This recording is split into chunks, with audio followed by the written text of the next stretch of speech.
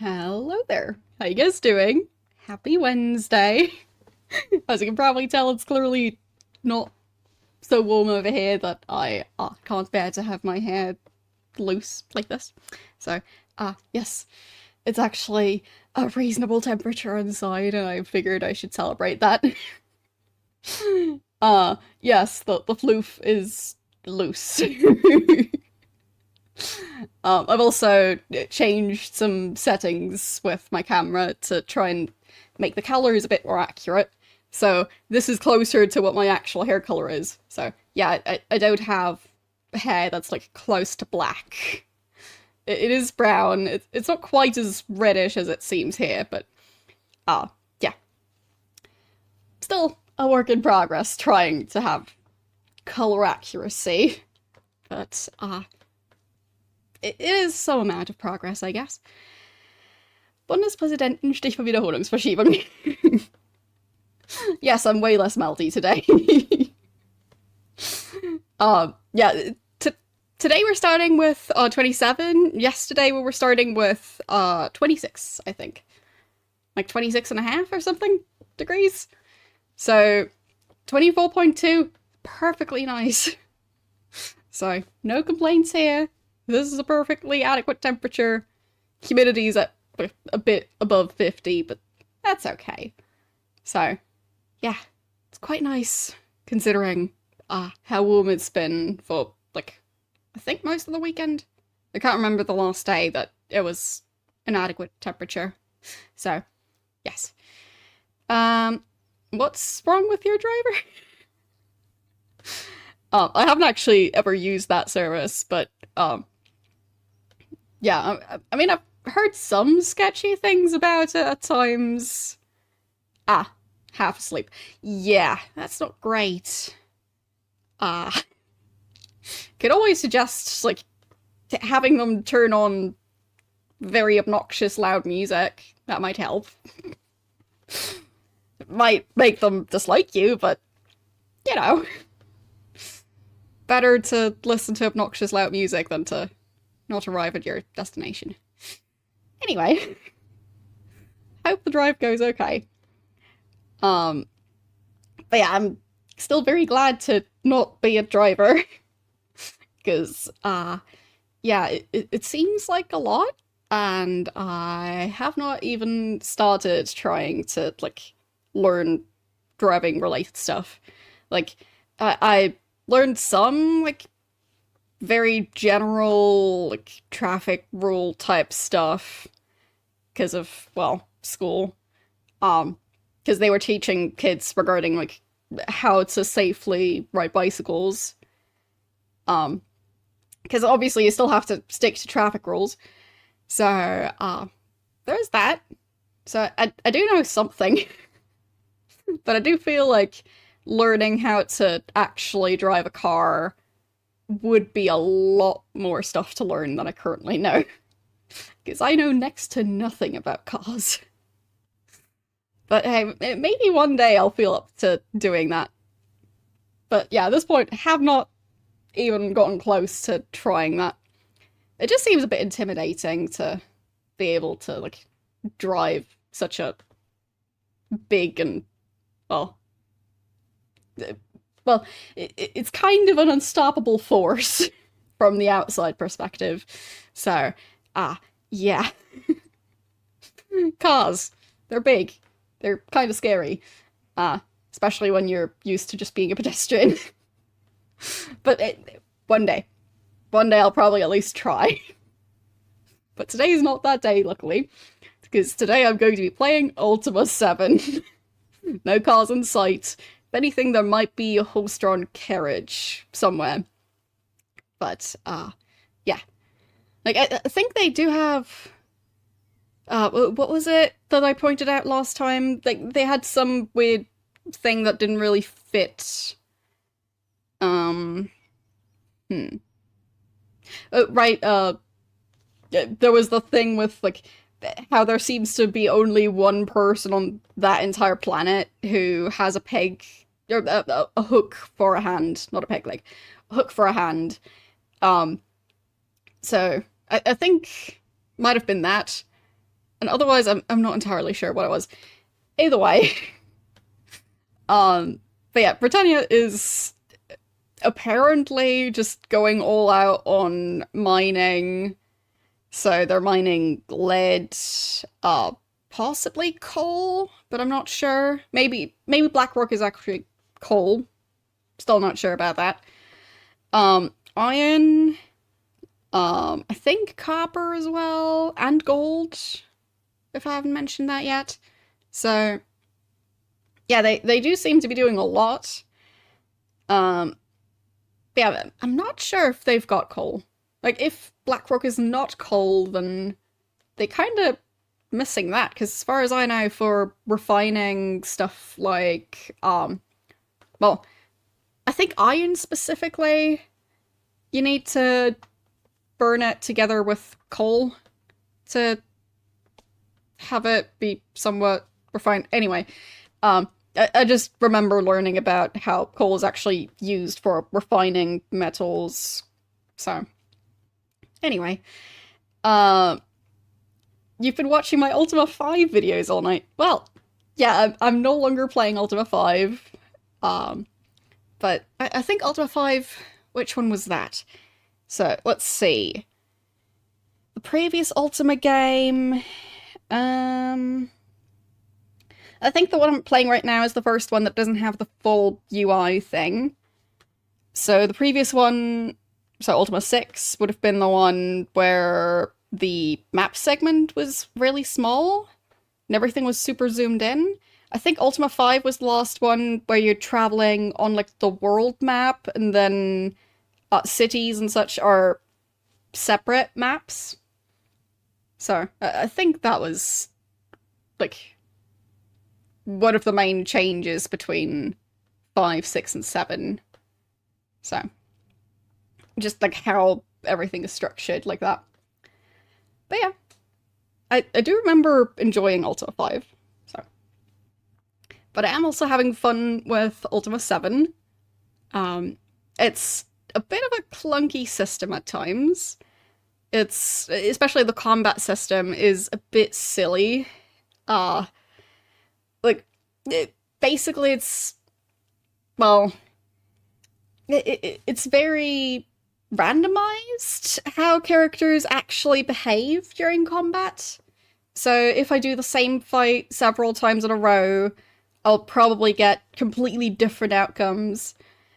So, it just means that I, to some extent, just have to get lucky with the outcome and not having, like, characters be killed in combat. Like, as long as everyone is just injured and passing out, that's still better than having them, like, fully dead. Because then I need to drag them all the way back to Lord British, because I don't actually know if anyone else can do the resurrection spell. So, I think that one was a level 8 spell. So, yeah, gotta be a while before I can do that one. But yeah, maybe we'll reach level 8 eventually. But now it feels like leveling up takes quite long. Because, well, it seems like leveling up might possibly just be related to who kills the creature, or maybe the amount of XP is going to vary between, like, which creature you kill. It just feels like my main character isn't really leveling up that much, because I thought my character was already level 6, but last time I checked, my character was actually level 5. So it feels like it's going to be a long road to be able to use all those spells. But then again, might, like, using the ship that we've now just finally gotten access to, maybe there's going to be so much combat either between ships or with aquatic creatures that maybe it's going to be a quick way to level up. Otherwise, maybe I'll just eventually have to grind, or just have to do a bunch of other quests before, like, doing quests that require me to have certain spells. So, yeah. Also, speaking of certain spells, I found several doors that seem like they're magically locked, where I would need the magic unlock spell. So I also need to find some person who's willing to teach me that one. So yeah, I remember the gargoyle in the mining town. That one didn't sell it. And there was a guy selling potions in Britain. So maybe that guy has that spell, because I don't think I asked him about every single spell that he sells. And otherwise, I mean, maybe it's going to be Buccaneer's Den, because, like, if they have some, like, wizard-type person in Buccaneer's Den, who else would be the one to have a lock-picking spell? If not a wizard among the pirates. So, and now that I've got the ship, I should be able to travel around way easier. So, I don't really know how the ship works yet. So, it is possible that I won't be able to just travel anywhere with it. But I'll find out.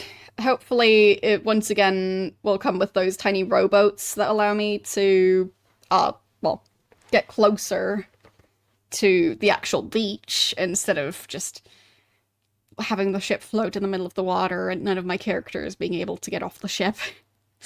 So, if we're just going to be limited to which place has a pier, that would be inconvenient, but it is possible. So, yes. Yeah, the floof, my hair, it might look a bit different today, and that's because I've been trying to get my color settings for my camera to be a bit more accurate. So, yeah, as you can see, I quite definitely have brown hair. So, yeah. Been saying it the entire time, but now it's more visible that it is actually brown. And not just, like, some, like, kind of black type hair. So, yes, exactly. No, my hair is not red. It just might look a bit reddish. As I said, I'm still trying to get the color settings to be a bit more accurate. My hair is not as red as it might look at the moment. I don't know if there's anything currently messing with saturation on my camera. But yeah, it's progress. But yeah, my hair looking black, I think that was mainly just, well, using a bad camera, and also just having my color settings be kind of impossible to get right because of fluctuating light levels. So, well, yeah.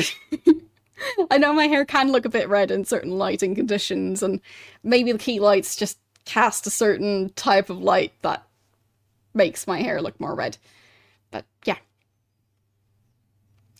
I guess I'll just fluctuate between having brown, black, and red hair, depending on the light. Sounds like a plan. So, let's start with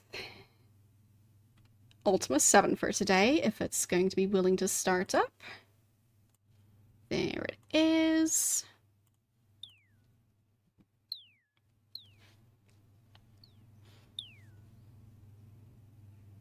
Alright. Just going to double check that the change I made yesterday won't apply here. Yeah, it shouldn't. Good.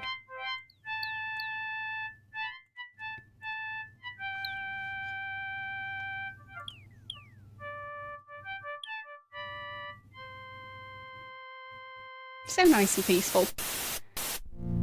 I'll at least have the red-faced guy show up for a bit, because I want to try and compare him to the gargoyles we were seeing last time. So, are the teeth gargoyle-like? Avatar!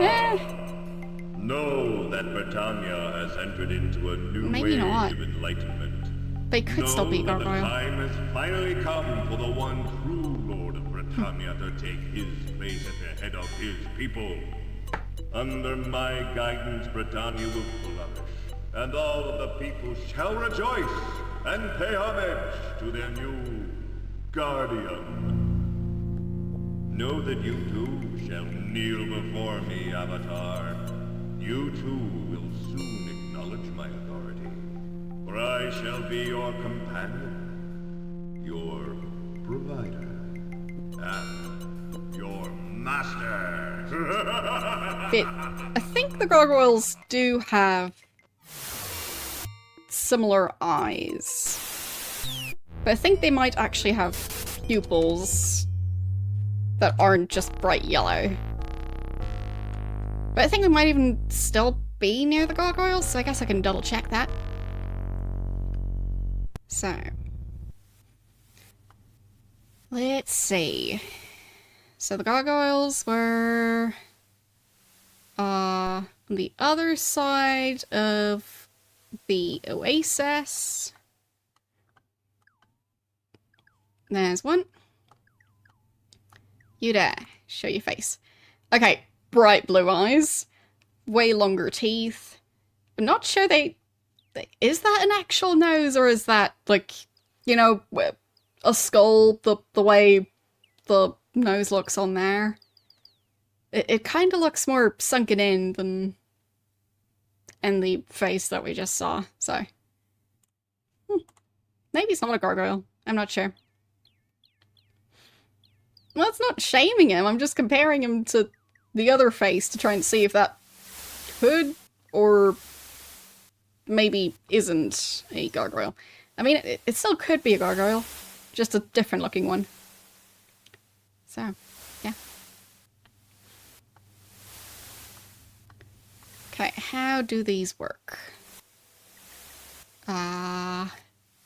Sails? Oh, okay. So I click on the sails to use them. It would seem the nearby island is not at all stable. What? An unstable island? And where is the island? That ship is turning around. It doesn't feel like it would move like that naturally. I feel like I'm at some point going to hit something with the back of the ship, because, like, with it turning around like that. Okay, just mountains. Oh boy. I don't know what I'm doing.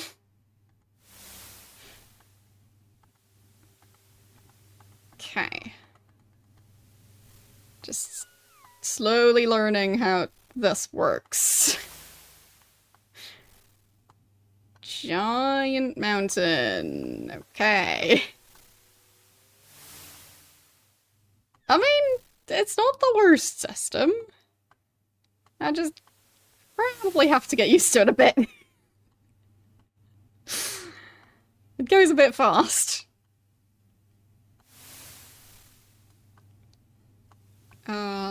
Let's see. Anything interesting over here? But I feel with the ship, you once again have the issue of stuff being too zoomed in. It's not quite as noticeable in the other view, but the ship is just gigantic. But I can't see anything unless I'm almost crashing into it. So, I do hope I don't have to worry about durability on this thing.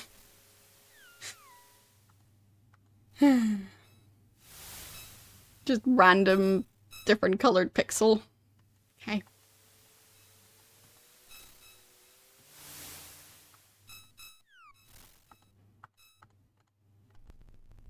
No, what is going on? Bottom of the screen was doing weird things. Oh well. Is it nighttime?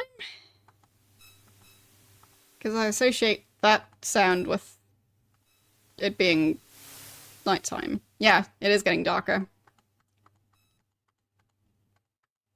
Okay.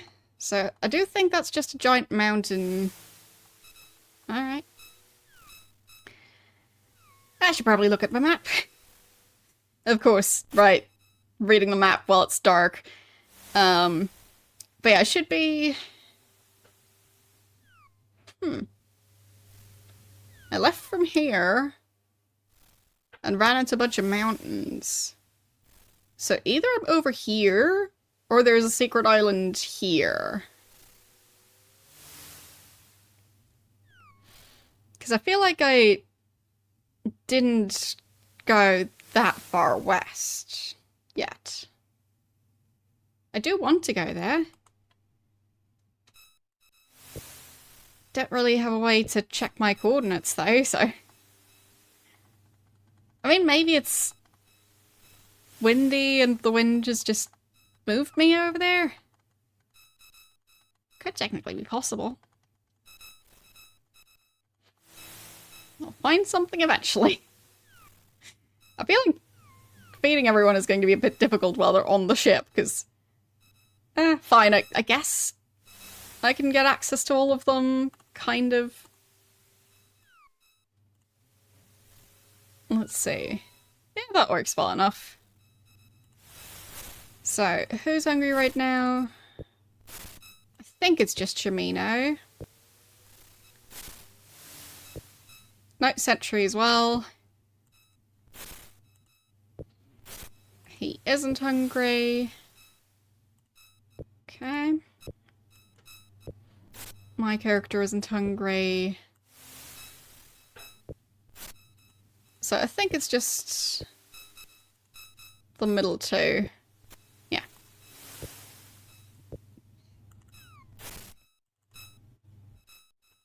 There. So I'll just give them something that will probably keep them happy for a while. Alright.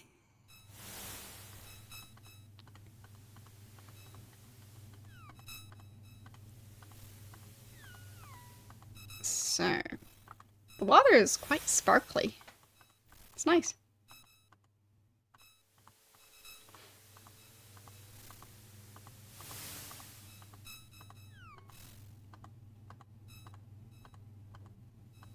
But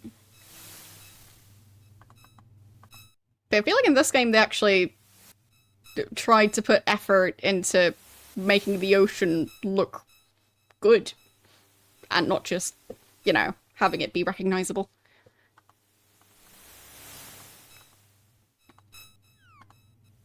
I mean, it's been a while since I've been near the ocean, but from what I remember, it does look quite sparkly. So, I don't think we can get off the ship from here, right? Nope. Everyone back in their spots. So yes, the thing I was mentioning, it does seem like that's going to be the case. Ship's hold. Oh, there's stuff in there. Nice. I can actually store things. And then carry them along with me. Bunch of potions, light source, an anchor. Well, I mean, it's all British stuff, so I guess, yes, that does mean free stuff. Because what's he gonna do about it? He's not gonna tell me off for taking his stuff. Yeah, it does not seem like I can reach land from here.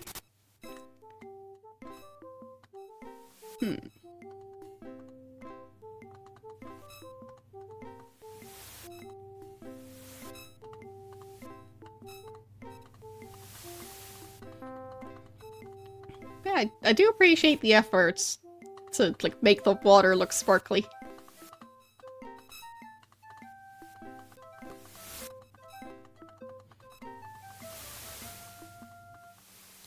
I'm trying to find Buccaneers Bay.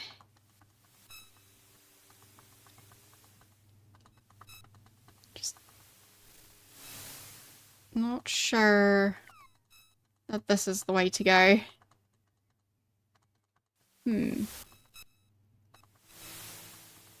So, big sandy looking island. Maybe this one? But it looks much smaller than this would probably be.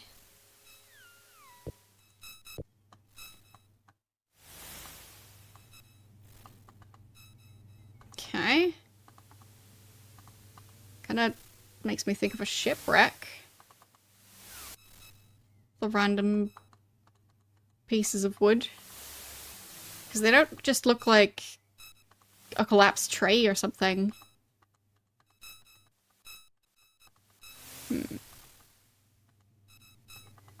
I've already gone there. Guess I'll just try and move around a bit faster. Yeah, fine, it is a bigger island than I thought it was. So, how am I going to manage to get off the ship? There. Oh, no. Wrong way. Okay. So... can I actually drop anchor?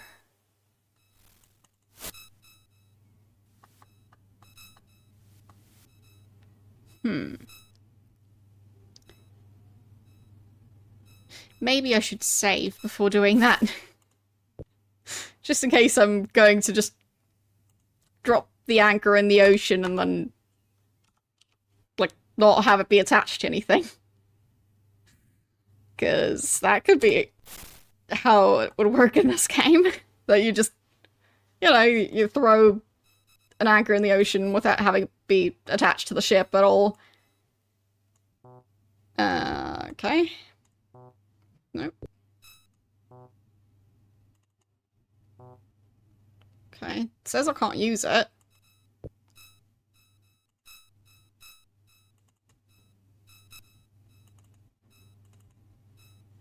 It's weird.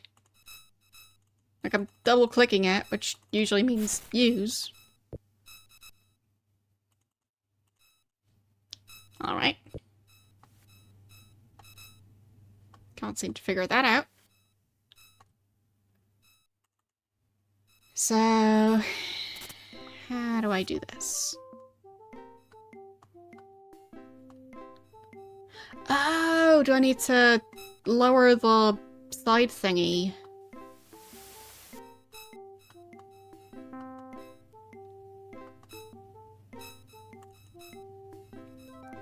Okay. That worked. Kind of. Nailed it. So, do I anchor the ship now?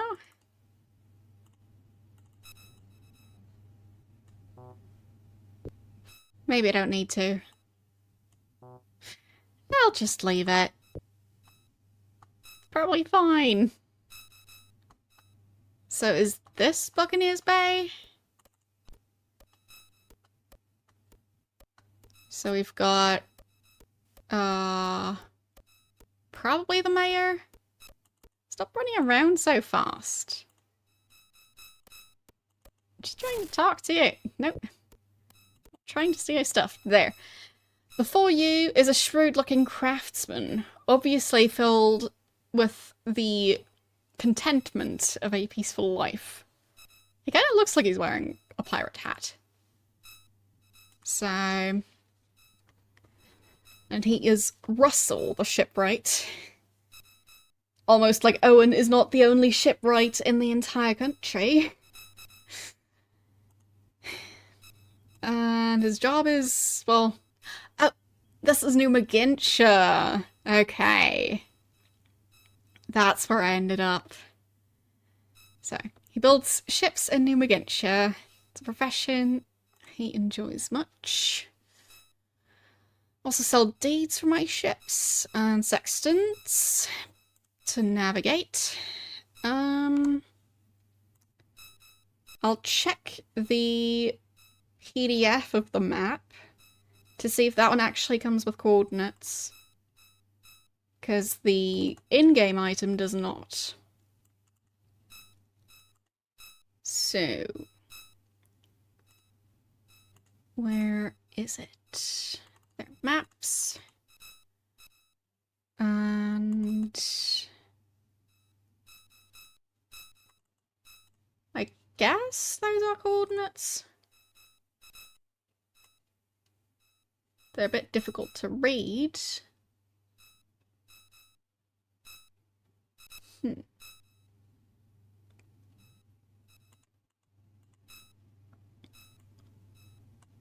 Okay, so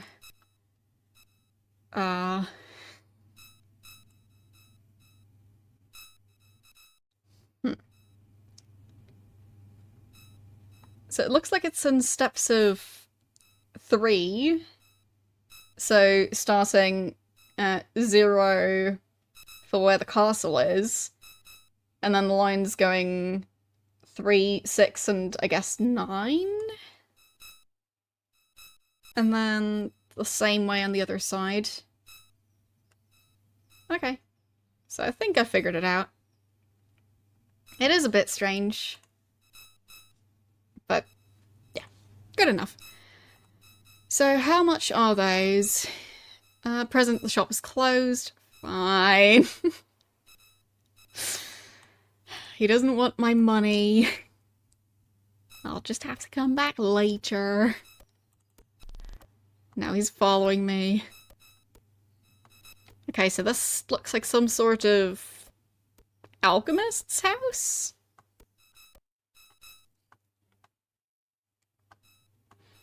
At least with those potions there. Yeah, alchemist apparatus. So they do seem to have an alchemist. Maybe that person would also be able to sell me some spells. Once they're awake. And this building... Wait, did the game crash? Why is nobody moving? Like, my mouse cursor still works.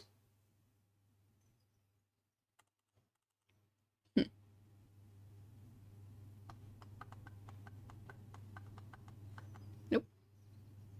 Nothing. I guess it crashed. There. And let's restart the game.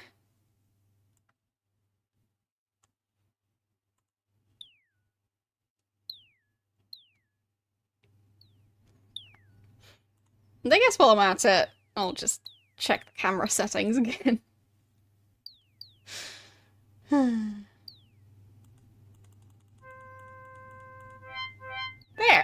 That's better.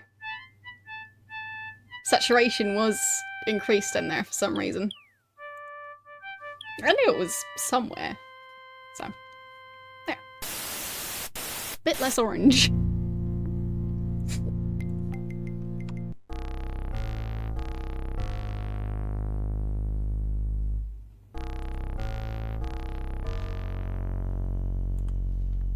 Come on. Did not mean to start a new game. Return to menu.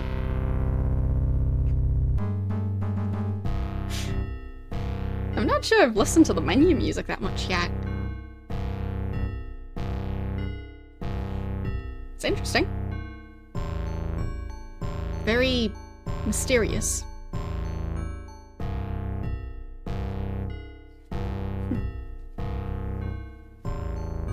Kind of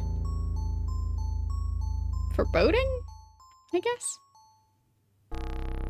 Especially after the intro with the butterfly and then the gargoyle face. Yeah, it's an interesting choice to have it be kinda, well, gloomy.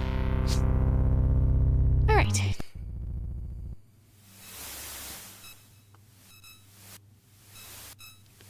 So, already know that this is Numagantshire.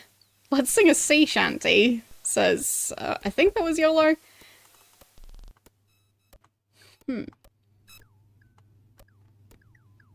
Exactly, it's Not like that music makes me think that things could ever go wrong. So, is it gonna crash again? Hope not. Oh, seems to be okay now. That window is barred. Did they build a giant prison on here?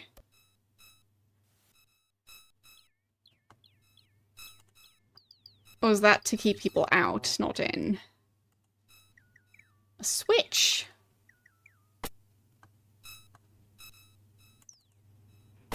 Weird.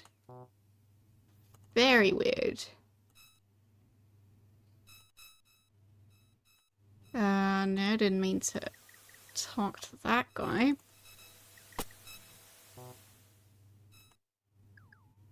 Metal wall. Okay.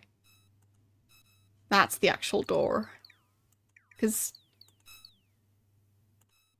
the doors look very similar to the metal walls. So what does that do? And who's this guy? Why is he awake? Okay. The man before you examines you with shifty eyes. He seems to have, like, some glow-in-the-dark lipstick or something. I mean, I guess it would help when you don't have a light source. He has a slightly crouched posture, as if constantly poised to strike out at the world around him. Okay. So, your name is... Battles. I'm a stranger to him again, sure. Yes, maybe he's just sticking out his tongue.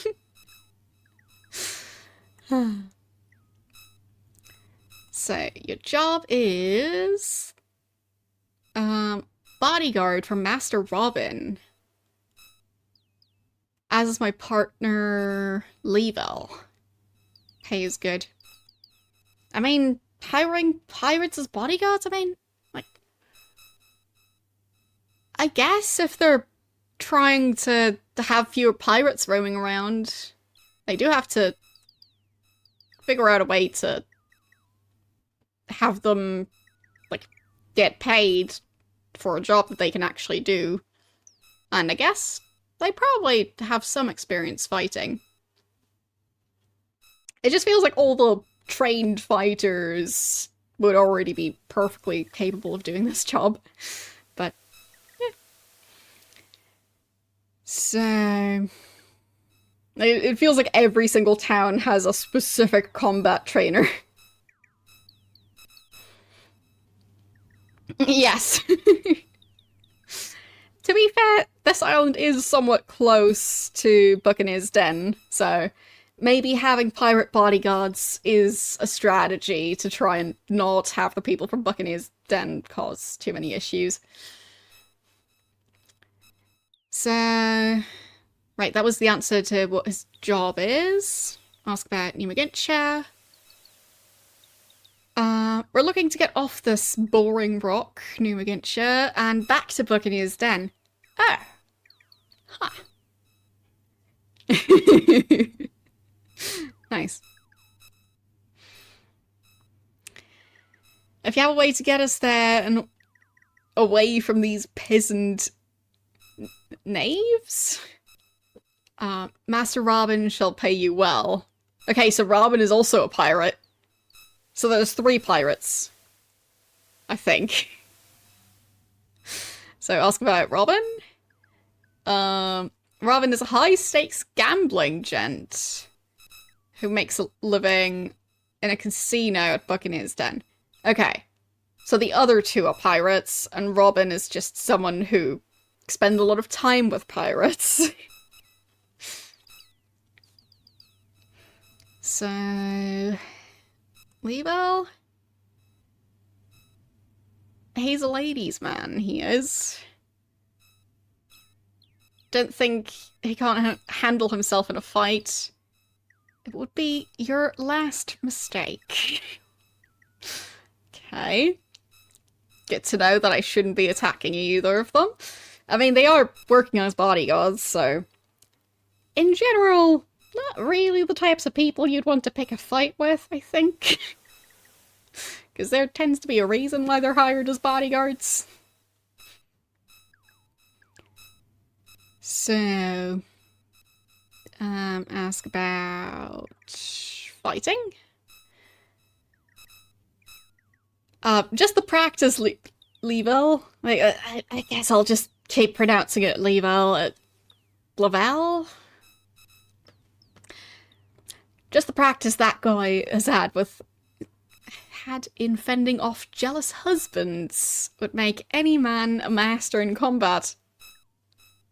Great. Ask about the boring rock that is New Magintia. Can you imagine spending your entire life here with nothing happening day after day? It's enough to drive a man mad. Okay. Ask about the peasants. People here are so lacking in education that they never even heard of gambling before.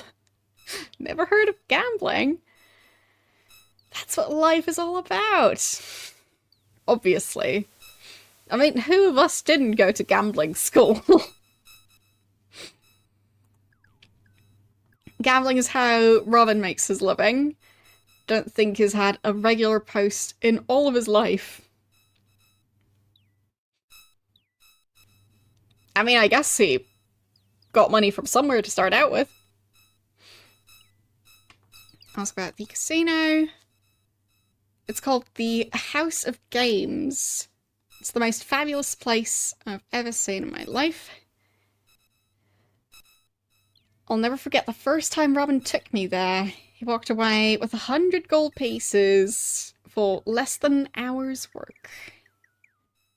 I mean, if he's actually earning a living at a casino, as far as I know, the only way to earn a living at a casino is to be a casino employee, own the casino, or maybe not quite play by the rules. Because in general, as far as I know, you're not supposed to be winning constantly. So they try their best to keep you from doing that. So. I reckon Level has broken near as many hearts as I have made stop beating. Okay, so he's the murderer, the other guy is just a bit of a flirt. Good to know.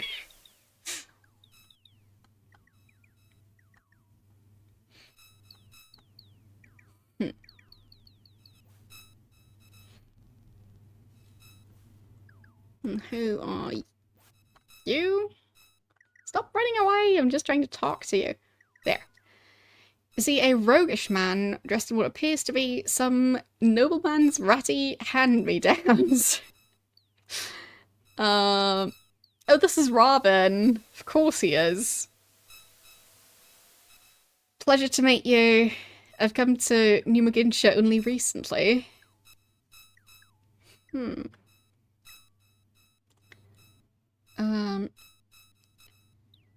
His job is...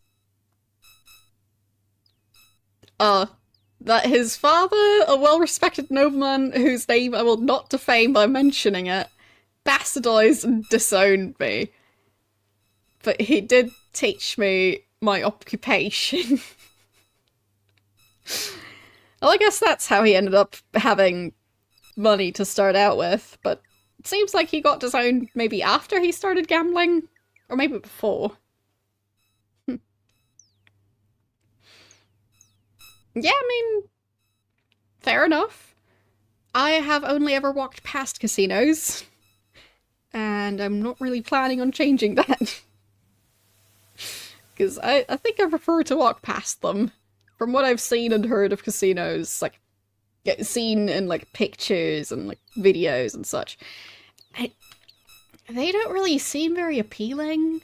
Like, not having windows to try and keep people in there longer.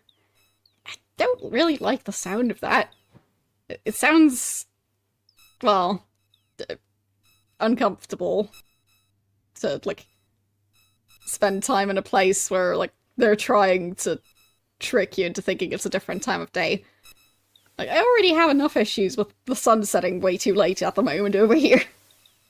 So, yeah, I don't want to be in a place that's going to give me jet lag just from being in there. So, ask about New McGinshire. Not from here. My colleagues and I had to quickly leave Buccaneer's Den after a dispute with the casino owner. Oh. So I think I was right. That he maybe is earning money at the casino because he's not playing by the rules. And therefore winning more frequently than he probably should be. So... a rough voyage it was, too. Like, I guess so, because they don't...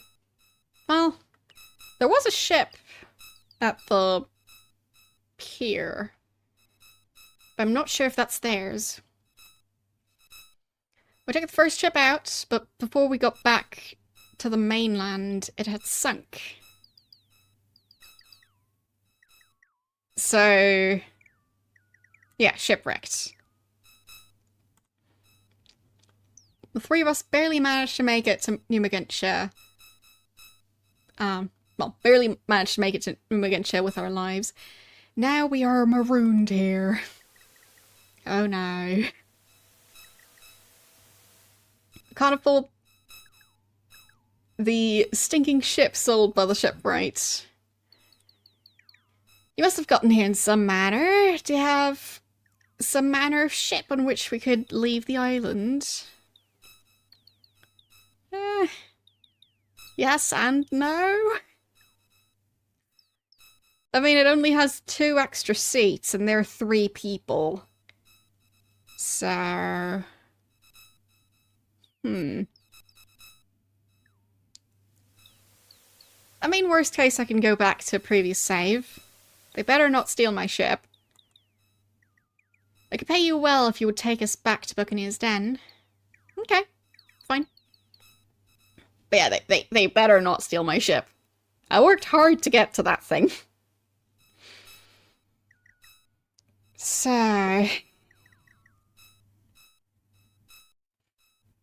I mean, I would assume casinos would probably want to have a pretty nice buffet to just keep people from leaving. Because if you can get people to just stay inside the casino instead of going out to a restaurant and then risk them not coming back again. So, it sounds like it would be in their best interest to have good food. But probably not so much food that people overeat and then, feel like taking a nap instead of gambling some more. So, not sure how that works. Okay. But I do think it's interesting, like, the kind of places that aren't really like a food-based establishment, but that still serve food. So like, as an example that probably most of us know about, IKEA, them having restaurants in there.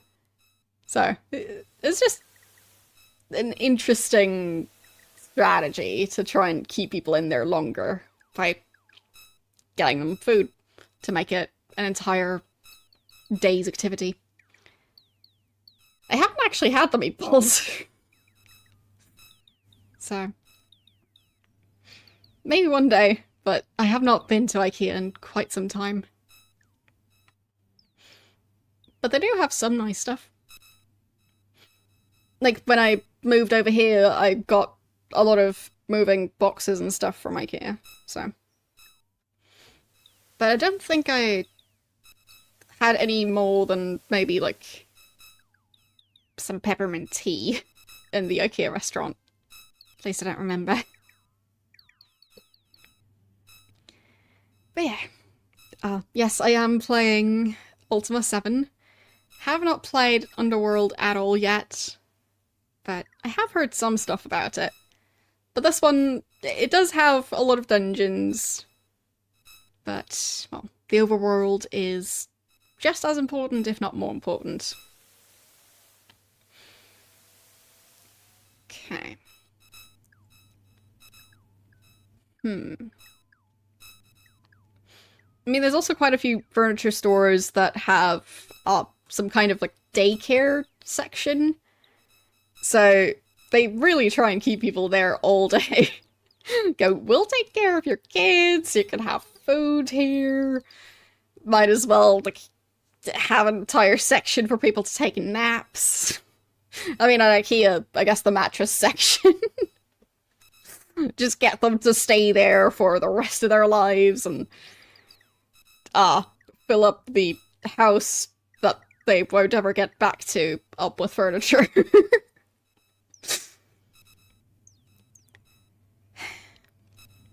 I guess I can ask him about his occupation. Because I already asked about his job. But he just told me that his father disowned him and taught him how to do his occupation. So.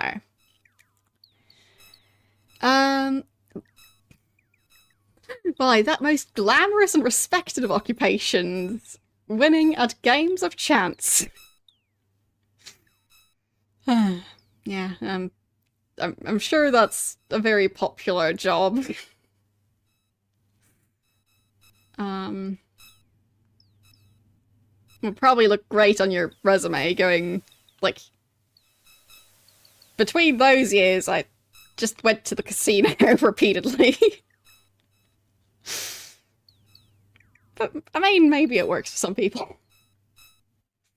Just seems like it's, a matter of time before you get banned from that casino. Unless you're just losing a bunch of money.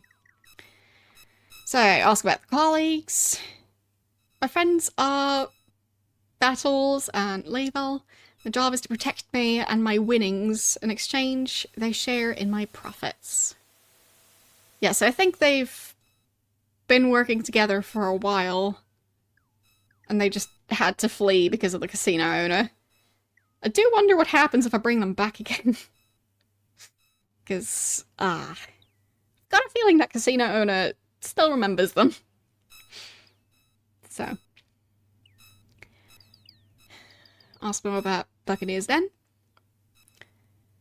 It is where we live most of the year.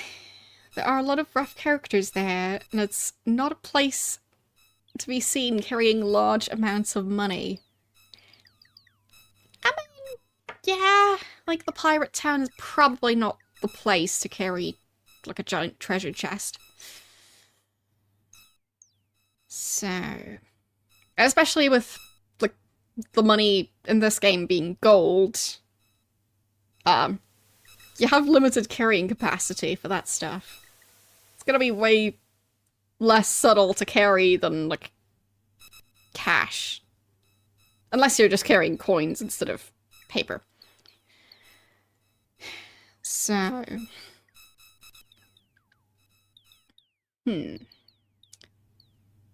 Ask about the rough characters? One rough character in particular to stay away from is a man called Hook. He would kill you for a trifle. Okay. Can I ask more about that guy? You can tell him by the hook he has for a hand. Well, anything else? No? Okay.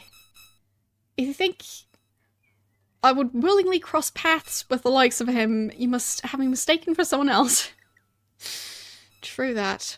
Dispute. I won a vulgar amount of the casino's gold, and the mister of the place, Gordy, accused me of cheating. He sent his leg breaker, Syntag, after us. Pirates don't like to lose. Okay. The mister. Don't ask me why he's called that. Everyone here calls him... Oh, everyone there calls him that, though.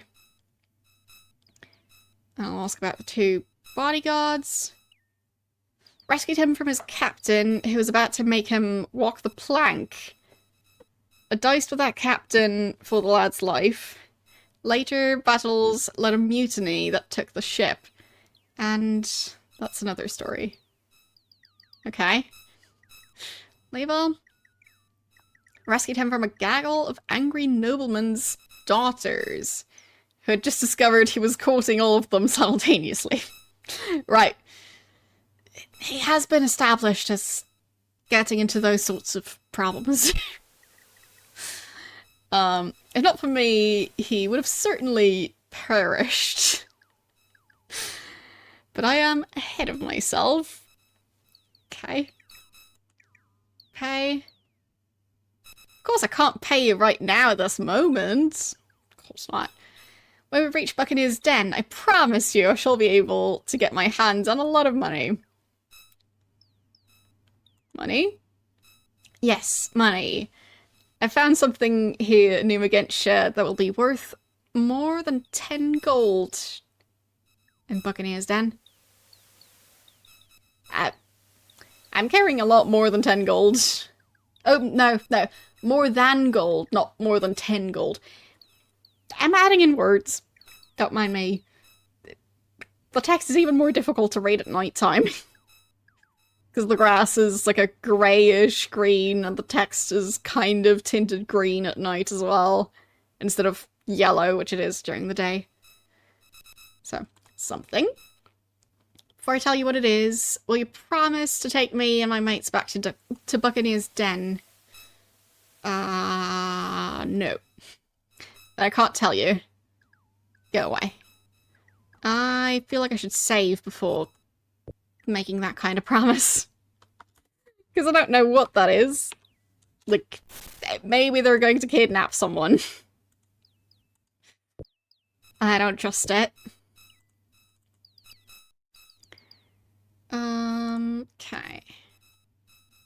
So, occupation. New Megantia. Voyage. Marooned? Right. Yes, I do have a way of getting off the island. Pay. Money. Something. There. So, I'll just say yes. I'll be willing to take them. Robin looks you in the eye. You are truly a kind friend. Suppose I should tell you what it is we are planning on bringing back from New Megantia. Yes? What would that be? Since you're truly a friend, I know I can ask a favour of you. Why do you not bring back that lost locket to me? And we shall speak of these things some more. Flashes you a wicked grin. What? What lost locket? So the thing he wanted to take back there is a locket, which he doesn't have. Is that it? Or am I supposed to steal it? Because if that's the case, that's even sillier somehow. You see a young man balancing a dagger on the tip of his finger. He tries hard to ignore you. His name is Level. His job is bodyguard. If not for him, I would have landed in prison instead of in New Megantia. I mean, maybe. Maybe that's something you could go to prison for in this place. Just... oh. Yes, I've done things to be put in prison for. I'm not ashamed of my life. I don't have to be held accountable to you about it. Okay. So maybe he has done other stuff other than, well, being a bit, too friendly with a lot of women. So, ask more about New Hampshire. Peasant fools and sheep. The only thing worth a second look in this town is Constance. She puts a spring in a man's step. Oh boy. Well, it sounds like he's still getting in trouble over here as well. That's... Well, maybe they'll get kicked off of this island as well. We have our eye on her, we do. Oh, he is talking of himself in the plural for some reason. Anyway. It will quickly clears his throat, and he looks away from you momentarily. Okay. Fools and sheep. Here, what is not one is the other. So what is not a fool is a sheep and vice versa, I think. This place is so isolated that it is backward. What's worse is they prefer it this way. How dare they? Battles. So he has an eye like a hawk and is quicker than a cat. It would be wise to pay him respect. If Battles had not spotted that approaching storm, we would have all been dead men for certain. Is that the storm that got them shipwrecked? It took a terrible toll on our boat, but if truth be told, I have seen far worse. So yeah, I think that's how they got shipwrecked. Respect. While you're about it, you may show some respect to me too. Okay. Quick. I've seen Battles has reflexes faster than a snake. I mean, from what I've seen, snakes' reflexes aren't always that great. And neither is the Rame. Robin is a gambler by profession who earns his winnings at the House of Games' table on Buccaneer's Den. Profession. Gambling is what he does for money. Spent so much time talking about Lord British, you would think he was royalty or something. Huh. Didn't expect that guy to be that interested in Lord British. Wonder why. Buccaneer's Den. We ran into some misfortune the last time we were there. The Mister at the House of Games learned of Master Robin's system and caused him to lose much of his gold. Well, that's a different story. System? He had devised a clever method of cheating at all the various games at the House of Chance. It had earned him several times his weight in gold coins, I'm certain. Yep, called it. But Master Robin could not pay his debts. The Mister sent his leg breaker, Syntag, and his knives after us. Fine, so he's in debt, and that's why he's planning on taking whatever that thing is back to Buccaneer's Den to sell it there. And then odds are there won't be any money left over for me. But I am also headed to Buccaneer's Den, so I guess I might as well take the guys along. If they manage to... The three of them fit on my ship that only seats 8 people, with my group already taking up 6 of those seats. Yeah, I don't know about that. So, we had to leave on the first ship out of Buccaneer's Den. Don't know why he's called the Mister. Syntag. Battles and myself are more than capable of taking care of Syntac. But Gordy had hired a troop of ruffians to chase after us. It's a pity. Would have liked to teach him a lesson or two. In fact, one day, I think I shall. The ship we sailed on sank, leaving us stranded here. We're lucky to make it to New Megantia with our lives. Sank? The crew could not believe it. The vessel was almost new. It sailed all the way from Minnock without a problem. Right. It sailed all the way from Minnock without a problem. I'm sure that had nothing to do with Mr. Genius Shipwright Owen, who's the best shipwright in the entire, like, course of human history.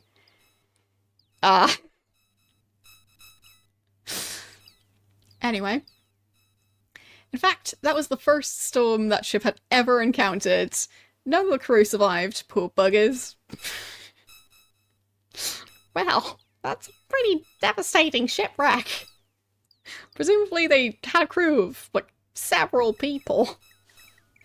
Like, I think a general, like, pirate-type ship would at least require, like, 20 people or so, right? So, a lot of dead people.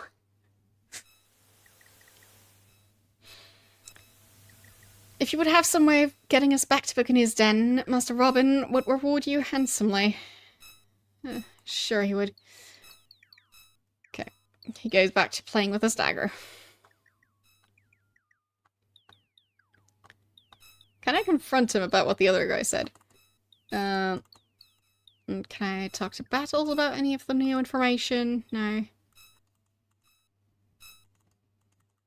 Come on. No. There. Now it responded. So it seems like I can't bring up the stuff I learned. That's okay. But it sounds like the guy asked me to steal a locket for him. There. Close the window again. Is that just a pitchfork? Yeah, just one singular pitchfork. I guess this is kind of like a barn, but built of sticks or something. Because the wall looks like it's see-through.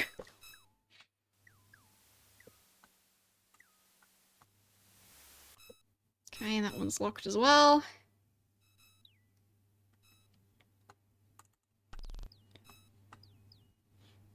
And this is... I mean, this would have to be the mayor's house. He even has 2 desks to sign documents on.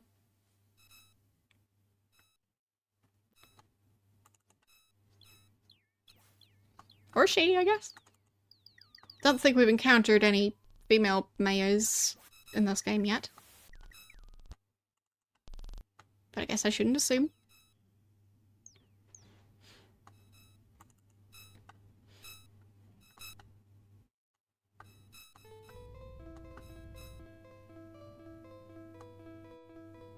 Oh, a chest.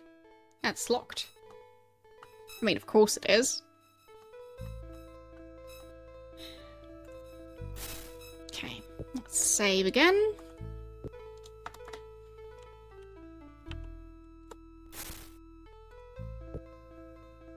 So, what's going to be in there? Oh, I probably shouldn't stand right next to it. Might blow up. Oh well. That's what saves are for. It's 2 plates. Strange. Nothing else, from what I can tell.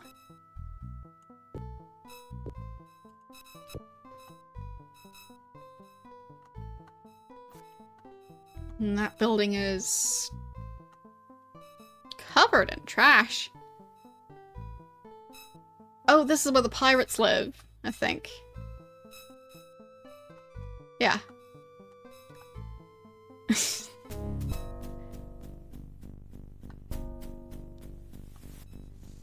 Oh, wow. 3 of them.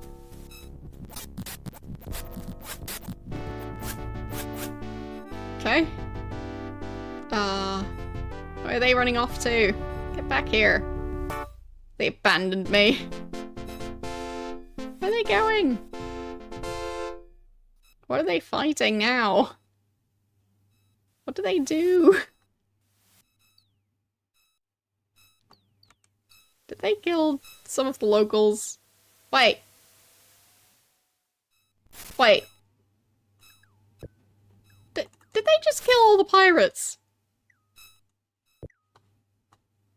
What?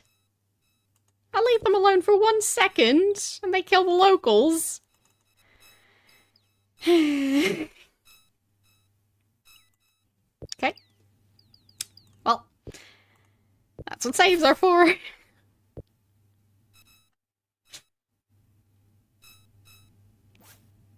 Like, were they being threatening? Like, if I go into combat mode here... Yeah, they just immediately attack them. Okay. Good to know. So I need to make sure not to go into combat mode around here. Because this time I didn't even enter the building. Or did I? Oh, fine, the door is broken. So, that wasn't me opening it. So... Can I lure them down here a bit?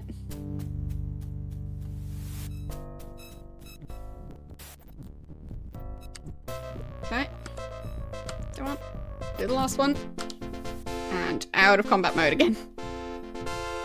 No killing the locals.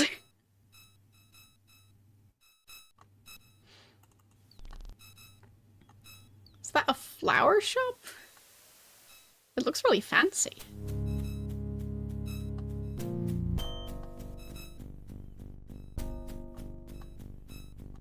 It's like a greenhouse.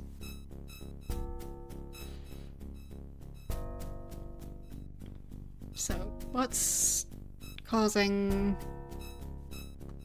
the combat mode music to play right now? I don't know. Oh, there they are again.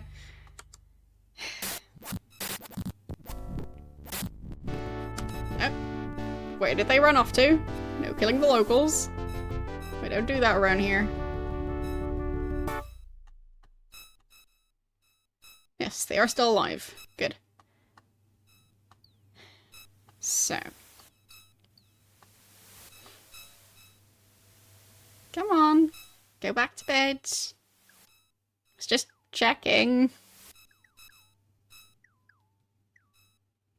Go back. Leave. Be gone. There.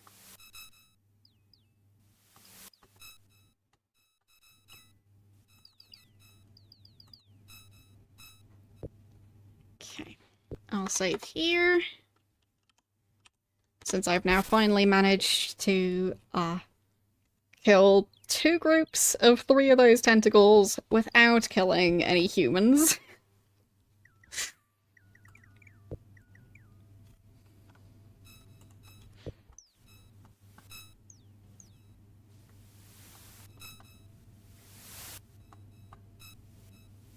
But I think Buccaneer's Den is west of here. And not even too far west, so... should be able to go there soon enough. But I do want to wait till daytime. Because I want to at least know what they sell around here. Because the one place looked like there might be an alchemist there, and a shipwright. Because being able to navigate better while on the ship would be very useful. Okay, some nobles, I guess. That's the local pub.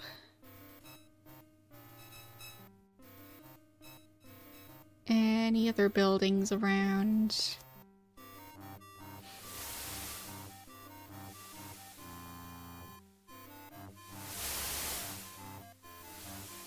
Interesting how that changed the music.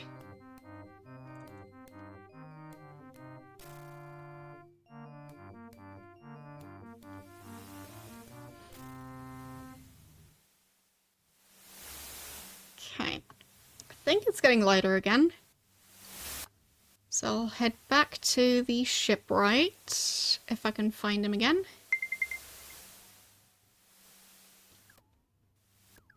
And I should also double check my ship is still here. Yes, it is. Good. I was getting a bit worried. Because, I mean, telling a group of pirates, basically, like, yes, the one guy technically isn't fully a pirate. He's just someone who, was cheating at a casino. So he was still stealing money in a certain way, but in a slightly different way than pirates generally would, I think. Unless pirates are also known for their skills at cheating at casinos.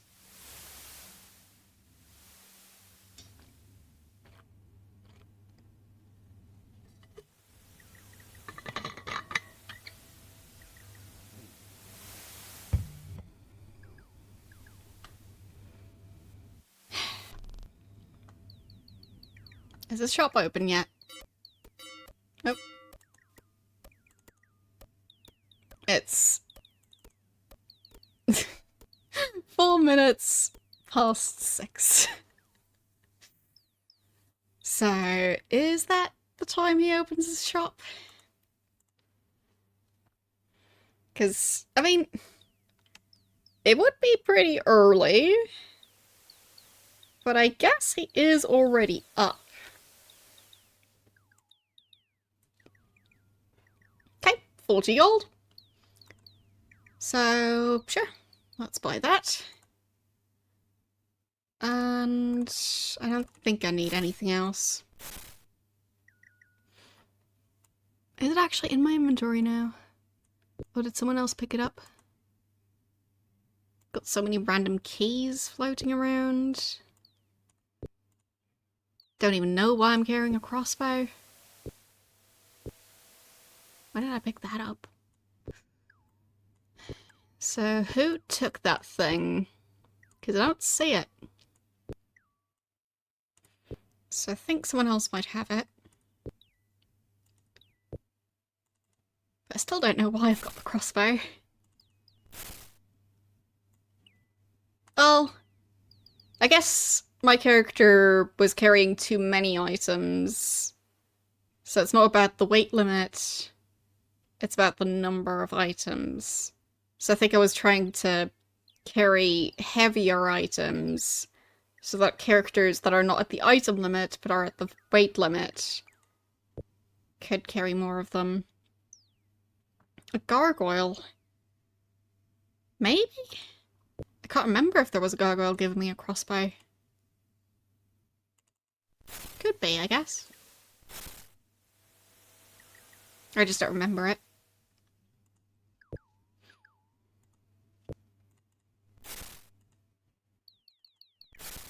I guess technically might have some room in here. Somewhere underneath all the food. But I don't see it. This guy.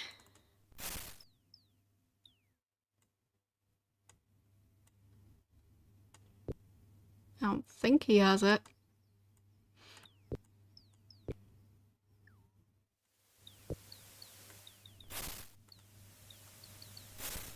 I do hope somebody's carrying that thing.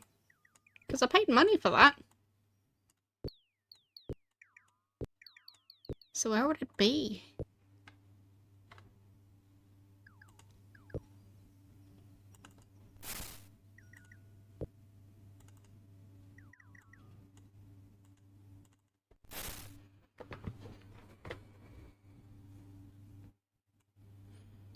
Oh, maybe that's it.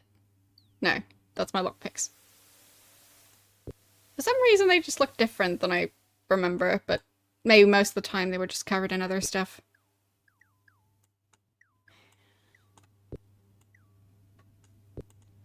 Right, that's the dagger that was used for one of the murders. So, where did it go?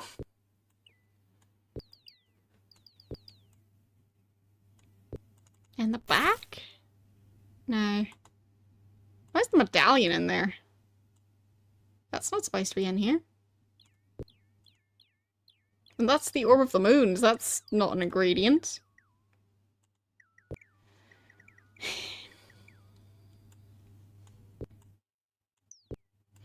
But I don't know. Someone would have to be holding it, right? He wouldn't just drop it on the floor. There is one in the barrel over there, but that was probably there before. So I'm probably not just supposed to take that one.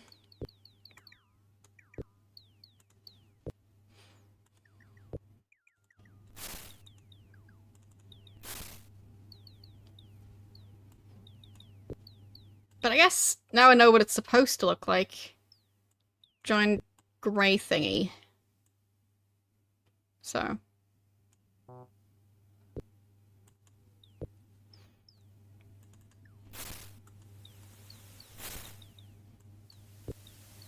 Should be pretty difficult to overlook.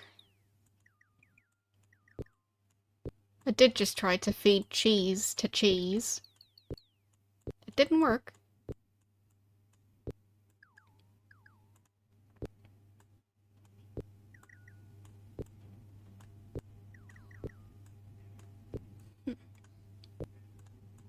Who could have that thing? I think I've already... Oh, there it is! Finally! I guess now that I know what it looks like, maybe that made it easier to find.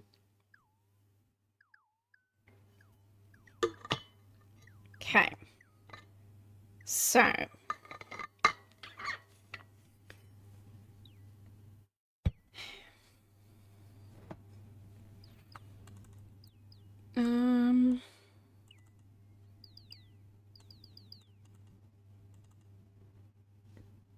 Will not function... What's the end of that sentence?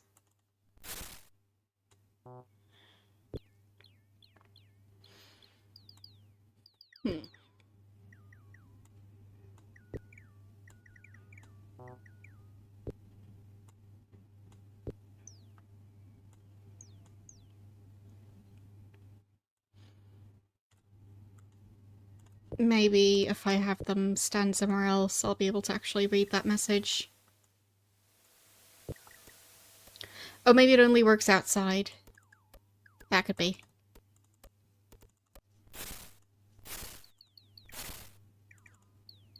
There, yes.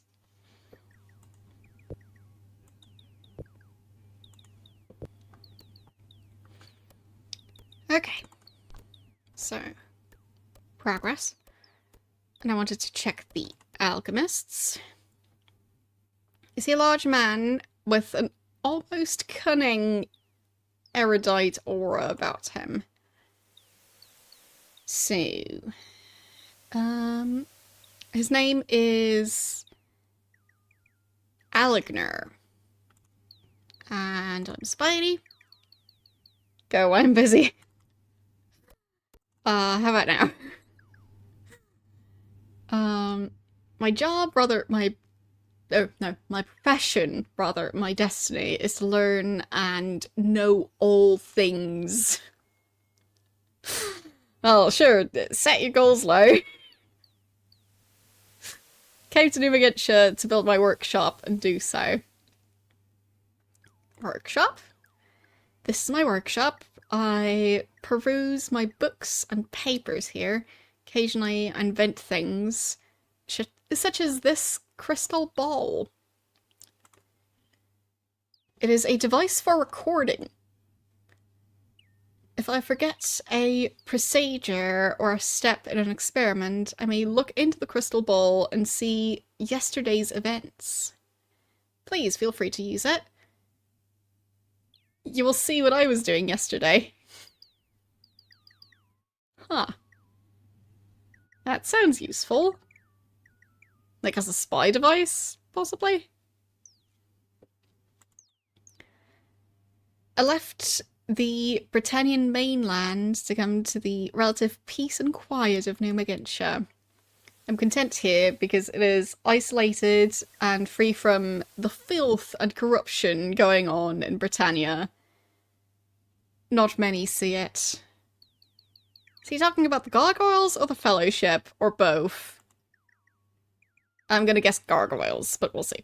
The Britannian people are becoming careless and lazy. They don't seek true knowledge. They don't respect their land.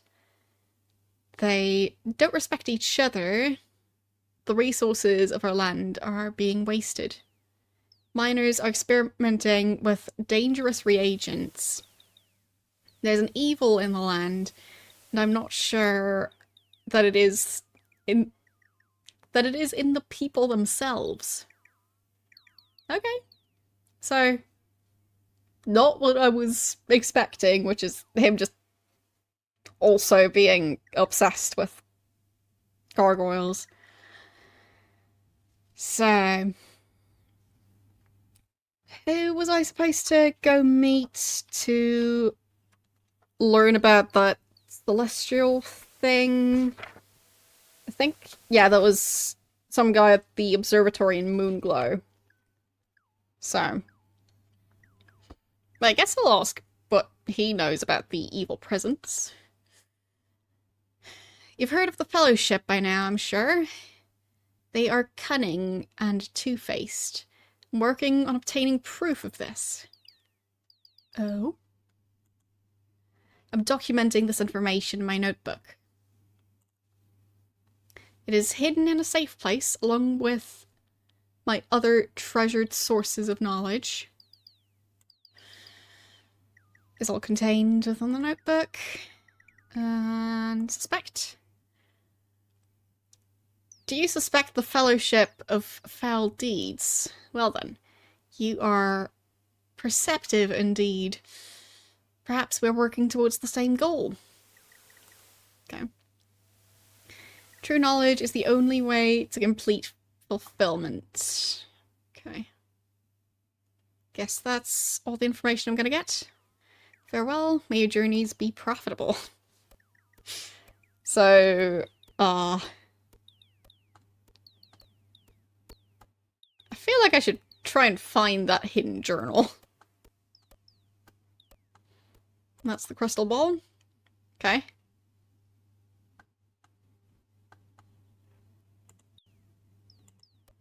What? It was just standing there.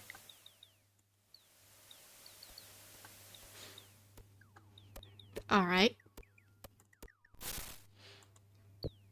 Nothing in there. I was trying to open the chest. That is artist's equipment. More artist's stuff. A bucket. And a potion.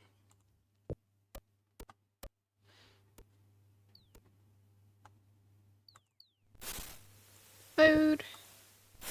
More food-related items. Powder kegs. Bit weird to keep that in your dining room. Sack of wheat and some kitchen stuff.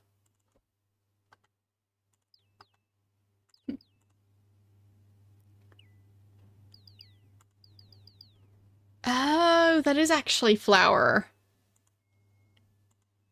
So presumably at some point I'm supposed to bake bread or something? Interesting. Some equipment. A cloak. More equipment. And fire wand, a bell, and a torch. Well, clearly whatever he's hiding is not in here. Oh, fine. Book of Marvelous and Astonishing Things. Compiled volume of items of interest, both magical and mundane. In this volume, compiled for easy reference, are some of the many fascinating constructions I've found during my research. These items range from interesting uses for mundane items to fascinating miscarriages of magic. Please read and enjoy the varied realm of my Britannia. Potions.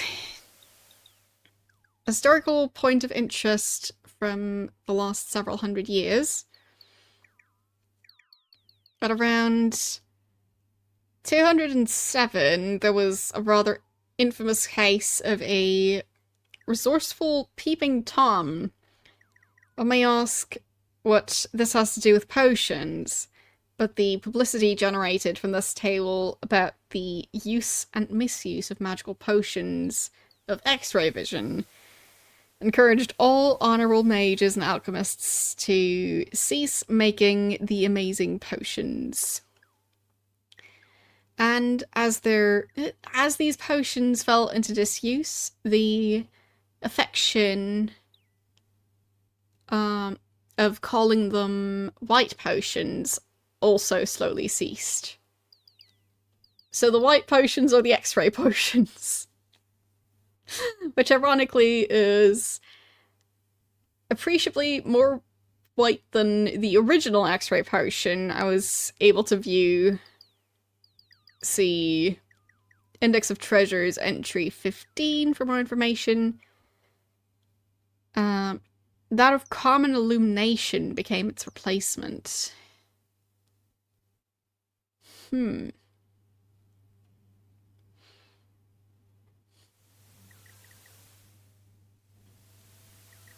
Okay, so the X-ray potion is a bit like an off-white color. And the illumination potion is like a very bright white color, I guess. Flying carpets. A recurring magic. As many of you undoubtedly know, the flying carpet was essential to the Avatar in his legendary quest to save Lord British from the three Shadow Lords. Not the free Shadow Lords. I mean, I guess they were also free. But, yeah. Anyway. However, few people realise that this fascinating piece of lore has been rediscovered and, according to many sources, hidden just inside the dungeon Destard. Or is it Despise? I always get those mixed up. Note, look this up before publication. This amazing carpet could fly over water and swamps with no adverse effects. Marvellous tool for the common adventurer and essential for the Avatar. An interesting side note, according to an ancient tome, the carpet was actually believed a failure by its creator for its inability to rise more than a few inches off the ground. Okay.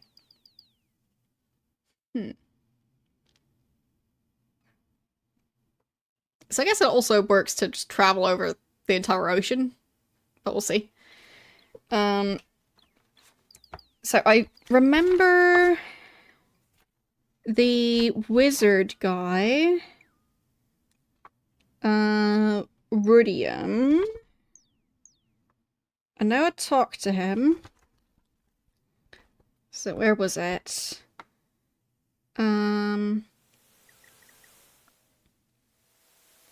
So he was saying some adventurers borrowed his blue flying carpet.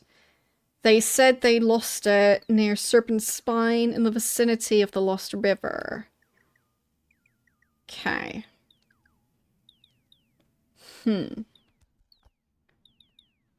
I'll have to have a look at the map for that. Because where is the Desktop dungeon compared to those locations? Or the Despised dungeon?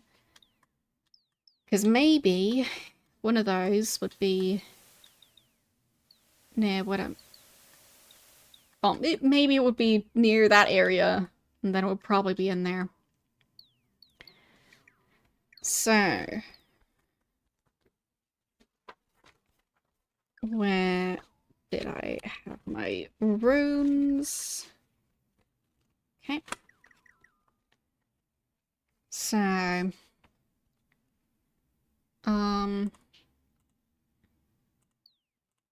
just gonna close the book for a bit to point at stuff on the map.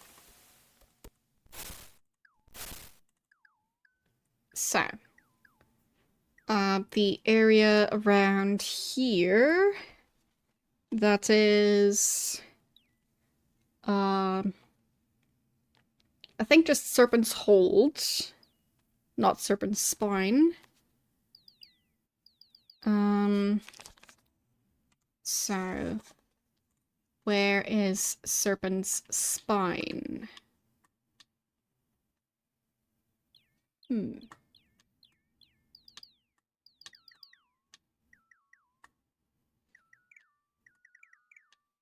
I think that might be the mountain range. Yeah. Okay. So, not sure if this is showing up. Don't think so. There, this. I think this is Serpent's Spine. So... and he said something about the river of Lost Hope or something.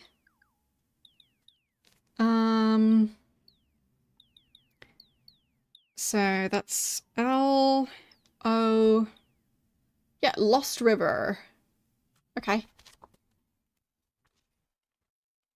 Probably that one then. I'll double check though.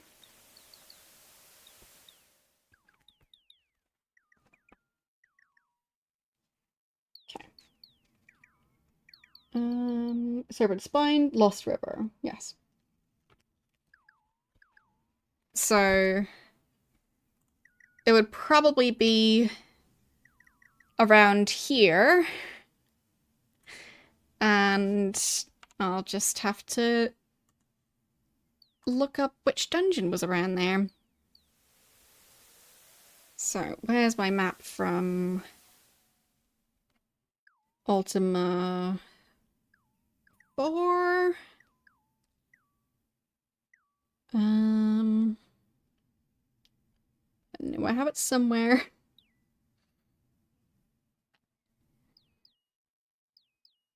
There. And that's the Dungeon of Shame right there. But the Dungeon of Despise is over here. And Destod is around here.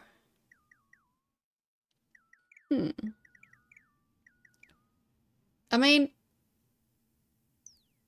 Despise being over there, that's not really that close to the river. So maybe there's different flying carpets. So I guess I'll have to write stuff down about that flying carpet as well.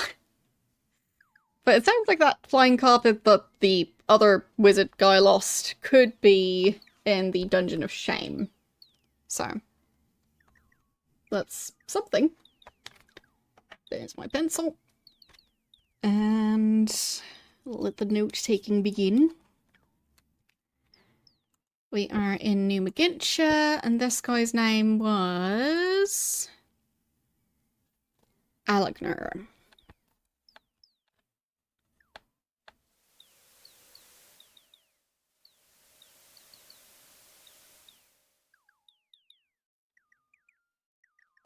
Okay.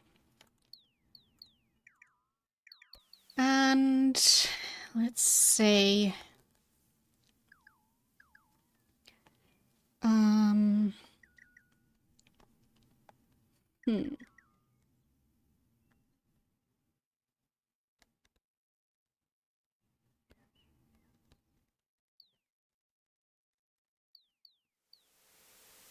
But yeah, I think this part means that currently Vipe Potions are Illumination Potions.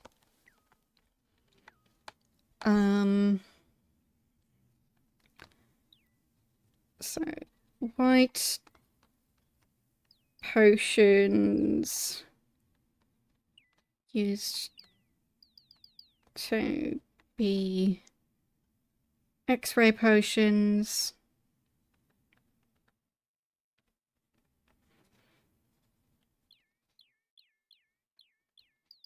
But now, light potions are illumination potions.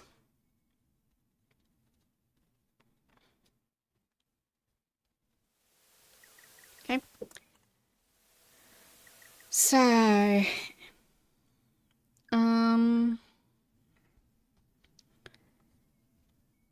there is a flying carpet.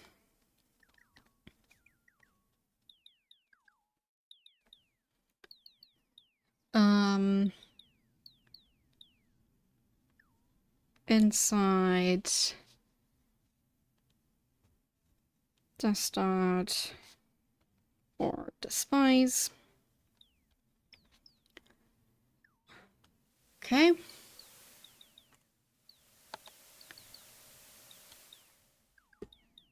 I mean, it's good to know. I'm probably going to need a flying carpet at some point. I'm not sure if one flying carpet is going to fit 6 people on it, though. 3 identified varieties of magical wand all seem to have been made for the express purpose of changing the combat-weak spellcaster into a killing machine. For those with the ability to keep them from wearing out, no small feat of magic, mind you, but simple for anyone capable of crafting the wand in the first place. They are perhaps the most formidable weapons of their size.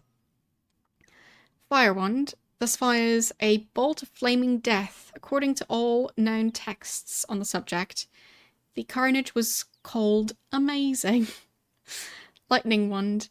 The effects of a bolt of lightning as it bursts forth from the wand is as devastating as its counterpart, the Fire Wand. However, according to one of its proponents, the corpses look and smell much less offensive. Great.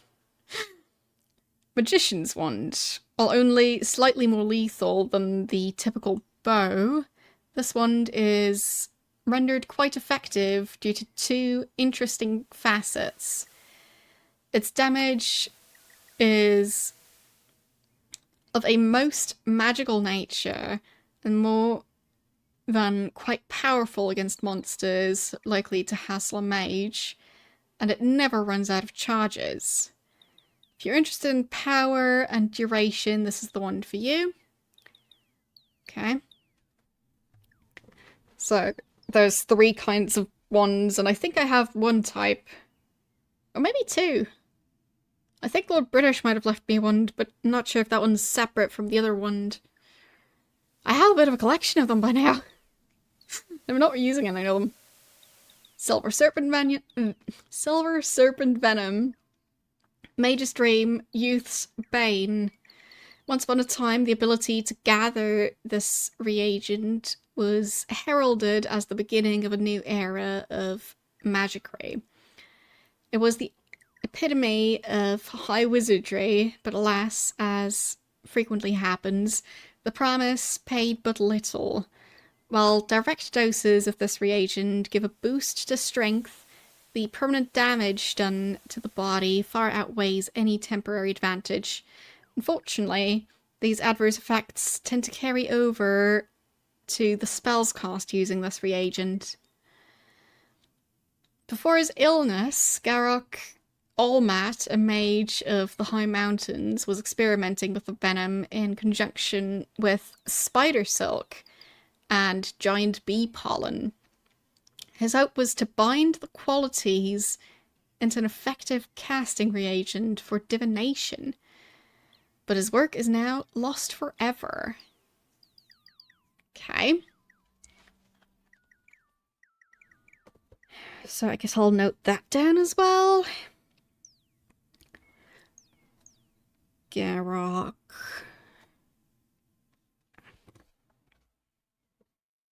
I just wrote down Grok, not Garrock.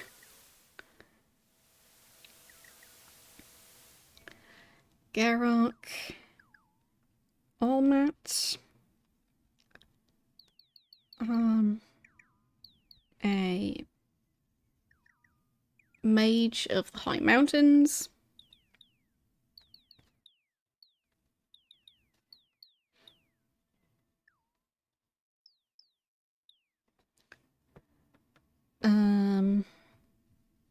Was experimenting with so silver snake venom, I think.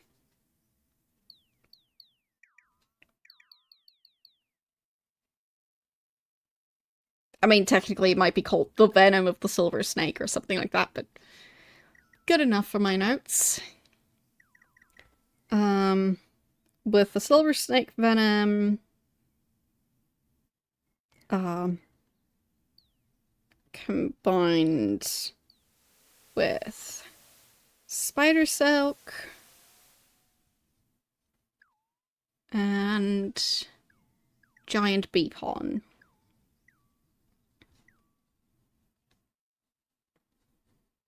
Actually, aren't flowers the one creating the pollen and the bees just carry it around? So, wouldn't it be flower pollen collected by giant bees? Oh well.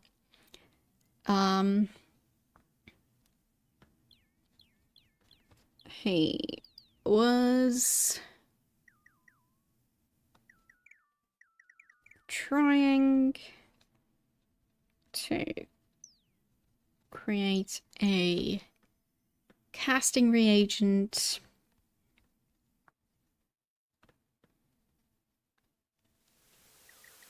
for divination. Okay.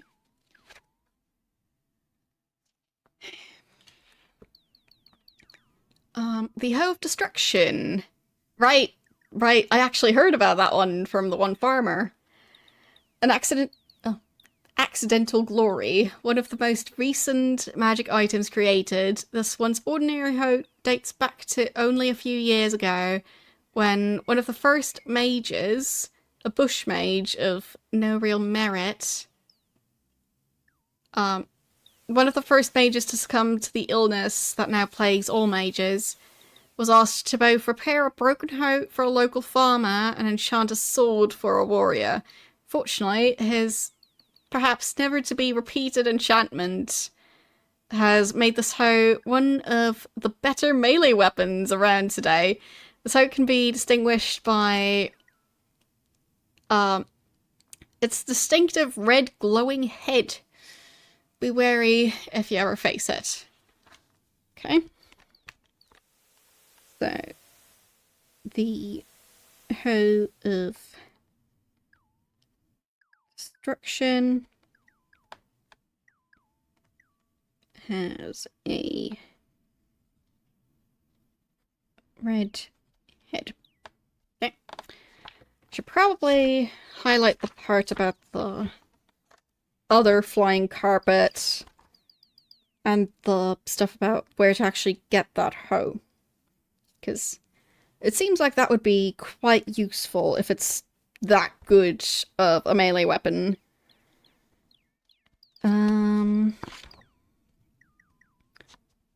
So, where are my notes on that one?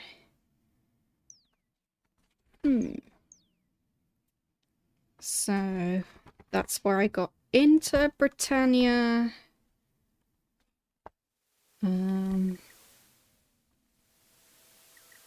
Talking to a bunch of people. There. So that's where I was talking to the farmers.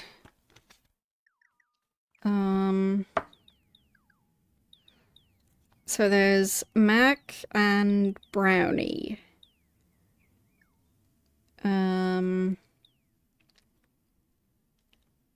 There. Lock Lake is where the key is. Oh, I have a fishing rod.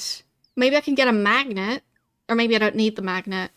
And then fish in Lock Lake to get the key, to then get the shed open, to then be able to use that super fancy melee weapon.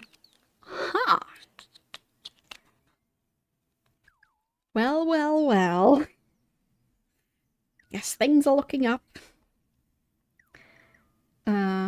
So eat my shed and lock lake. And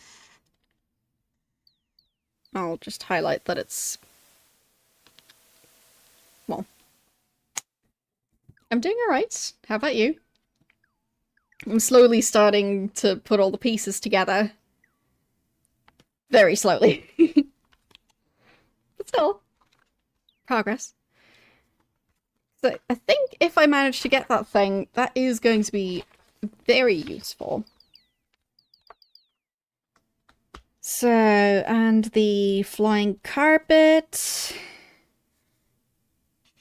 So it's a blue flying carpet near Serpent Spine, vicinity of the Lost River.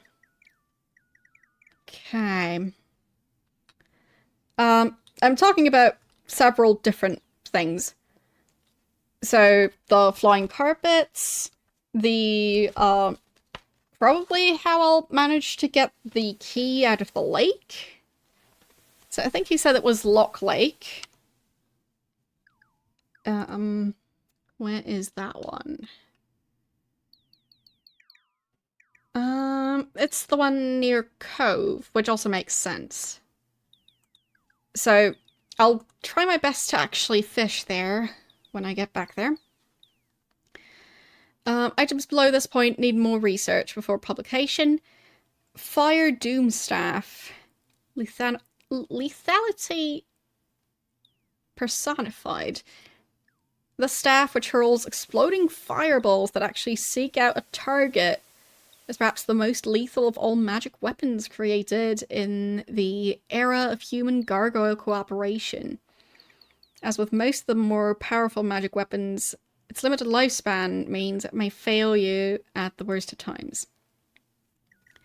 Great dagger. Great idea, but shy of a wonder. This dagger is perhaps one of the most ingeniously economical items ever produced. Appears to be nothing more than an ordinary dagger, save for a large red stone for a pommel.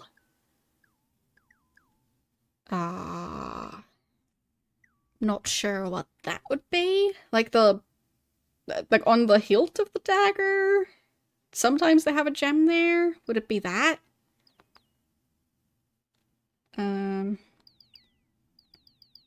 Let's see.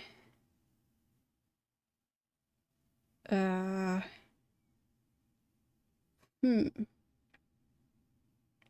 not sure which part of the dagger out there. It acts as the counterweight to give the weapon proper balance. So I think that's the thing at the bottom of the, yeah, or the top of the, anyway, the handle end of the dagger. So that thing. So if I find that one, I guess I'll want to know about that. When one strikes with it, it is magically transformed into a two-handed sword. It hides well and is light on the belt. No more dangerous than ordinary two-handed sword, which of course is in no way feeble. Okay, so not the most useful thing. But I guess it would allow me to probably carry more items, because I think two-handed swords are quite heavy. So maybe it would just be lighter. Unless it's also the weight of a two-handed sword. Or maybe it would mean that then I would have to drop items because my character would be over-encumbered. Glass swords. Single-use swords will almost kill... Well, it will almost always kill any creature in a single blow. They're seldom useful for a second opponent. I mean, yeah, I don't think used any of the glass swords in the previous Ultima game, but they did already have them. Other miscellaneous magical weaponry. As a general case, any person with a modicum of magical talent can identify magical weapons, armor, and other apertures by their pulsating glow. Often, however, the colour indicates even more about the item than just the existence of the enchantment.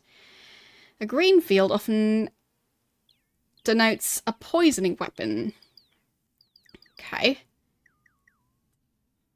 So, that's good to know.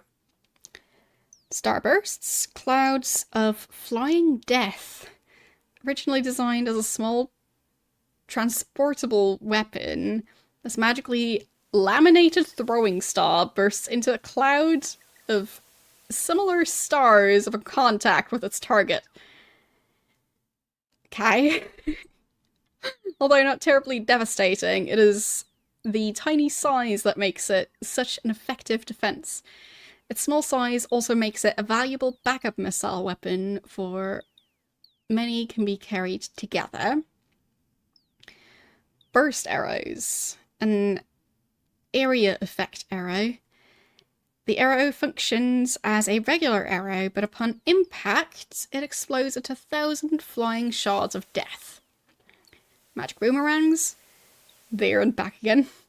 The magic boomerangs are to the gargoyle race as the magical sword in... as the magical sword is to the human warriors. The most common weapon, boomerangs have the amazing ability to pass through walls. Wait, I guess the magical boomerangs. The ability to pass through walls and other solid objects and still return to the thrower. Excellent for hunting in the mountains. Venom dagger, the assassin's tool. This shimmering green dagger is actually the enchanted tooth of a poisonous sea serpent, joined to the hilt of a regular dagger. Its envenomed blade injects the slow poison into its victim, but it frequently breaks. It is the perfect assassination weapon. See, history, blah blah blah. Stone Harpy. The Stone Harpy is the creation of the twisted mind of the magus and paranoid Lord... what was it? I clicked past it. Silly me. Where was it? There.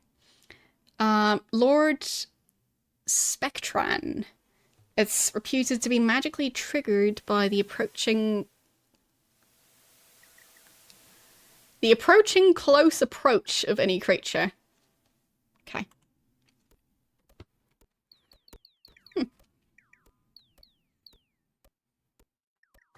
Lots of interesting information. So that's a fire wand. And I have... there it is. I have a lightning wand. Do I also have another one, or just that one? Because I thought Lord British gave me a wand as well. And I thought the lightning wand was one I found later on. But at least now I know that those do also, once again, have durability. And, I mean, maybe I'll be able to learn how to repair them, but at this point I don't know how to do it, so... if I use it now, it'll probably just break. No. Wrong inventory. I meant to check his inventory. Right, that's a poison dagger. Which I think they said, breaks easily. And Rudium's wand. Okay. So, maybe that one would be a normal wand? Yeah, the magic boomerangs sound very interesting. But so does the, hoe of destruction that I may be able to get. Because, yeah, that sounds very tempting. I am using a lot of melee weapons. Okay, let's hand out some food before everyone starts complaining simultaneously and the entire screen gets covered in complaints. Okay, he's probably hungry. Yes, he is. Spark is hungry. Those two probably aren't. Is YOLO hungry this time? No, he's not. Okay. Means since I have to open his character page, might as well check. Okay. So I'll just feed them some chicken. There. That should keep them happy for a while.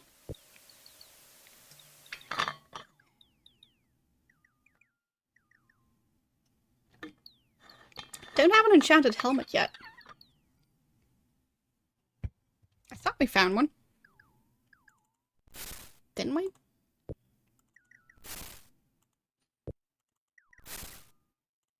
Maybe not.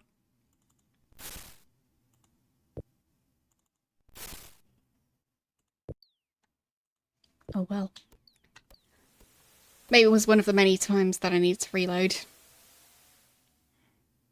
Yes, it is quite silly. What is this building? Why the barred windows and the weird entrance?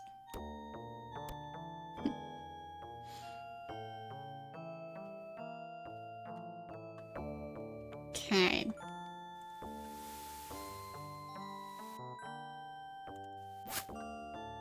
I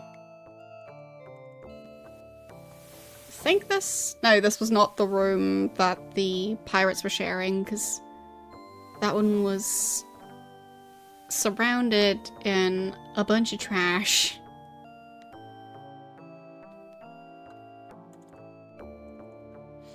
Lots of locked doors around here, even during daytime.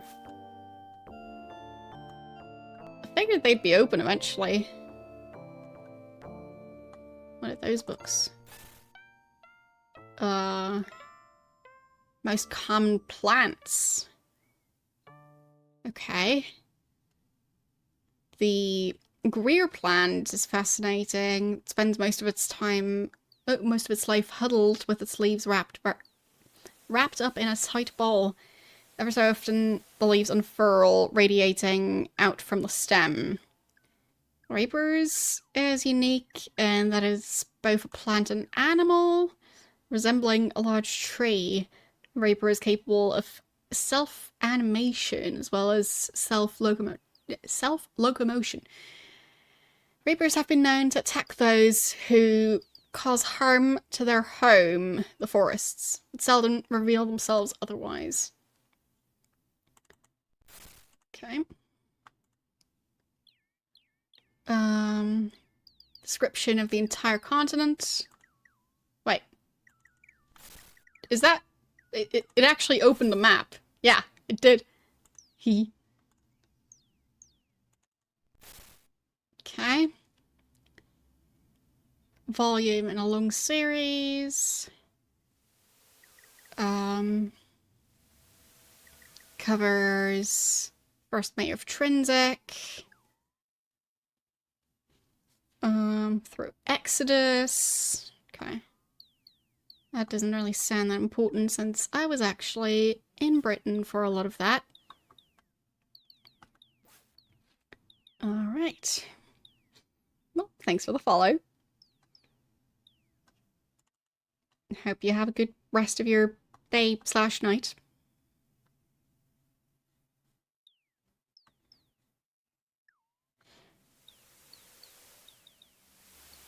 Okay, we've... Oh, that's the remains of the ship. So I did think that was a shipwreck, and I was right. I'd assume there's nothing I can do with it. Can I lift that one? No.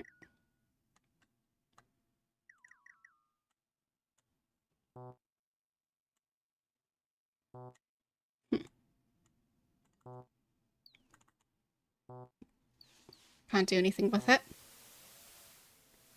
That kind of looks like a chest. No, it's just a plank.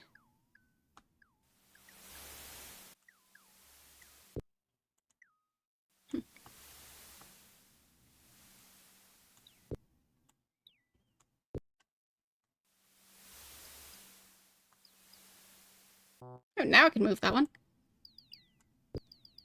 Okay. That I can't move. That I also can't move.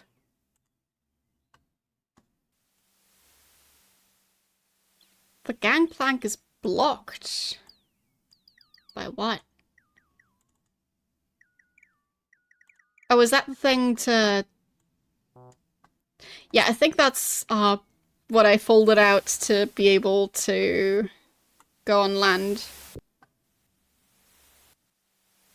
Yeah, I was just wondering if there was anything hidden under any of the parts, but it doesn't seem like it. Like, I can't seem to do anything with that one. So. Oh well. Yes, it's too heavy for me to move. There. That's the pirate's house. Yes, yes, I'm leaving. I'm gone already.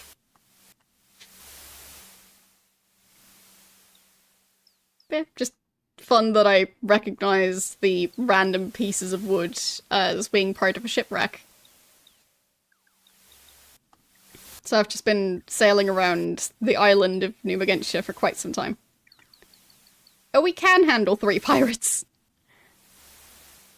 But it seems like they might be part of a quest, so I don't want to kill them.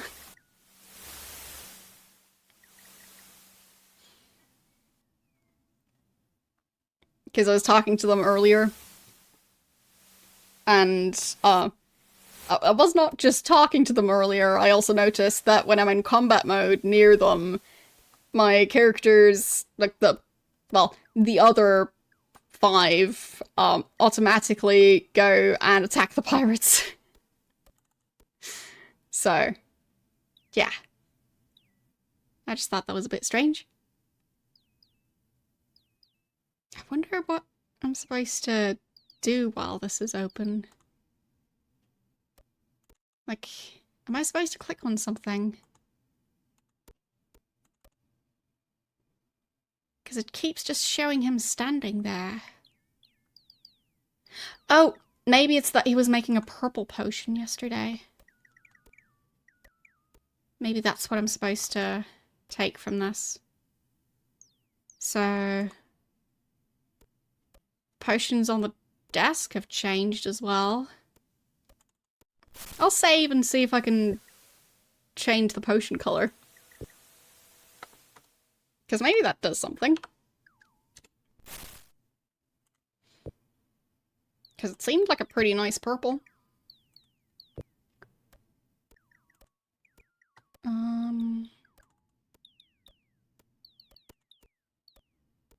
Okay, he made an orange potion.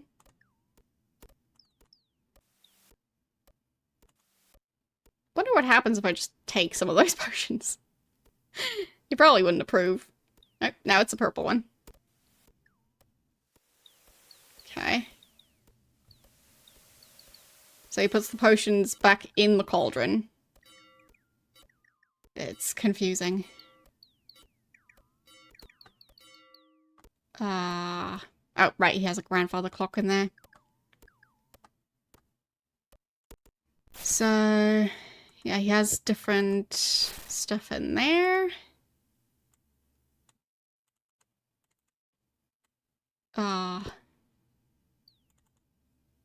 No, it doesn't seem to do anything. Test tubes. So if I mix potions... can't do that. Don't waste them. Ah, I think I wasted it. And I'm being attacked. Because I touched the potions. Well, that's what saves are for. It just seemed like it might be a color puzzle thing. But maybe it isn't. I think this guy has a different frame around his portrait than all the other people I've talked to, but I might be wrong. But yeah. I mean, it looks exactly like that one.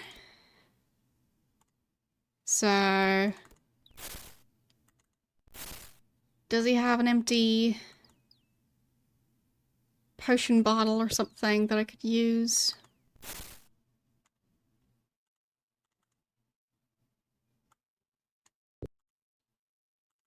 I think I can use those. And that one just has a cloak in it. I don't know if we are carrying an empty bottle. We might be.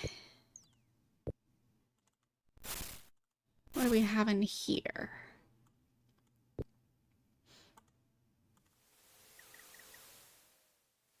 No, I don't think that did anything.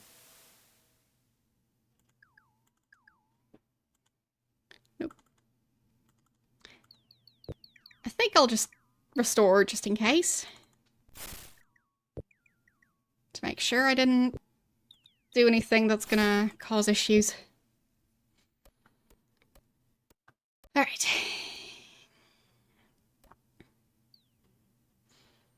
Good to go.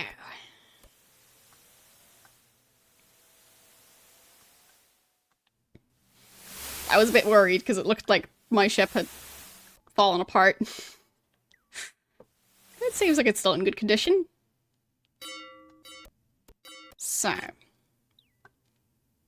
what should I do first? I think rescuing the pirates is not really high priority. There's fishing ships, along with dried meat and a bunch of fish. I mean, like, sure, raw fish doesn't last very well, but neither do fries.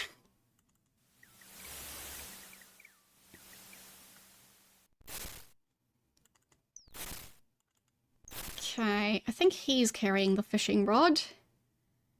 So if I can't put that in his backpack. Nope. I'll put down the boomerang. Have him use the fishing rod. No. Boomerang. There. Don't want to lose that. So, in case I forget to re-equip his boomerang.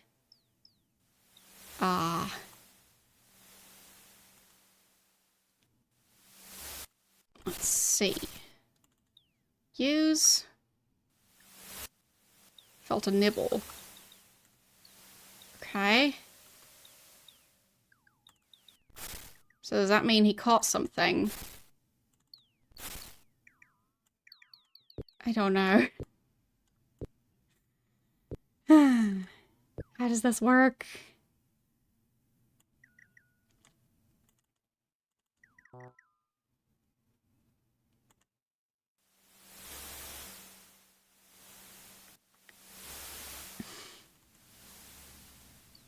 Maybe I'm not doing it right. I don't know.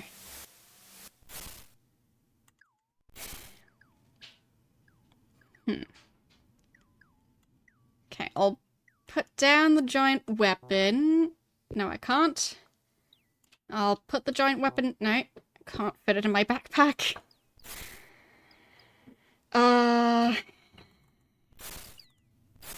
What am I going to give this guy to carry?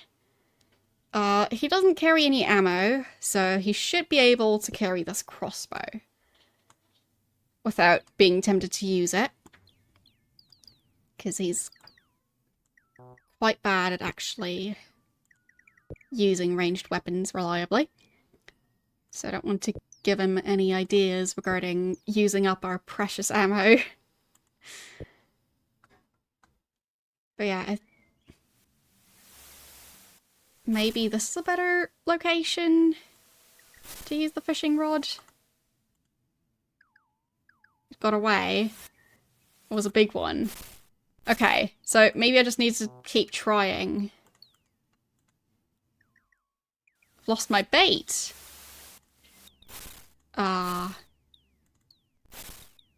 What have I been using as bait?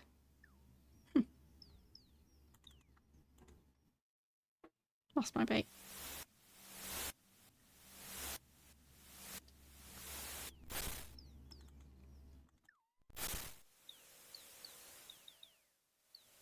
Got away. He's not very good at fishing.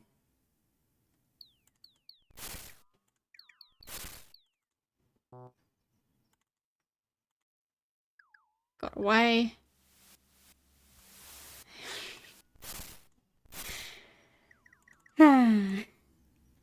Got away. Maybe this is the wrong location to try and go fishing. But maybe it'll actually work up near the lake where I'm supposed to find the key. That bucket looks like it's full of paint, but I think it's supposed to be water.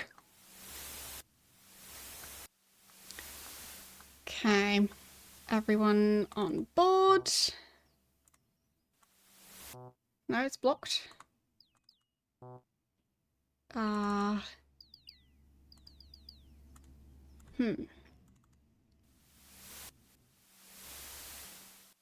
There, okay. They just automatically deal with that part. Alright. So.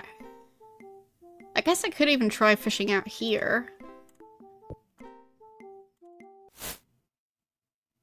So. Can I fish? No, okay. Seems like it didn't work. So, who's hungry now? I mean, I could wait for a bit to see who's going to complain, but there might still be more of them. Okay, so my character is hungry. I did feed everyone else, I think. Or did I skip YOLO? Okay, so YOLO and my character are hungry this time. So I think that means that characters get hungry around the same time because I've been feeding them, well, when I get around to it, which tends to be after at least the second characters also become hungry. So if that stays that way, then it'll be these two getting hungry, these two getting hungry, and then these two getting hungry. So if I manage to keep it that way, that would be useful.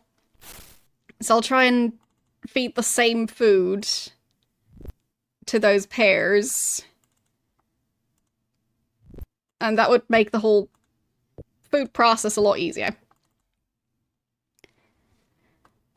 Kind of trying to continue sailing. There we go. So I'll pull up the map again. So I am near New Magintia. Need to sail around the island. And then head west. Okay. This could already be it. Just need to find where the entrance is. Because I think Buccaneer's Den has an island that's kind of blocking its port a bit. So, there. So, wait, is that where I am? That tiny star over here. Is there a "you are here" marker in this game? Now that I have a sextant. That would be amazing. Maybe that's why I've got a cloth map. So it can actually tell me where I am. Is that it? Yes, I think it is! Awesome! Okay, I didn't expect that. A game that actually tells me where I am. Did not expect that from the Ultima franchise.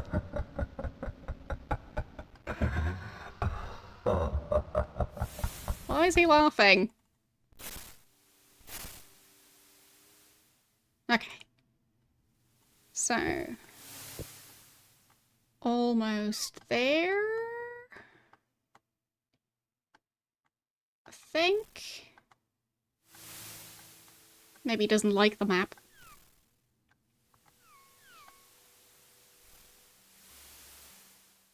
Okay. There. Managed to park. Or anchor the ship. Whatever. So there's a bunch of weapons in there. Even more weapons in there. That one's locked. More weapons in there.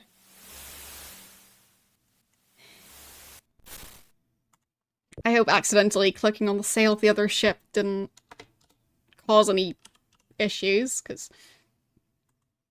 don't want to get in trouble for trying to steal a ship. So, must purchase the deed.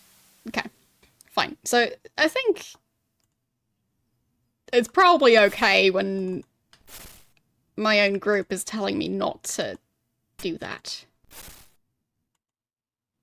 Glass items. I think those are from Minnock.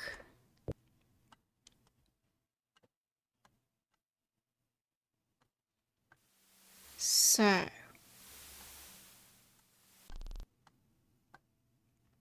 what was I trying to find in Buccaneer's Den?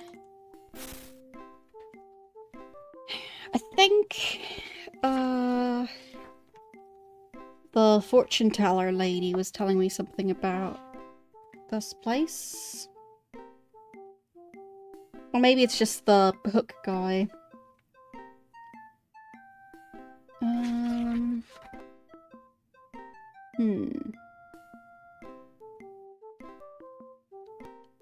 I guess just that guy. I'm probably also just looking around, seeing if there's anything I can acquire. Because they'll probably at least sell lockpicks. Fruitcake. And that stuff is... bandages. And eating utensils. Good combination. That's some meat, and that's a potion ingredient. Okay. I'll just leave that guy alone.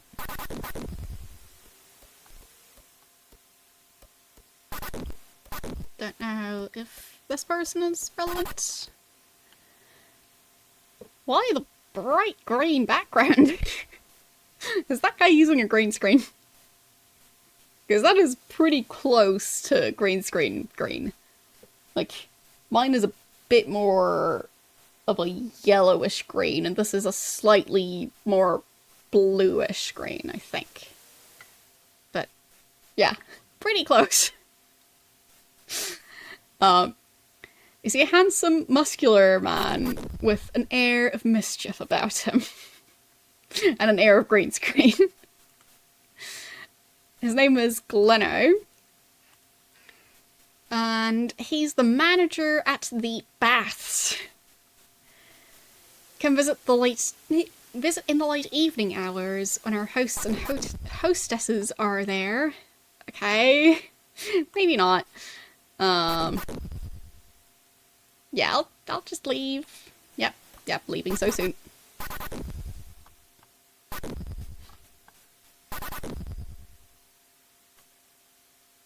Somehow hosts and hostesses at a bathhouse sounds like a specific profession that we're not going to interact with. Because we're here for adventuring.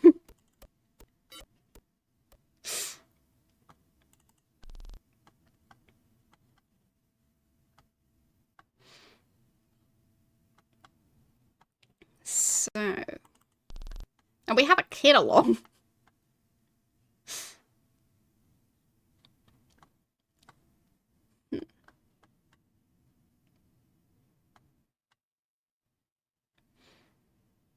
Okay.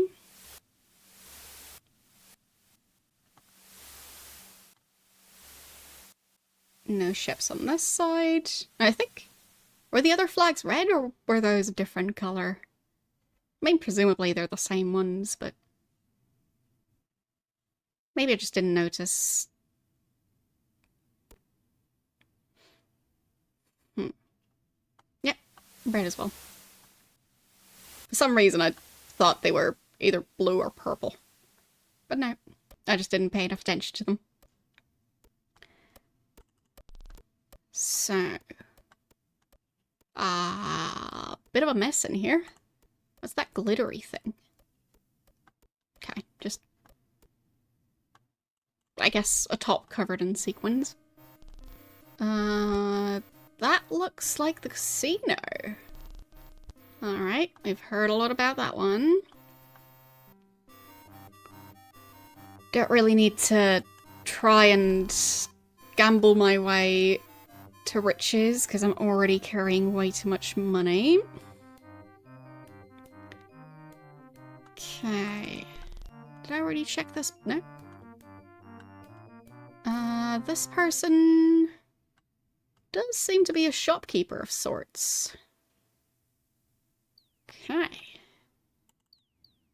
So, you see a cheerful-looking merchant who is clearly wearing a fellowship medallion in his portrait. I don't think I've seen too many portraits that actually show the medallion. So he must be some important fellowship member. Also, didn't the guy on New Magintia say that, like, the fellowship was an issue of the mainland, because, Buccaneer's Den is not part of the mainland. So...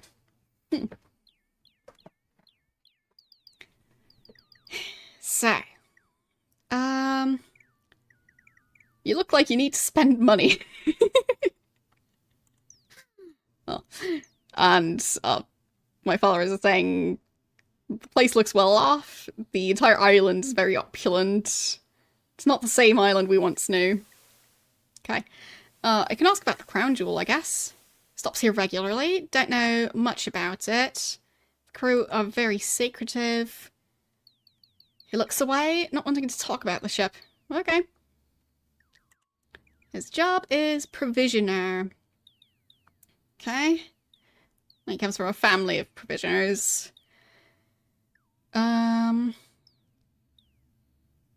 Rudo's is an island tradition, just as the Fellowship will be someday. So he's the only Fellowship member on the island, potentially? If you're interested in weapons, armor, provisions, or a ship deed, you've come to the right place. Well, I guess this would be, like, the great-great-great-great-grandson of the one from Ultima 6.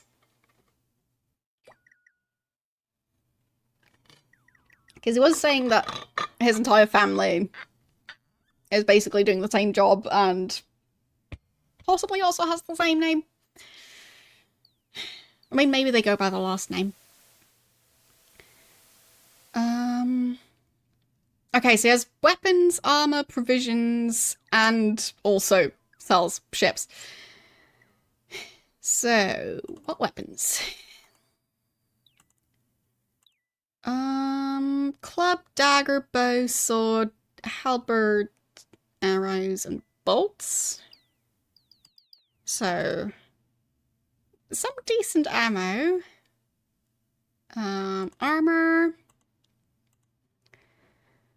Great helm, plate armor, plate leggings. I think that's the neck thingy. Scale armor and gauntlets. Do we have plate leggings for everyone who can carry? Because I think not everyone's going to be able to carry that much weight. Oh, that's chain leggings.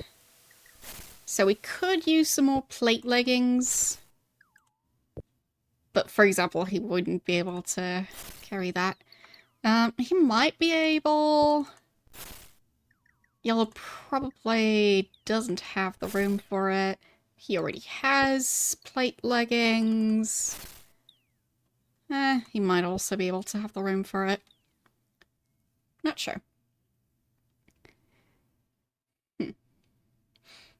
But one of the few things I've heard about Ultima Online is that there was a lot of people like roaming around in groups and looting other players. But yeah, I've never played it myself. I've just heard about that because, well, now that I know the Ultima franchise, when I hear someone mention the Ultima franchise, I'm like, I'm now able to like remember that stuff better because now I have like a point of reference. Anyway, yeah, I just thought that was interesting, but I don't think I'm ever planning on playing Ultima Online, and it probably has changed a lot since then. So, but yeah, just thought it was interesting to learn. So, like apparently there was like an unspoken rule that you shouldn't leave town carrying items you weren't willing to lose. But yeah.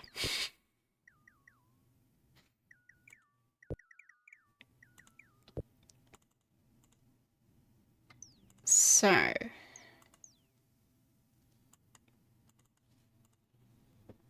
was there anything else we want to buy?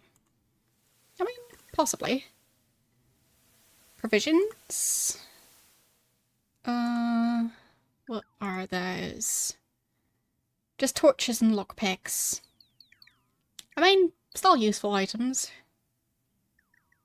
I think we currently have enough torches, though. Could ask about the Fellowship again. Fellowship has helped me to become a very rich man.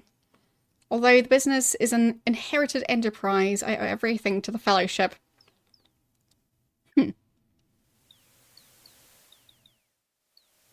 I mean, if you inherit a business that's been going for generations, aren't you already inheriting a fair amount of wealth?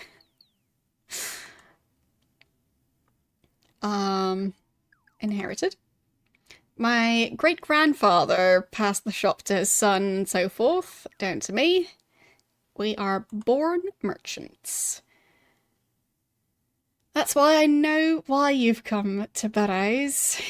You wanted to become part of the great Burrow legacy. You must need to buy something.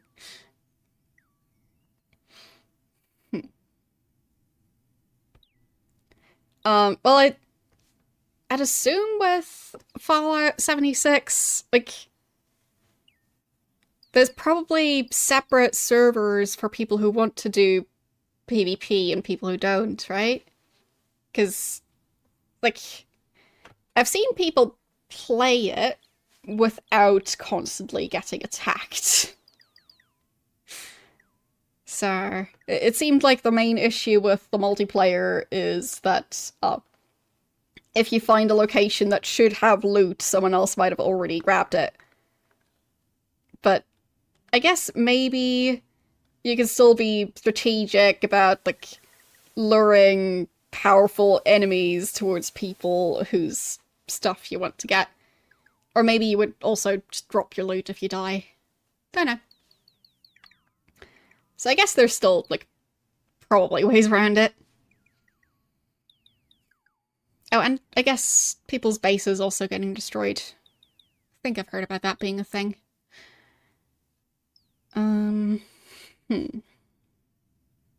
Okay. Yeah, I've not played it, but I mean, some people seem to enjoy it. Possibly more people enjoying it now than did before. Like, from what I heard after the release of the Fallout TV show, their concurrent player count actually went higher than it was at launch.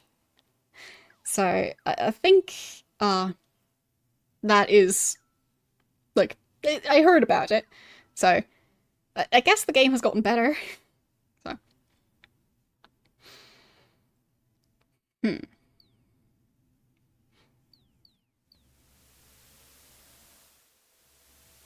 What's Fallout 4? The spawn camping? Or the game getting more popular now? Because from what I've seen, like, all the Fallout games have increased the popularity again. Yeah, well as 76, apparently. As I was saying, apparently, like, they managed to reach more players than at launch. And for Fallout 4, I feel like that game's already really popular. So, I'm not sure if that one would have surpassed its launch numbers, but I don't even know when Fallout 4 was released. But either way, all the Fallout games seem to have increased in popularity because of the show. So presumably people are playing them for the first time, or getting back to them because of, well, watching the show. So, I'll ask about him being a rich man. Yeah, his great-grandfather started the business many, many years ago. He was moderately successful, thanks to the Thieves Guild. Oh, right, that was the guy at the back of the pub, I think, where I needed to go through a secret door. And I think he might have also required, well, not, I think he required a Thieves Guild belt or something to be able to shop there. So, you couldn't just shop there if you managed to find it either. So, that era has passed, apparently. Let's ask about the Thieves Guild. It is no more. They dwindled away during my grandfather's time. Huh. Really? No more Thieves Guild. This is Buccaneer's Den. No thieves in Buccaneer's Den. By the time the Fellowship arrived, when I was a boy, there was no trace of them except in family mementos. Even the pirates are different. And ask about everything. There was a period shortly after my father died, just as I had inherited the shop, when business was poor. There was a danger that I would not be able to keep the shop open, but the Fellowship convinced me that I should join them. I proved my worthiness, and the Fellowship helped me financially.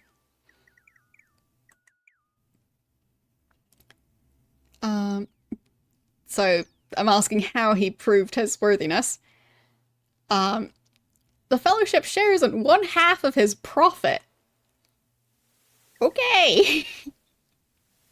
So the way he proved his worthiness is by telling the Fellowship that 1/2 of his profits are going to go to them if they manage to get him to be profitable again. I mean, I guess that's a trade-off of sorts. But yeah, like... But I mean, 1/2 of his profits...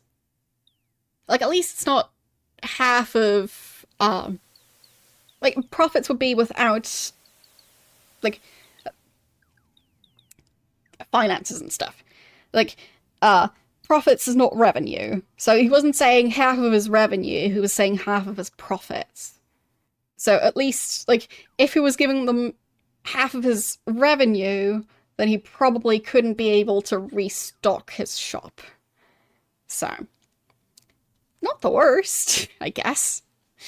And I guess the Fellowship provides a lot of customers, by the looks of this place. So... Obviously.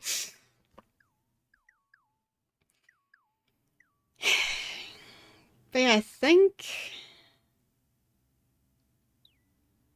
I don't really need anything from this guy.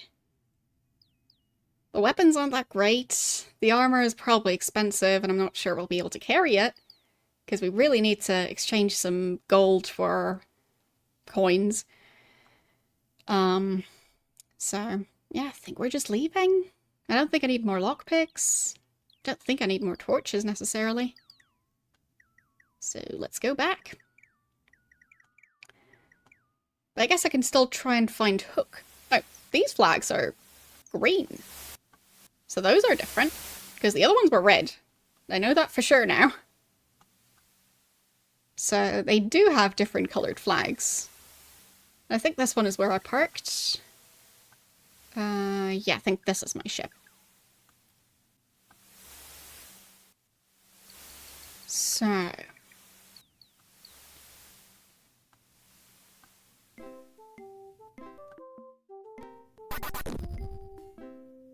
what was this guy doing? I mean, he just had kind of random stuff laying around, so... a letter opener. I thought letter openers look a bit different. Like, I've seen letter openers that are basically just a dagger, but... like, what's the stuff hanging off the side of it? Maybe like a leather strap or something? See, man who's... sinewy body is like steel. What does that even mean? The glint in his eye tells you that he is no fool. Wait, does he have his hands up in his portrait? So, name is Lucky in all things. Okay. And job? Make a living off of the world. It gives and I take. The pirate laughs. The pirate laughs boisterously. There. I am a worldly gentleman. A worldly gentleman, friends. That is my job. Oh, and I train initiates for a bit of pocket change. So I guess training in being sneaky? Ask about the world.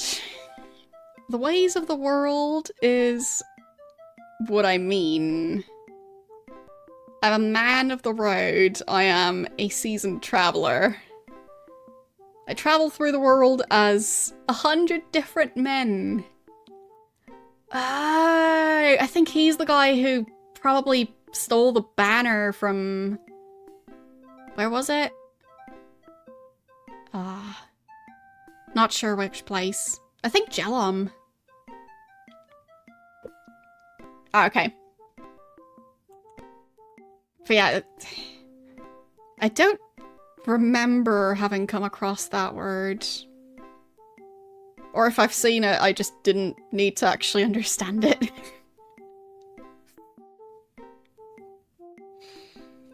So, ask about him being a traveller.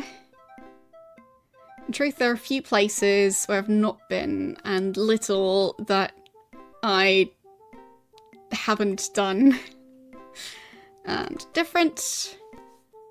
you can be a different person just by assumption. It's an attitude. I'm an expert in the art of charismatic communication for the purpose of deception. So he's a con man. Gives one many skills. For example, I can walk into any shop and make a purchase. But I will walk away with much more than I bought, for I know how to fool the shopkeeper. Little things like that. Yes, it sounds like I'd be training in shoplifting, among other things. Be careful. Okay. Well, that's not vaguely threatening at all. So, yeah, maybe I'd be training charisma. I guess I should check if that's a separate skill. Because I'm not entirely sure what the different skills are. Strength, dexterity, intelligence? Combat, magic. So maybe he'd train in intelligence. Or dexterity. I don't think it would be strength training. I guess I can try. I did just save, so if I feel like it's a waste of money, I can reload. So... train. I charge 35 gold for a training session. So, what exactly were the numbers? So, it's 18s for the first section, 17 and 10. So, that way I can compare. Yeah, I want to see what this guy would train me in. Which ones to train? My character. Okay. He produces a deck of cards, 3 seashells, and a rock, and a pair of dice. In turn, the pirate takes each item and begins to show various methods of utilizing them. He shows how to deal cards from the bottom of the deck, and how to do a false shuffle. With the shells and rock, he shows lightning-fast maneuvers, which hide the rock under one of the shells. The one it couldn't possibly be under. Finally, he shows how to use saliva to weigh the dice so they always turn up lucky. When the training session is over, Lucky happily holds out his hand to shake yours. He pulls it away, but pulls it away quickly when you proceed to do so.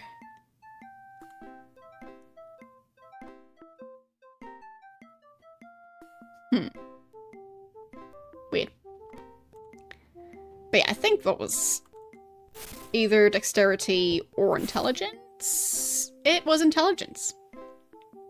So, yeah.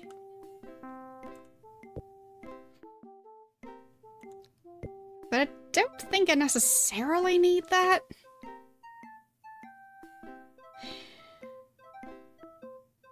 Well, it probably helps for magic and stuff. I guess I'll take it.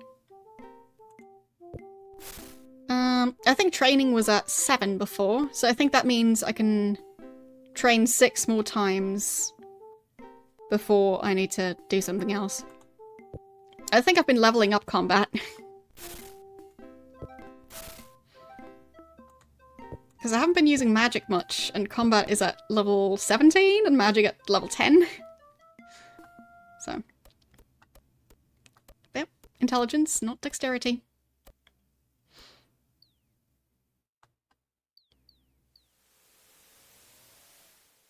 Because dexterity would still at the same level as before. What's attacking me? Ah, probably the tentacle creature thing. Somewhere around here? No? So, what's going on then? If it's not that.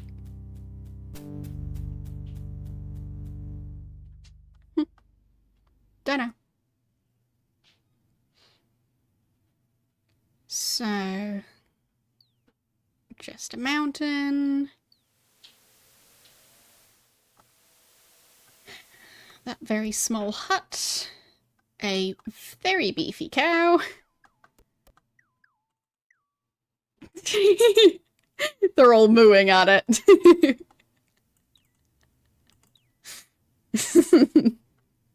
That's great. Okay, that building is locked.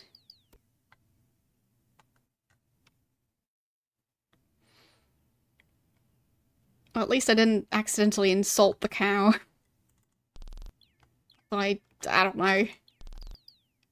Saying the wrong thing.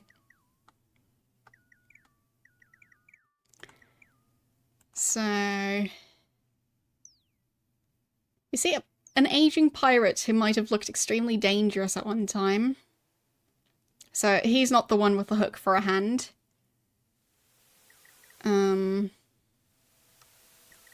Name is Mole. Don't ask me how I got the name. It's a long story. Okay. Do you really want to hear the story? It's very long. Yes. I was born in a cave, so my mother named me Mole. You said it was a long story. I thought I would make a long story short. I kind of thought that it might be something like that. So, yeah. The woman looks up in surprise and says, "I'm not working at the moment. I ask you to respect my privacy. If you wish to speak with me, come to the baths in the late evening." Right. Yep, as I was saying, not going to the baths. Man looks up at you in surprise, not working at the moment. Yep. And you back here as well, or? Yeah. You as well. That's strange. So I guess there's something in the mountain. Like a cave or something. Or a giant building. So there's a fellowship building. This thing's huge.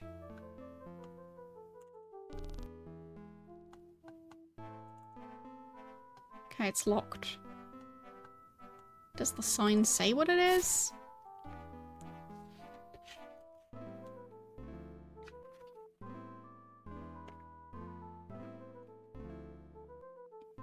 That's...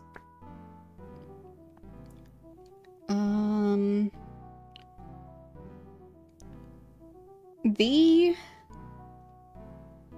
B... A... The baths. Ah, yeah. That's why it's huge. Probably got plenty of money.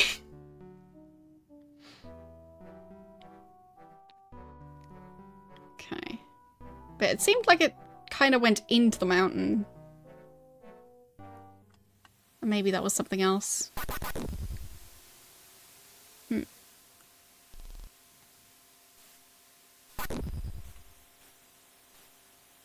Okay.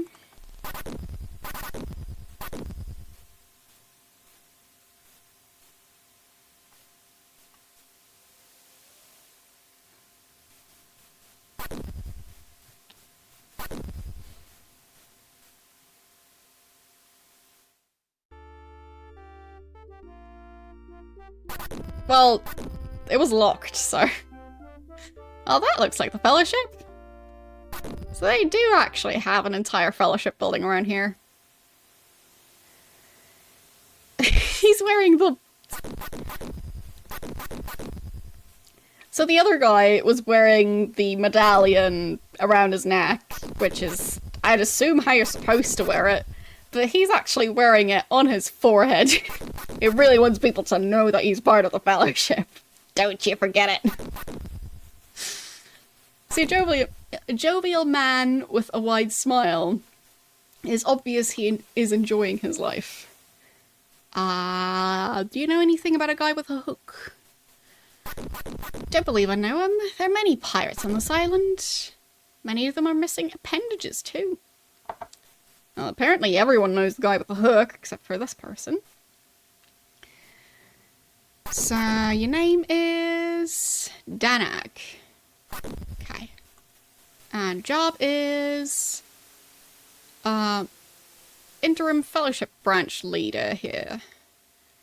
A regular leader is away on fellowship business at the moment. Okay. Abraham? Right, Abraham is one of the two who are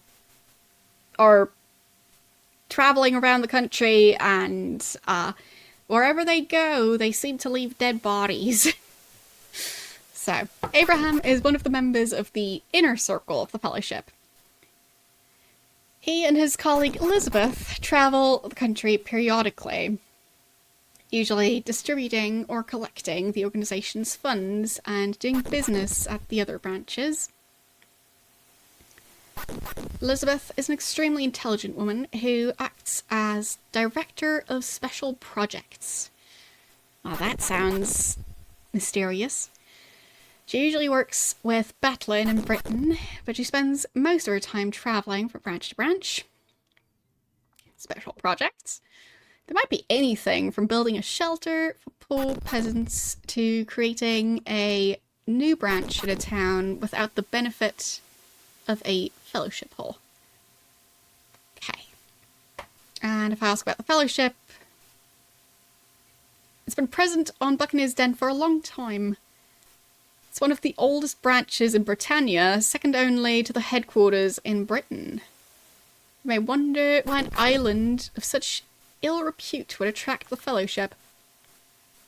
I mean, well, why would a sketchy organisation go settle down in Buccaneer's Den, I wonder?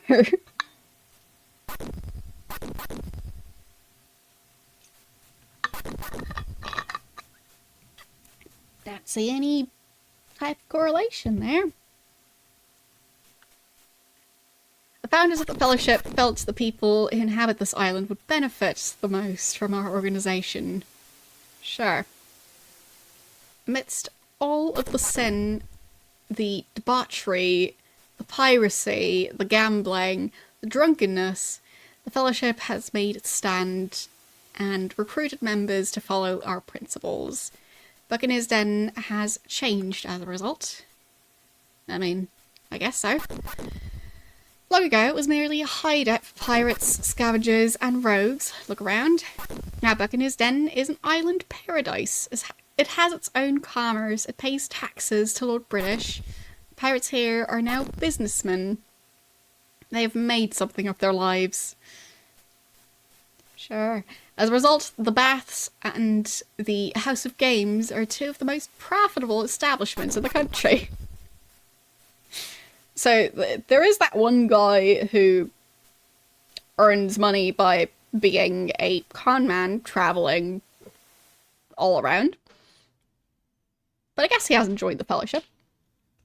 But like, yeah, to combat the gambling, they've opened a casino. Sounds about right. So, House of Games. It is an outfit which challenges the mind and its ability for assessing strategy in life. Exercising this aspect of one's brain is important for one's self-esteem and well-being. Sure. So, gambling is important, actually. Like, make sure you have your fruits, your vegetables, and your gambling.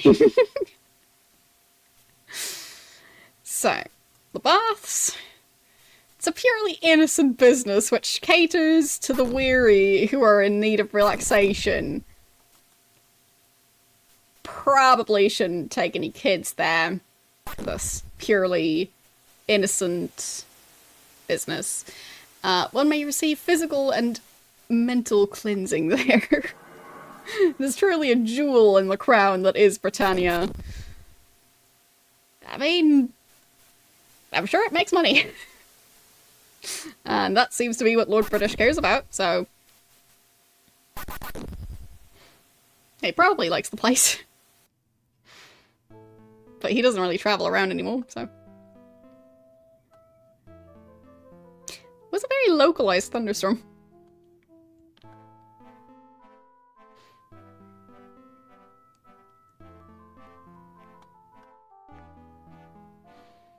So, anything else around here? I think I've gone in there already. Yeah. That's the merchant. And that's the edge of the island. Okay. So the guy with the hook is... somewhere, probably.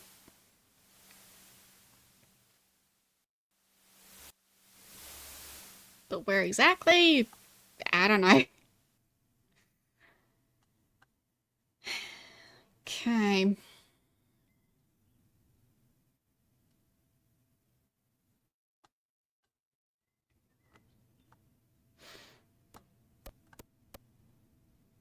But yes, Buccaneer's Den is clearly way better now. Instead of all the gambling and whatever else, they now have basically the same thing, but more organized. Like now, instead of just having a bunch of pirates roaming around, they have one really successful con man. And still some pirates roaming around. That hasn't really changed that much. So, you seem to be working here, I think? See, a woman in her 50s who might have been a pirate lady in her earlier years. Though she is coarse, she has a certain motherly quality. So, would she maybe know about, like, local stuff? I run the Fallen Virgin Inn and Tavern. We're open for breakfast, dinner, and late night hours. They don't seem to get much sleep. If you want food or drink, perhaps a room, please say so. Okay.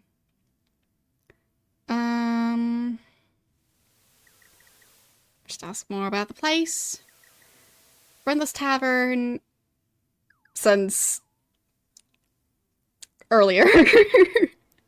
I was quite a beauty back then. But you can't not tell it now? I guess she means you can't tell it now. I know everyone in town, and they all know me. If you need to know something about anyone, let me know. That's what I was hoping for. So, a certain person with a hook for a hand. I know who you mean. He lives somewhere on the island, but I'm not sure where. He rarely comes into the tavern. I've seen him on one occasion. He scares me to death. He's a killer. Some think he's the one responsible for the murder that happened last year. Murder? There was a thief named Duncan who had stolen funds from the House of Games and the baths. I believe he may have broken into the fellowship hall as well. Anyway, he was arrested. One morning, when the guard brought the man his breakfast, he was gone. Everyone thought he had escaped until his body was found in the house where old Blacktooth lives. This was before Blacktooth lived there. Okay. So, should have taken more notes on this. What's her name again? Mandy. So, I didn't take any notes in Buccaneer's Den so far. So I guess I'll be changing that now.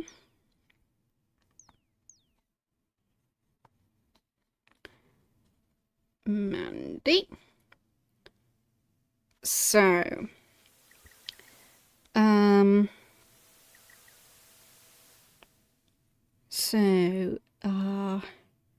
a thief named Duncan was murdered in the house where Blacktooth now lives. And he had stolen from the casino, the bathhouse, and the fellowship.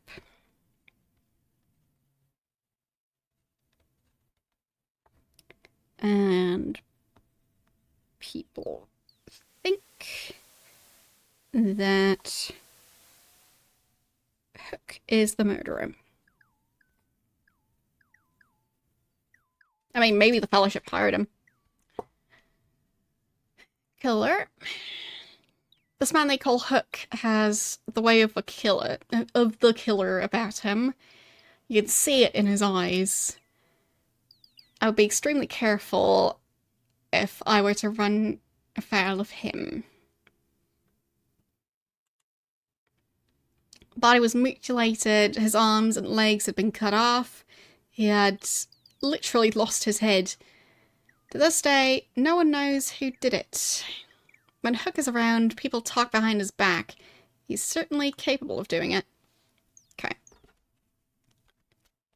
So, the body was mutilated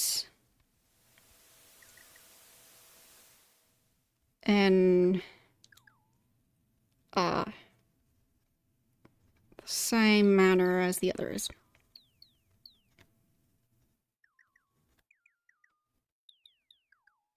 Just another one for the list. So,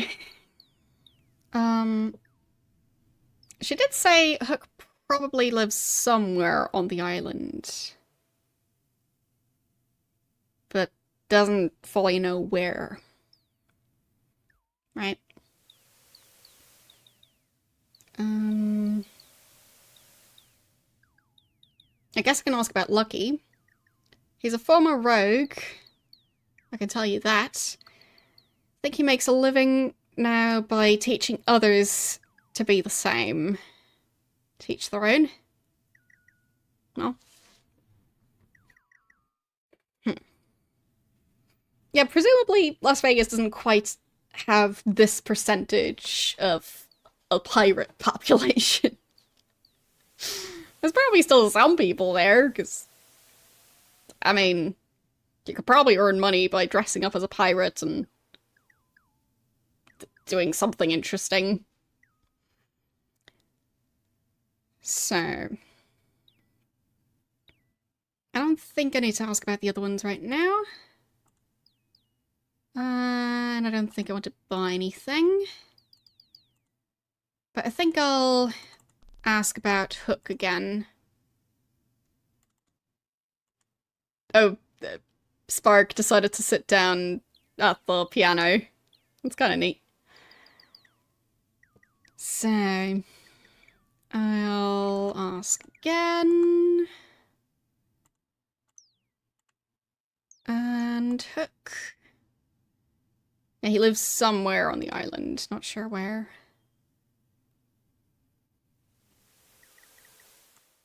And he does rarely come into the tavern. But yeah, not much information on him. Probably wouldn't come into the tavern during the day. But I guess then again it might be more crammed at night than it is right now. So I don't know if someone like that would prefer to not be around that many people. So, but I'm expecting that the guy is somehow living in the mountain. I think it was near the bathhouse, like a building next to it, where I was kind of able to see what looked like a cave to me. So, how was I able to see that before? There it is. So, maybe it's accessed through the bathhouse? I mean, it looks like it could be.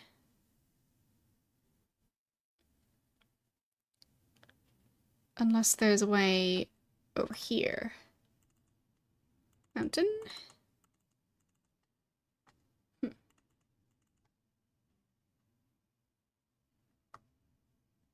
Well, maybe it leads all all the way into that building. So I guess we'll have to go in there after all. Because it seems like that's where that guy is hiding. So... you there. Right, Gleno. Entrance fee is 300. Everything is included in the price. No tips necessary. Well, I guess I'll save, because that's a lot of money I'm spending just on trying to find that guy's lair. But it really looked like it could be that guy's place. Like, he even had a random butcher's knife laying out. So. Here's the key. Okay. How old are you, boy? Right. 18? You don't look 18. Alright, I'm 16. You don't look 16 either. Never mind, you can enter. Make sure the management don't see you. Wait, I am the management. Alright, come on. Just don't cause any trouble. Okay.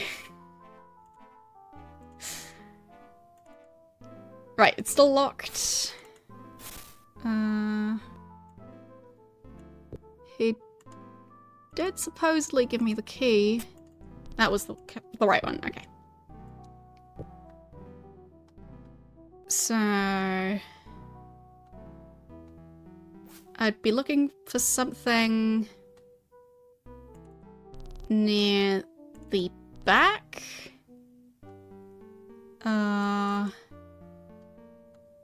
What's this?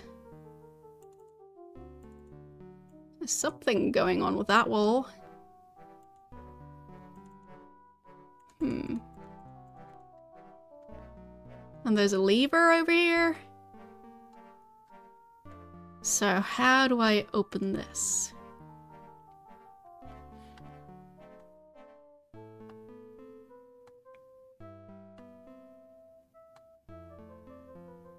I'm sure there is a way. I mean, that's a lot of stuff back there.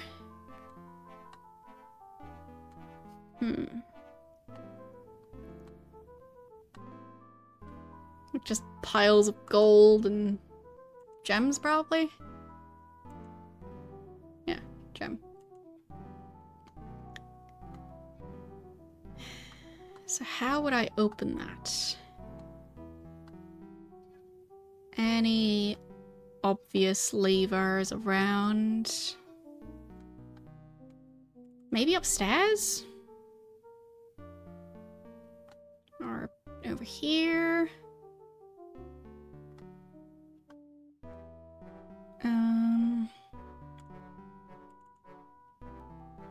Okay.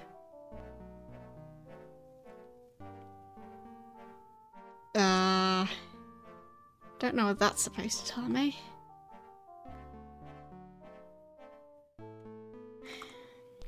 Well, I believe they wouldn't be worried about the part where the employees are clothed.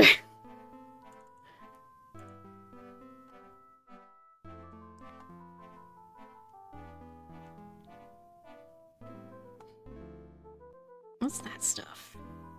Shears and some fabric? Okay. Books do they have up here? I'm not a dragon. Okay. I guess he is not a dragon. That book. Winning number.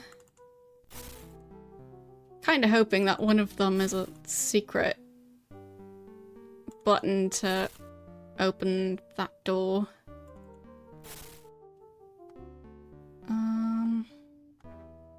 What are those? Gems. More gems.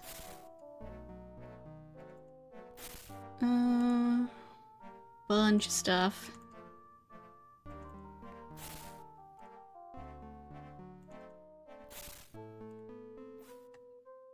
No. No effect. Well, now the thing seems a lot more hidden. I do wonder how that's going to work. I mean, presumably I'll have a difficult time talking to the staff about how to open the secret room. Because that's probably not what they're being paid for. Can I go fishing?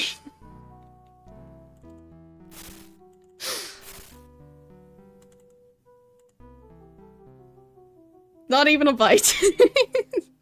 What about the other one?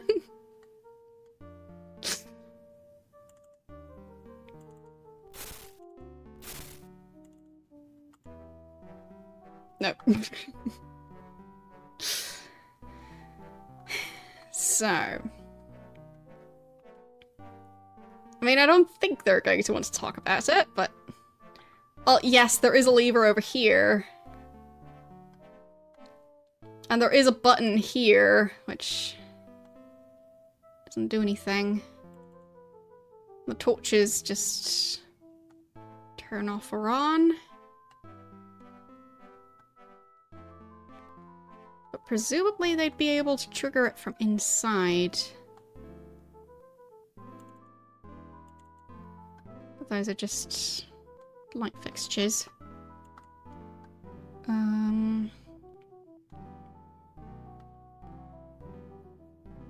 We'll probably be close to it.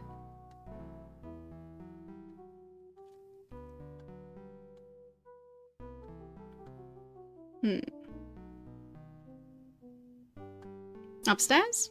Okay. I mean, I can check again. Maybe I'll find something this time.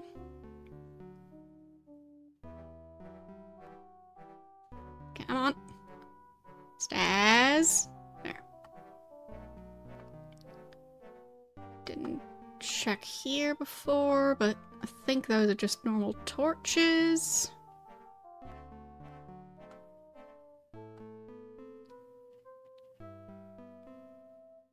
I mean, it could even be that I just need to open a specific door, window, and that would automatically do something.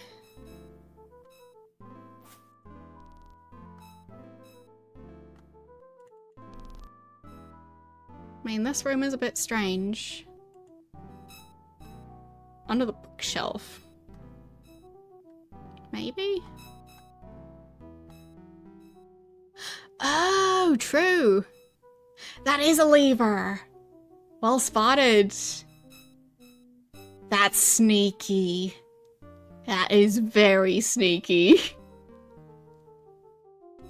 So, did that do anything? I don't see anything, so... maybe I didn't actually use it.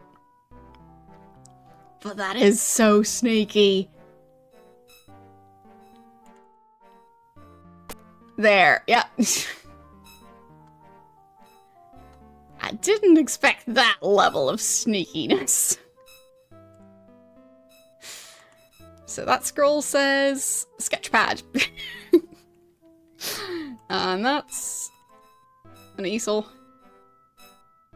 You should use a brush and pigments. Oh, I can actually paint? Huh. Light stand. And it has a locket. Oh. I wonder if that's the lost locket that the other guy was asking me to recover. But I'm not going to steal anything from here. Just looking around. Yeah, true. But it's just sneaky from a game design perspective. It didn't open this door though. So where could the lever be hidden down here?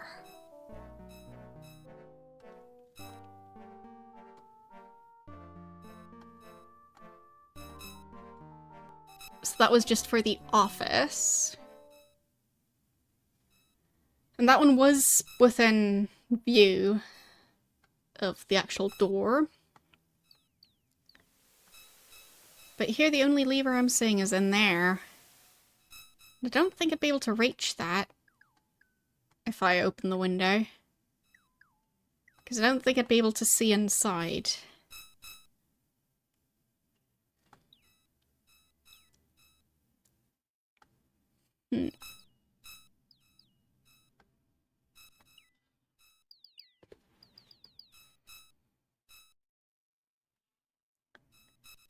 I mean, that door clearly opens somehow. Because the other one looked just as suspicious. And that one did open. And it's still open.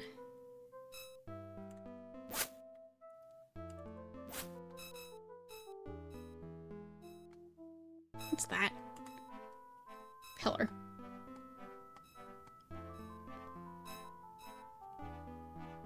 And what was the book?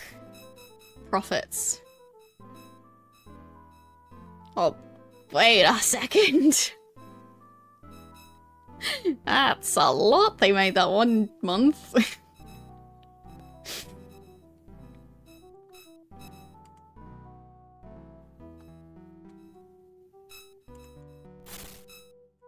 So many clothes in there. Oh. Documents. And sealing wax. Wax seal.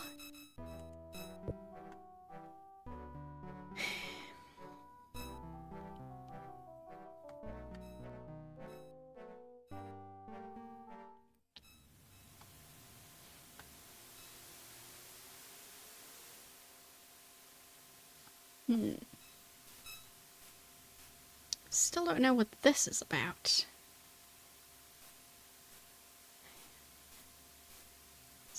It looks like a bunch of mushrooms.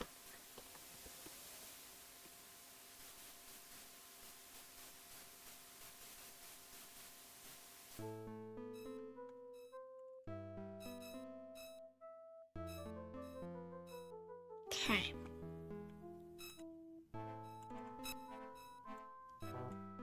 Can't move the tapestry.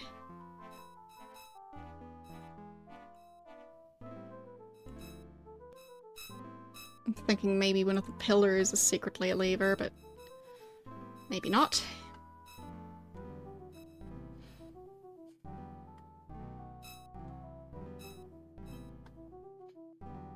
I mean, I guess I'll maybe be able to question the stuff. So, are you sure you don't want to speak with Roberto? Well, I want to speak with all of them to try and question them. So... anything regarding the very clear secret door?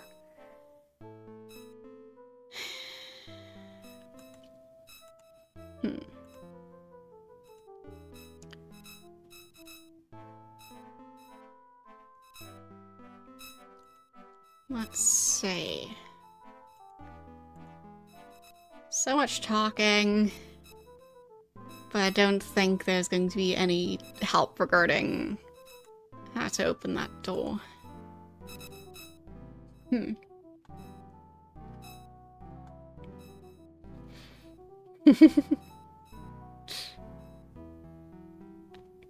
I'm glad you like the picture. I actually drew all the pixel art, but obviously I didn't design Ultima 7, but the other stuff I made. So, yes. The rat in a top hat is inspired by, I believe the rat is called Blob in, Phantasmagoria 2? But yeah, basically it's like an ancestor of that rat. So. Well, I mean, there is a lever here. So if I manage to get into that room, that might... True, there is a secret lever here. But that's just to close this door. So, odds are it's the same for the other one. So presumably, they only control the doors that are within sight.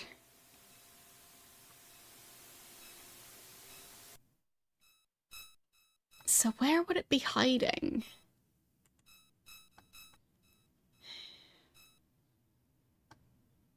I mean, maybe this one is opened differently. But it's probably closed via that exact lever. I was able to reach it somehow.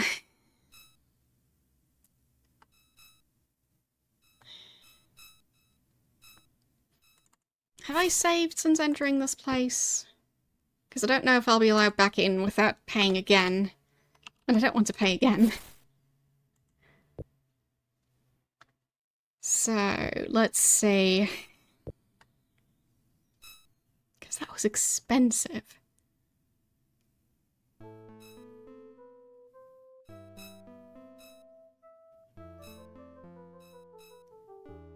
Okay. I'm not even able to open that window properly. No, just seeing the roof. Wait, is there a way to see stuff, like... Was there a way to change the map view in this game?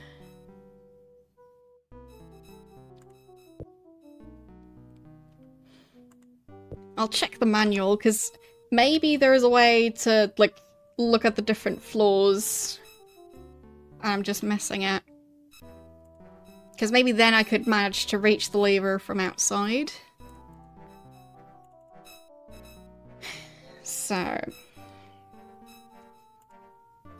I think that would be in the reference card.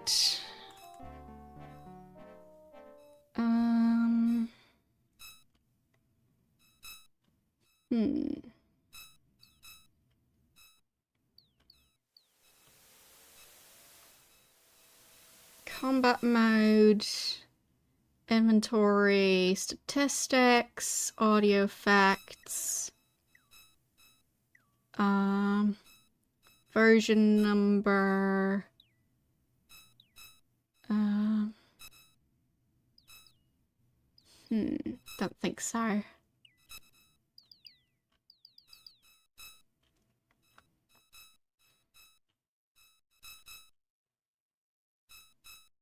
Because if there was a way to, like, just change which level the camera is at, that would already help. But I'm not sure if that exists. I just feel like in a game somewhat recently, I came across a feature like that and then, like, was a bit confused as to how to reset it. But yeah. Maybe it wasn't this one. Don't remember where it was. But I guess it was some other game. Don't see any secret levers near the table. Are there any movable objects around here? I don't think the beds are movable, no. Way too heavy. Can't do anything with the rug.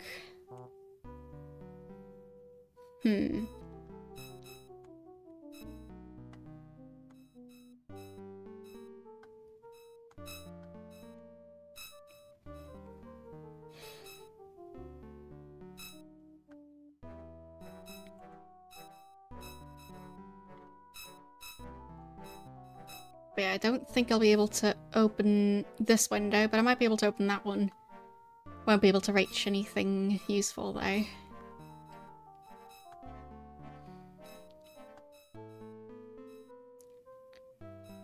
So whose sketchpad was that? Maybe I'm supposed to talk to them.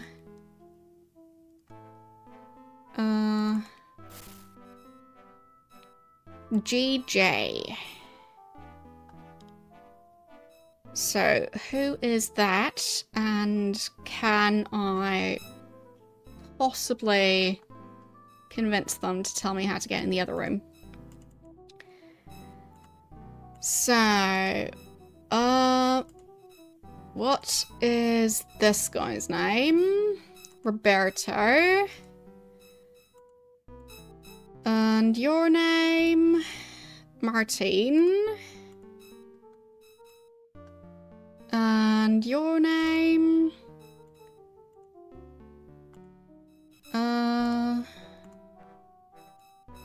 Is...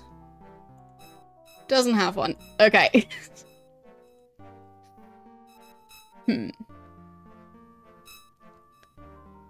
And this guy's name is... Leno. So I guess it is his sketchpad thing. And I wasn't able to bring it up, so... I mean, I thought I checked the wall pretty thoroughly. I don't see anything out of the ordinary other than the lever, which just closes this door. So. And that's an easel. 2 nightstands.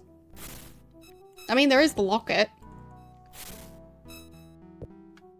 So maybe stealing it would have the effect that I could blackmail the guy. But, yeah.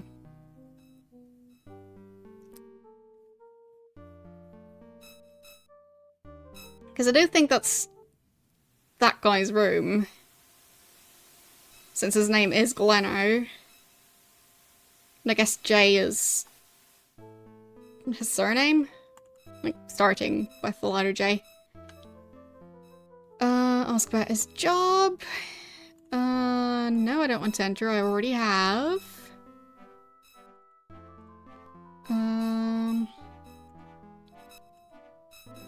Doesn't specify his last name.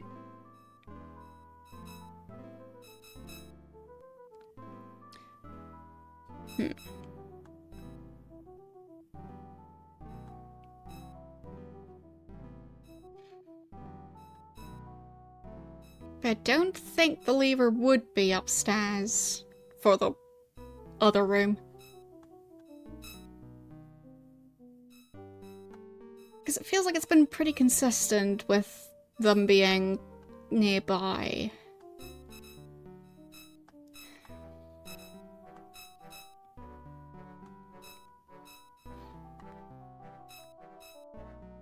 Oh, that already seems a bit too far away because I can't actually see the door from there. Can I go in the water?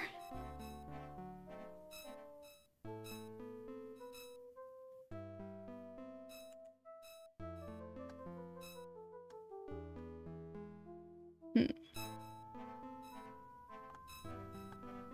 I can walk all the way around the pool.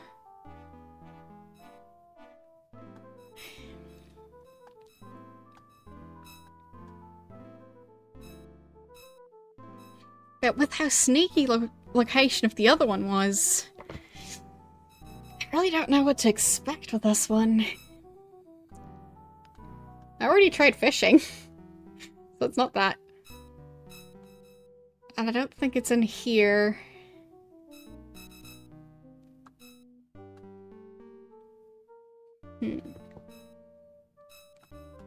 There's no movable furniture or anything like that.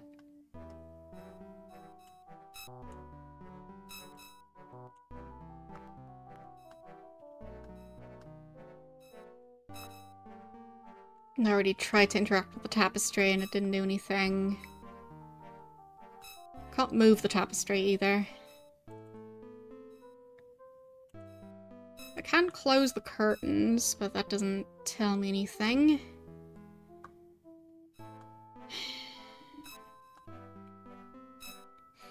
I mean, I was given the opportunity to go for a swim. So I guess...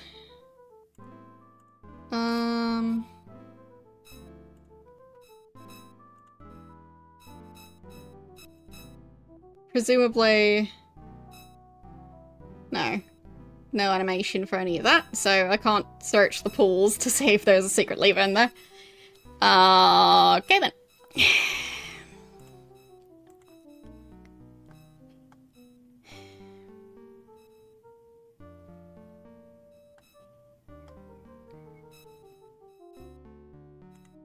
Can I interact with anything here? Like there's bubbles. I can click on those. I do wonder how they managed to heat that place. Or just blow air into the bottom of it. Like, I guess maybe there's some sort of natural source of warm water. I don't really know what they're called in English. But you know what I mean. Like, there are some, like, yeah, thermal pools. That. So maybe it's something like that. Or maybe it's magic.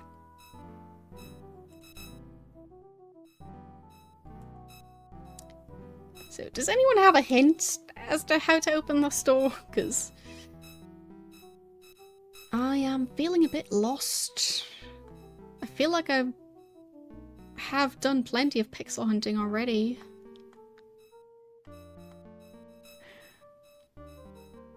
Not in this building?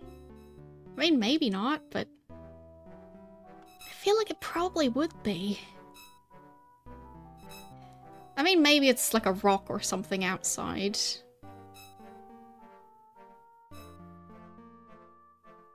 But otherwise, it doesn't really feel like it would make much sense.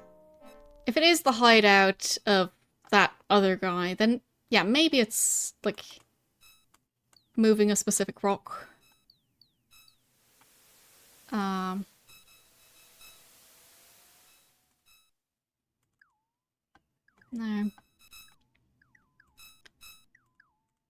Anything near the mountain?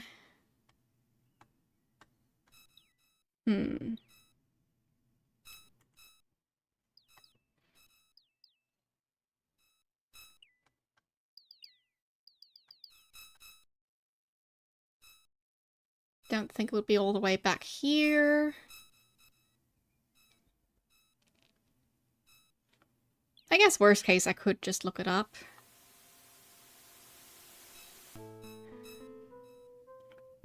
But I do feel like the remote wouldn't be too far away. If it is that guy's hideout, he wouldn't want to open it from far away.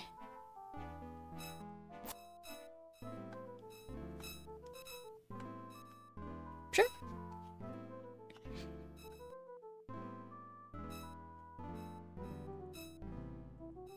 I feel like I've searched all the obvious spots.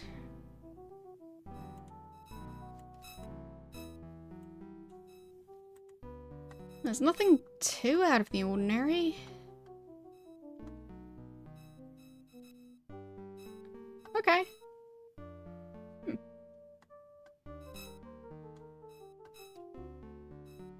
I mean... fine. Who was complaining that they're starving? Oh, probably... yeah. These two. Yep. They can have some cheese.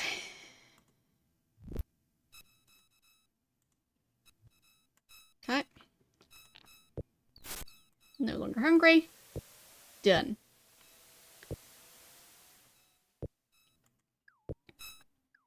Okay, I feel like it would still be from a building where I can see the place.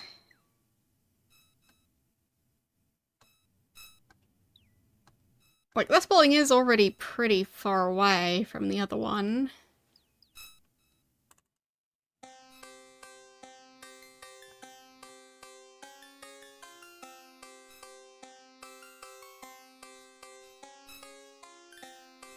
Wouldn't be something this simple, right? And that's lucky.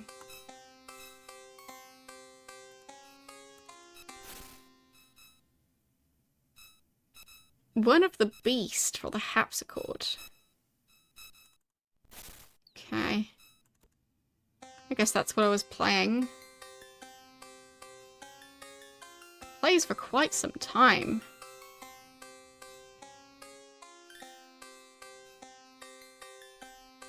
Plays for a suspicious amount of time. But I don't think that did anything. I did play it twice, so if it did anything, it might have closed it again.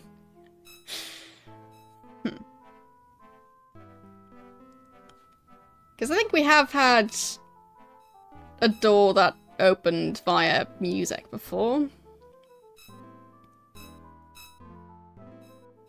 And this is the only place that we've heard that, the hook guy frequents.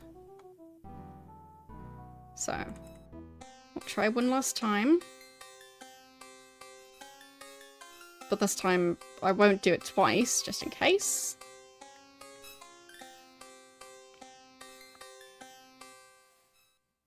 Okay. So it does stop when I reach this area. And no change. Well, it was worth a try.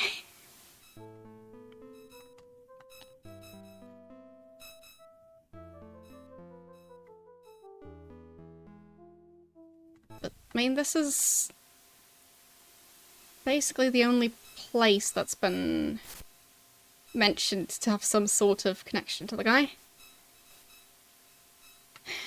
So, just people who came by here. Apparently, Yellow has been here. Can't ask him about it.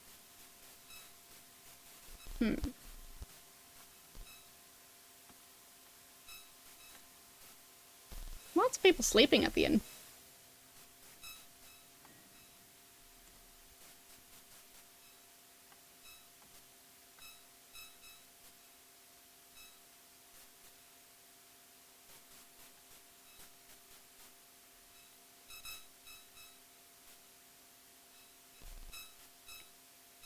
Does look like it would connect here.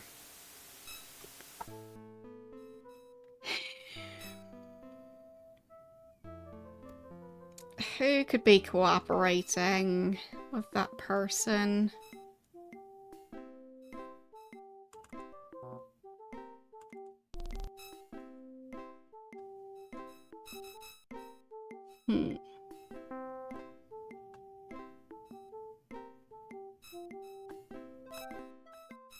Don't see anything out of the ordinary here.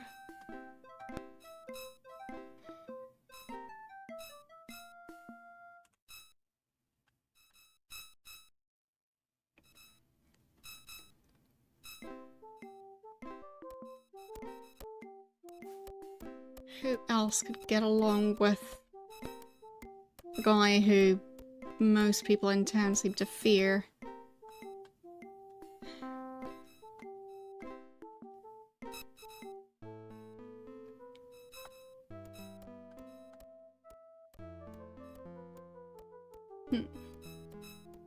Everything's so dark in here, I can barely see anything. There, that's better. Does that mirror do anything? Wait.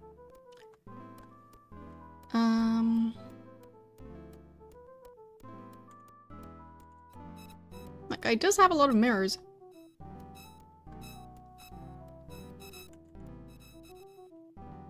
You see a pirate who is elegantly dressed and obviously rich. He reeks of pomade. Now that I see the portrait, makes sense that he has 2 mirrors in his rather small house. Does he know anything about the hook guy? No? Okay.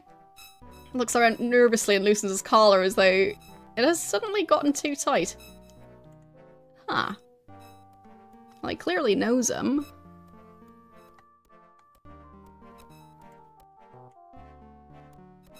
Can't see anything that might make me think that this guy did it. Maybe the casino? Or maybe the fellowship. Oh. Interesting. That leads into the mountain. Hmm.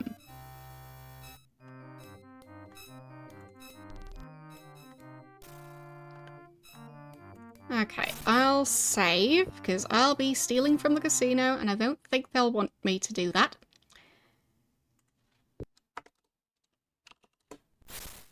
So,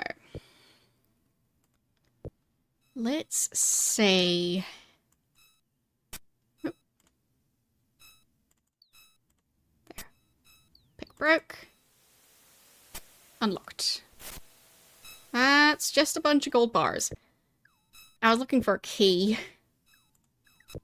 Because I kind of figured that this door would be a difficult one to unlock, but maybe I just straight up try this one. No, still locked. Nope. Seems the lockpicks don't work on doors. Strange that didn't work. Uh-huh. Exactly.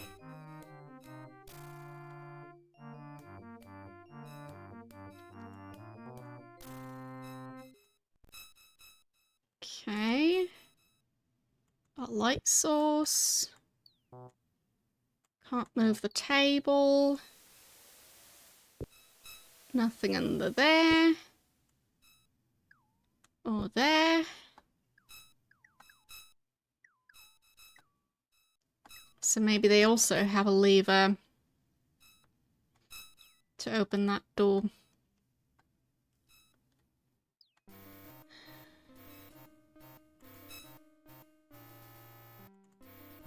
So I'll just reload.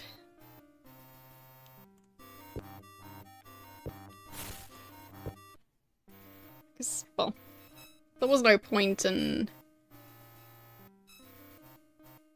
unlocking the chest.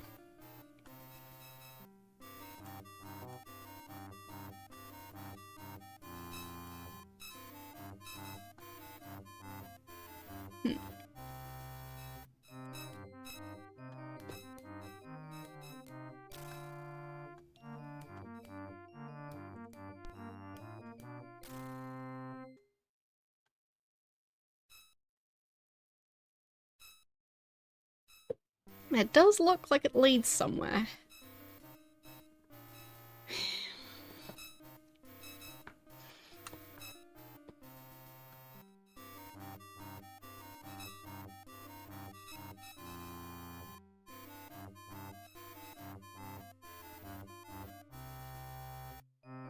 I'm not sure if it would be connected, but it might be.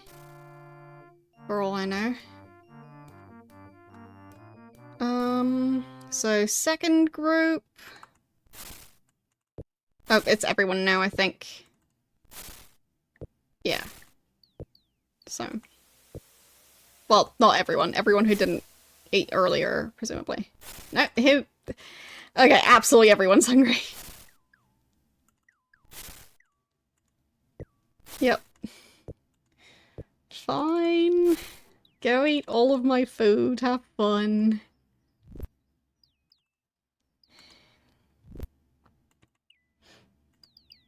Worked so hard on collecting all of us.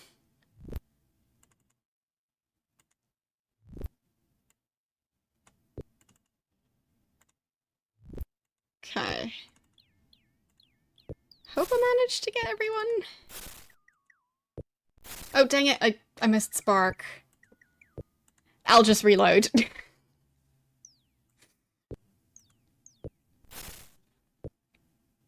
Okay.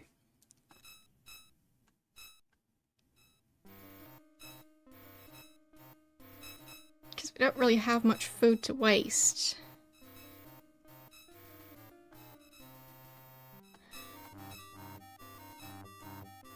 Okay. So now I go hand out the food, preferably in a slightly better location where I can actually see what I'm doing.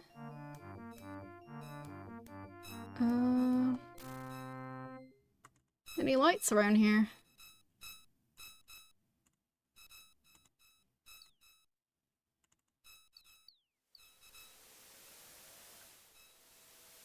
There. So...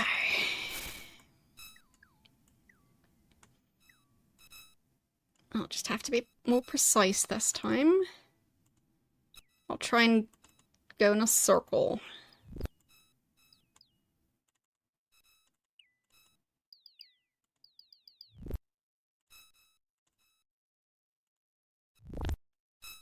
There. There. And there.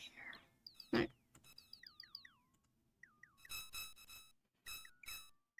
So now they should all be fine for a while. Oh wow, I spent so much money on that.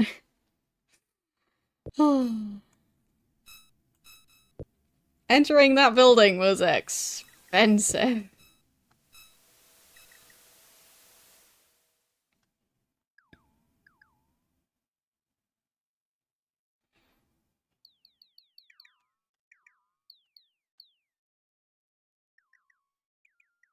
I mean, maybe there's a cave somewhere. But I feel like on Buccaneer's Den, they probably wouldn't want something as obvious as that.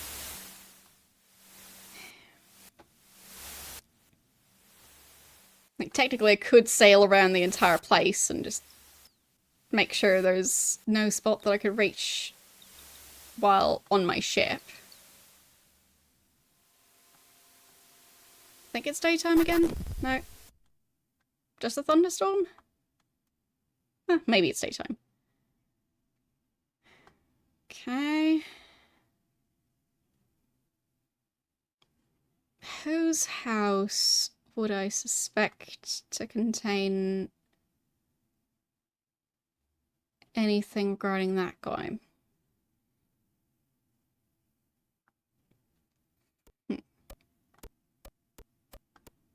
I mean, maybe the weird locked building.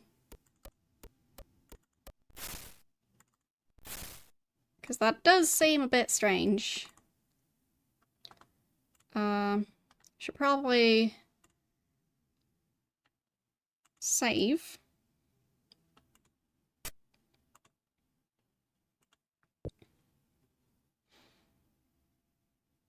I'll just do like one of these. Nah, it's fine. Don't think I'll want to go back to where we were at the start of this stream, because I don't think I did anything too game-breaking. We still have money, even if it's not a lot of it. I'm still carrying a lot of gold nuggets.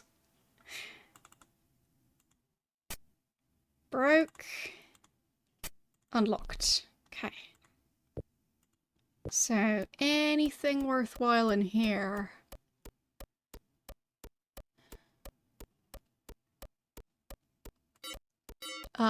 Who would you be? Wakey wakey. Well-dressed pirate with oil in his hair. Your name is Smithy. Oh, he runs the casino. Okay.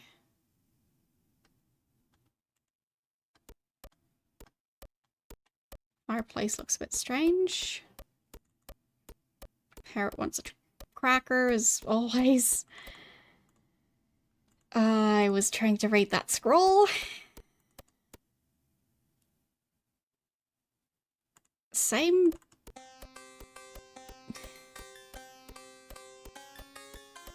Why are there random scrolls laying around?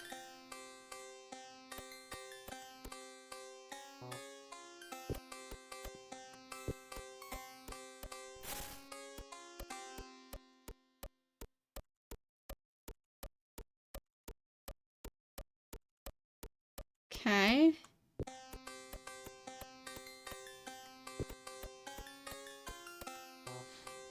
Strange.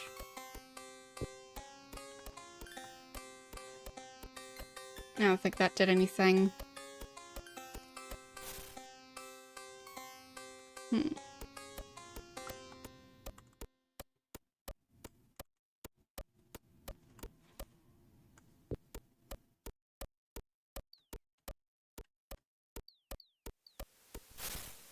Some lockpicks and some gold.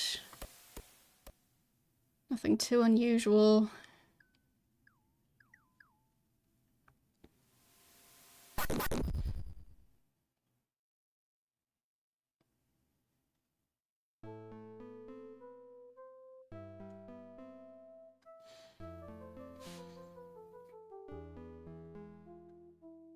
Right, at least now it's daytime, so I can actually see stuff.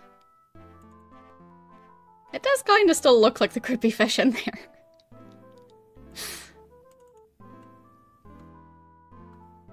But yeah. No changes. It didn't magically open.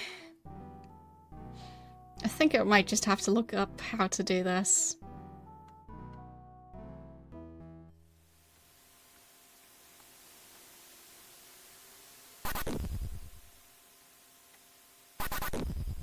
Who are you? Right. Work at the bathhouse. You probably also work at the bathhouse.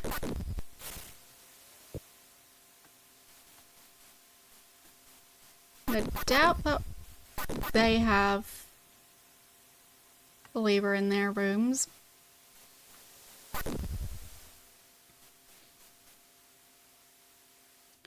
Right, the Fellowship could still have it. They're always doing sketchy stuff, so...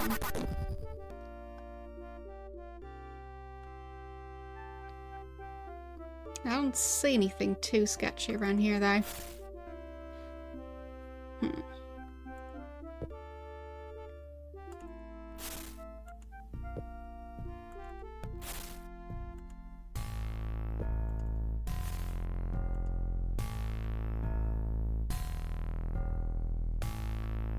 I think I'll have to look it up. So, let's see.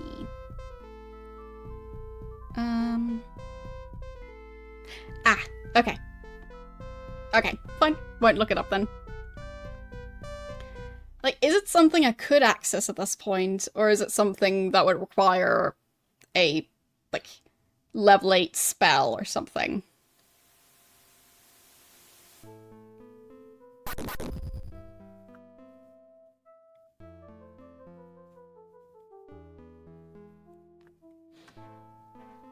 Because I feel if it is stuff...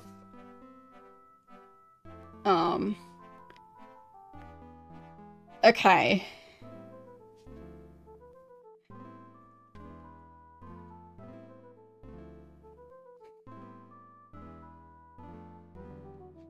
Well, I guess I'll have to wait then.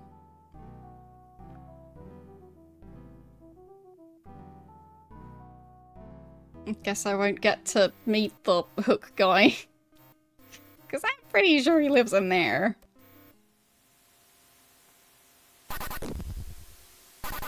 It just feels unlikely that he doesn't. Who are you again? Oh right, the guy with the 2 mirrors.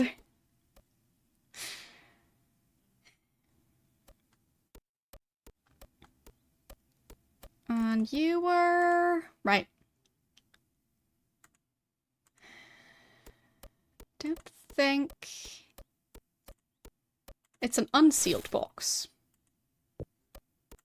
As opposed to a sealed box. Just gonna search through his stuff. Spent light source. I kind of looked like an oil lamp.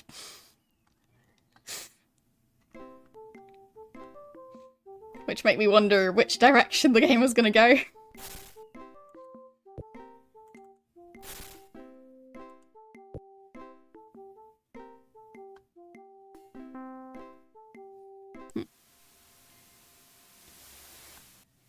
But yeah, I guess I'll just deal with that some other time. Shame that I spent so much on being able to access that room, but... It's fine. I'll probably need to go there later. Wait! Oh, I parked on the other side. Crisis averted. Okay. I think that was all I wanted to do in Buccaneer's Den. So... I'll look at the map.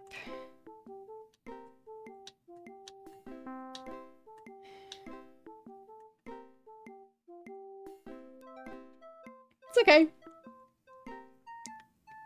But if it's for later, then it's for later. Like, if it is something that generally requires a main quest item, it sounds like the kind of thing that would be part of the main quest later on. So, I'll just not do that right now, because presumably I don't need to do it yet. So...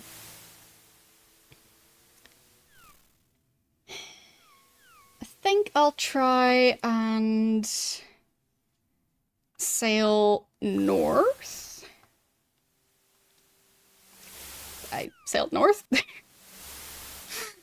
Where does this lead?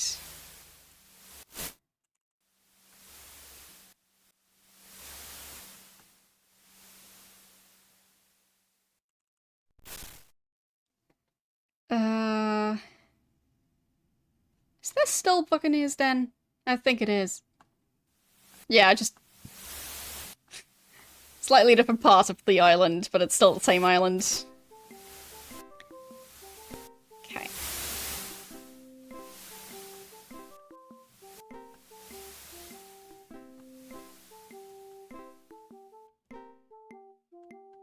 Well, the sailing is a bit difficult to steer, because...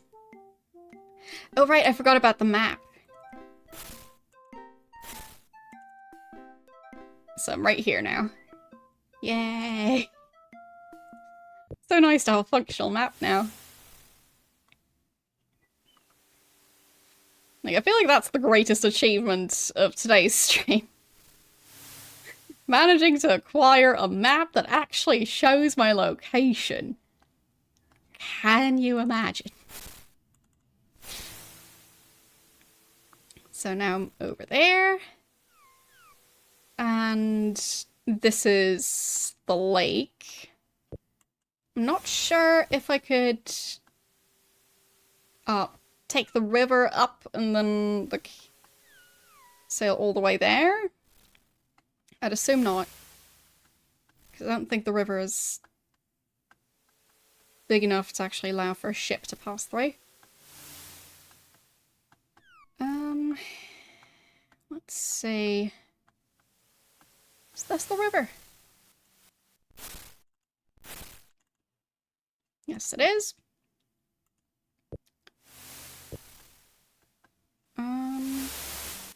Nope. Can't seem to maneuver. So, that settles that. I guess we can just go on land here. Yes, that worked. Alright.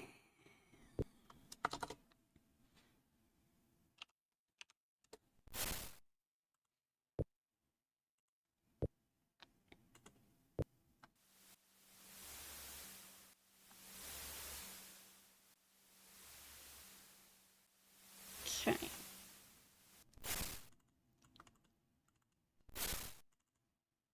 I am getting close to the lake. Should be coming across the river in a second. There it is. Then that one leads into the lake. I'll try and avoid the slimes that I think I've just angered.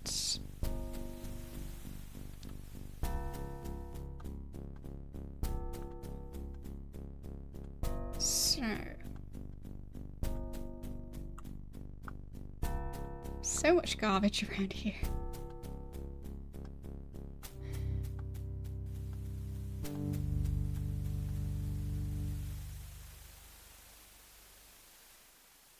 So this is Cove. So this should be the lake. So let's just try and fish, see if anything happens. Lost my bait. Not even a bite.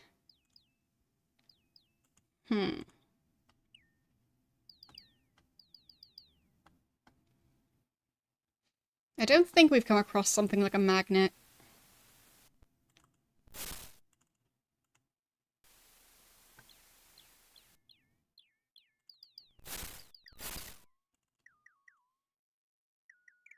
Okay.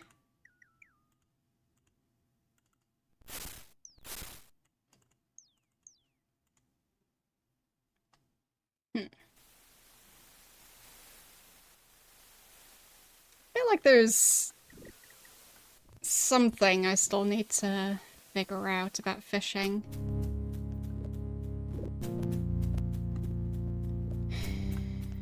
Yep, that was slime. Of course it was. Just gonna leave. Oh, actually, we could use some food, so let's just get some food.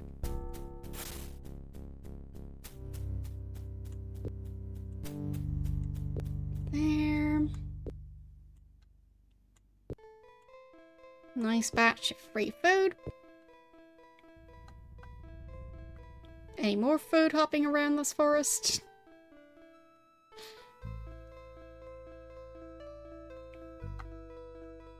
Right, the spaceship.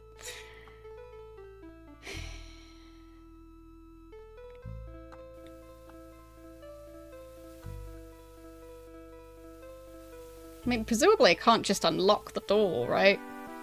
That would be too easy. If I just use a lockpick on the shed door. Might as well try.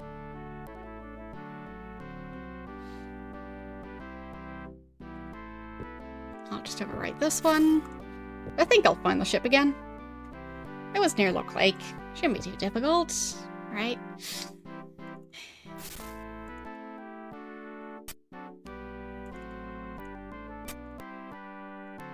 Yeah, not working. So, that does require a special key. Still have 5 lockpicks. That's okay. Not sure if they broke. Guess I can find out by loading the save, and 5 lockpicks. Yes, 5. So, at least I don't use them up if I try to use them on a door where it just doesn't work at all. So, I should probably at least park the ship in a more memorable location.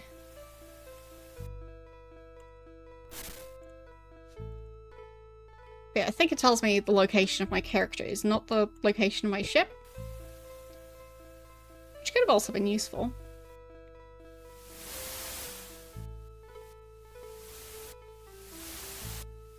But I think it's around here somewhere. Yep, there it is. So, where do I go next?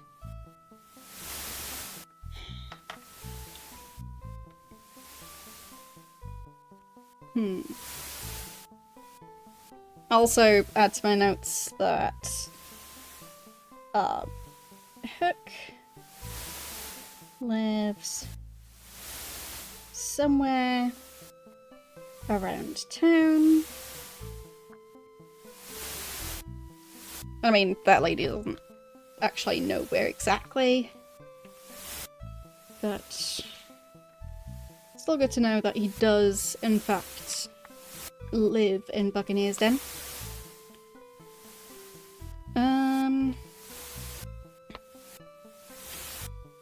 I don't know how I would find a lost key in a lake. I mean, maybe it ended up near the shore somehow? I didn't see anything though, so...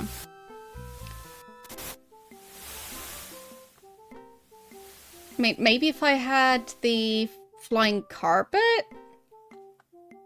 Maybe it would be easier to check for it.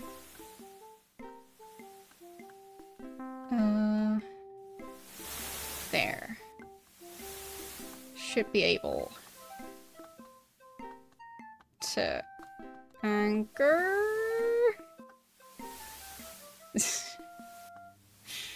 There, okay. Yay, I did it. So I think this is in Britain? Or is this in Minnock?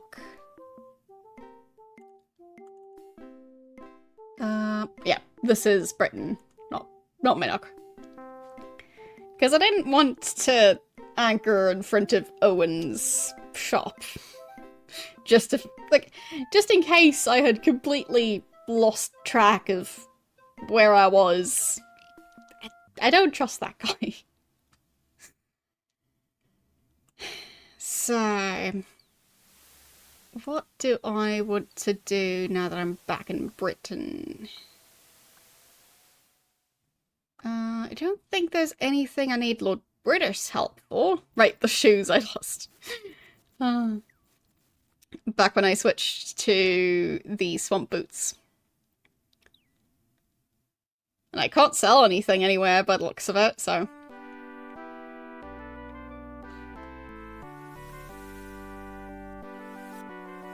I do wonder where I could actually take that carriage. Because it does have 6 seats. Which makes me think that I would be able to take it at least between the major cities.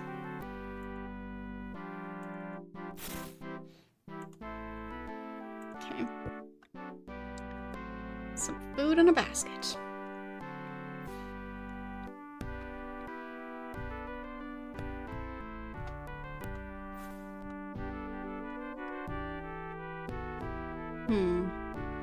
Where was the alchemist's shop?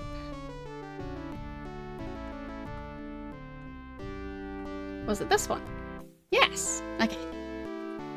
Awesome. So, I think... Oh, he didn't do spells, just potions.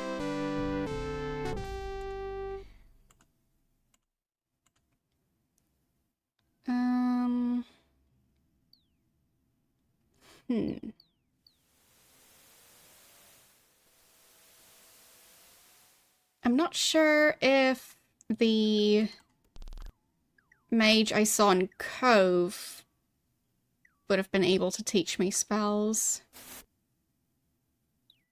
But I guess I'll head over there and double check. Maybe acquire some food along the way, depending on how many creatures I come across.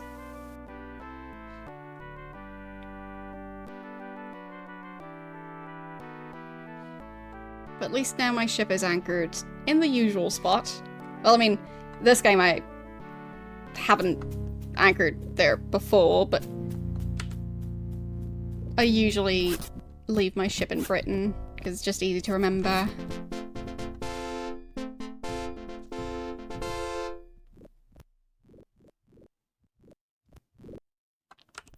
There. Yes. Food!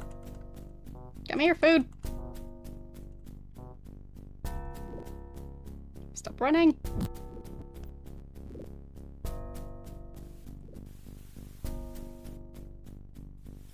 Wait, there it is. Got it.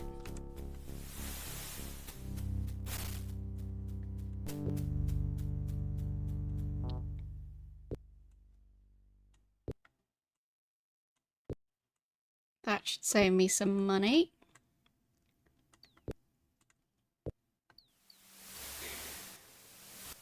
Because I do have a lot of mouths to feed now, so...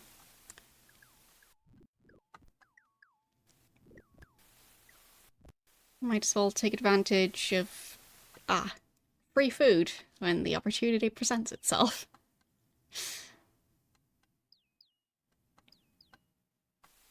What's that? Kinda looks like a square block of some sort. I don't think there's a key in there.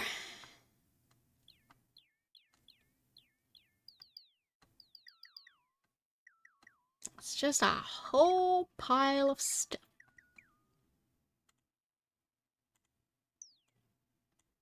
Weird green puddle.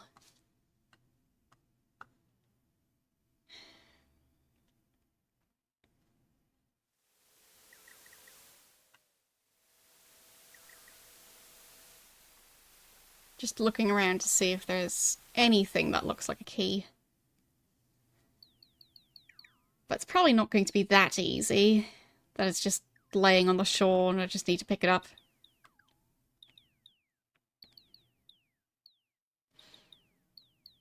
I mean, sure, keys generally wouldn't float. But it could be that the lake has gotten smaller and that means that the key is now uncovered. There's a leak. Just in the giant pile of garbage. Where else would it be? That's garbage. That's garbage. And that is not a cave. And... oh. Forgot about that guy.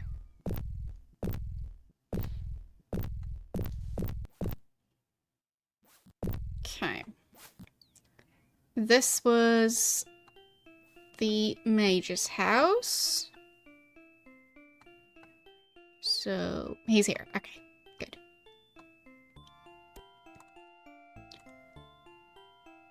So, ask about his job. Spells? Wish to buy some spells. Okay. 8th circle? Okay. So he can actually teach me Resurrect, I just can't use it yet, presumably. 185 gold. Sure, I guess. Don't have enough gold for that. Whoops. Okay. Which circle was magic unlock? Back to the manual I go. And somewhere near the bottom.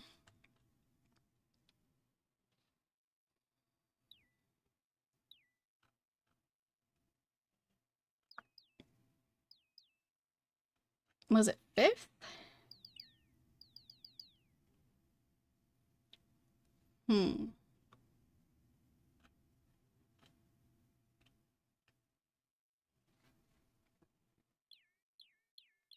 Oh, it's 4th circle.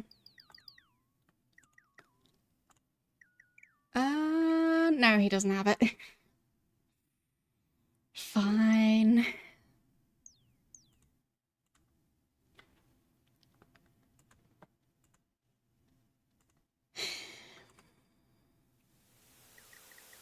Shame that he doesn't sell that spell.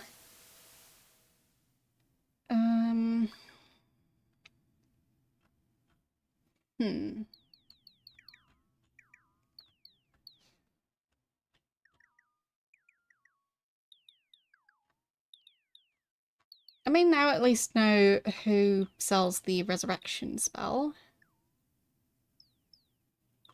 So that's definitely going to help later on. Because I wasn't entirely sure if he actually sold spells anymore. What does he sell for the 2nd circle? He does have telekinesis. Does telekinesis work through walls? Because if it does, then might be able to use it on a certain lever.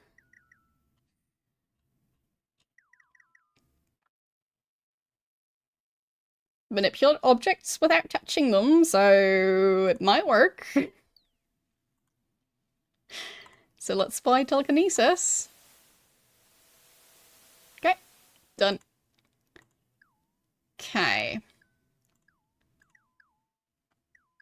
So there are levers in Lord Britter's castle, so I should be able to test it out there. To just have the door be closed and try and use the spell to activate the lever. Because that could be worth going all the way back.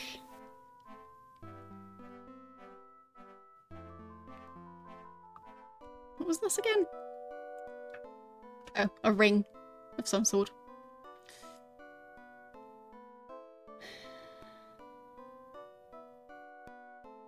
Well, I'll find out.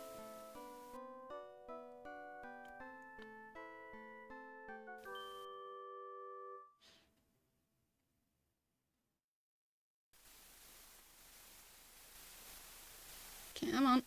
There. Back to the castle.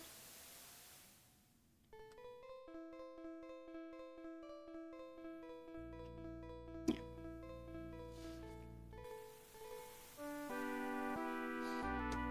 Okay. I should also exchange my gold now that I'm here. Almost forgot about that. Might want to do that before I go in the castle, because otherwise I might forget. Don't even know where the mint is anymore. And I wouldn't want to get sidetracked doing other stuff if I also want to exchange my gold. Okay, that's the theater, I think. I know the mint had, I think, a black roof, and it had barred windows. Hello, how are you doing today?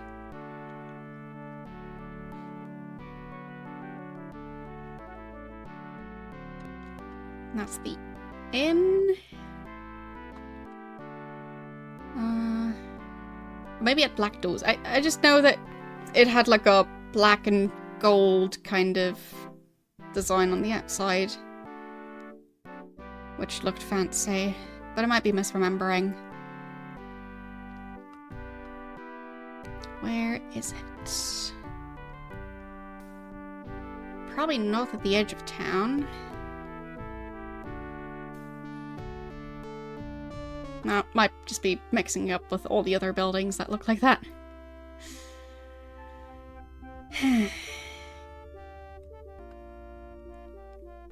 So many buildings. They all look alike.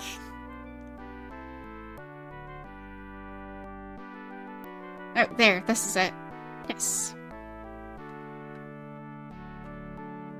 But they're currently not working. What time is it? Is it worth waiting?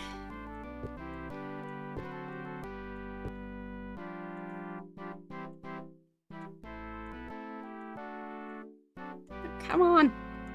Just want to check what time it is. Okay, it's 7 PM. Fine.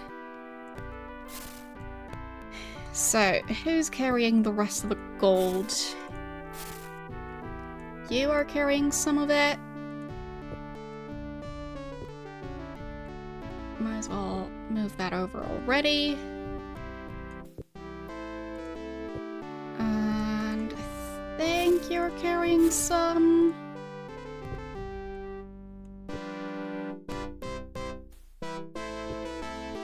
There and there.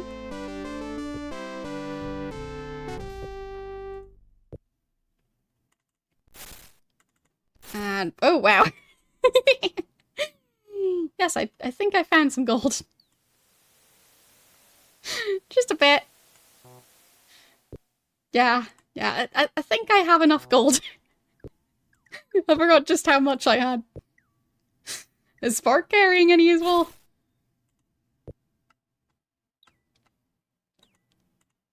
That's gonna be so many coins.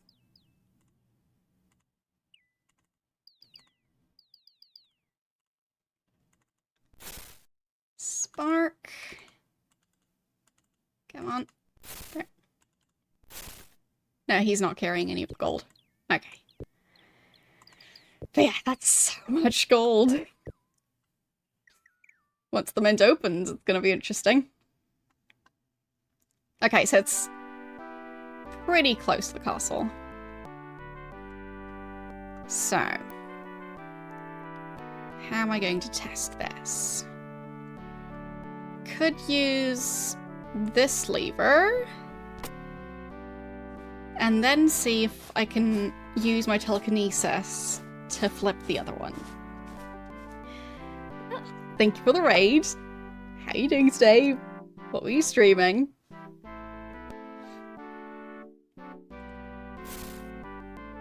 I should probably hand out some food, because they're all complaining once again. Yeah, I think they're all hungry again. Yeah. I just pronounce it like YOLO, because, like, EOLO just feels like a weird way of saying it. So.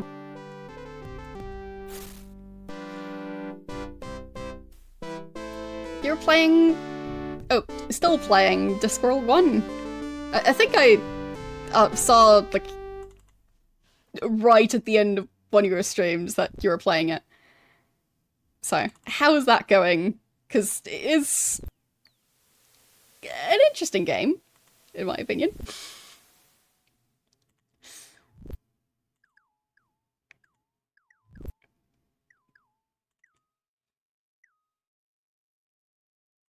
There.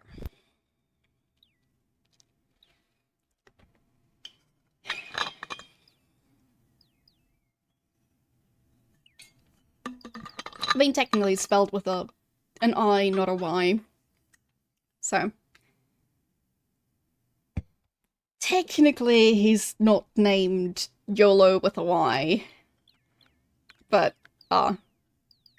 pronouncing it any different just feels, well, like it wouldn't make a huge amount of sense. Because then, like, it's already a short name, and pronouncing it in a really long way is weird. So, anyway. Yes, agreed, it is quite a tough one. I do think I took, like, a couple of hints for the game.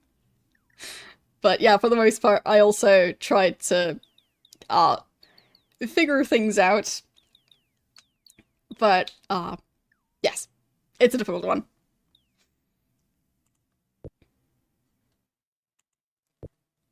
So, I think I'll save because I don't want to waste any reagents.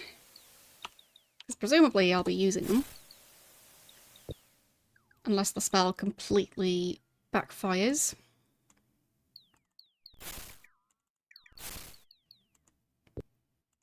Okay.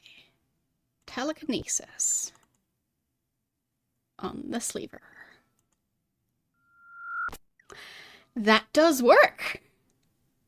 Huh. Neat. I guess we're going back to Buccaneer's Den.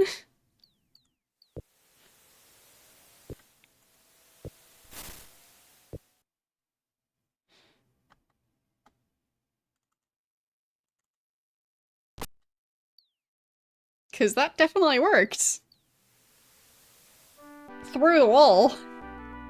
So... I found a way to open that door.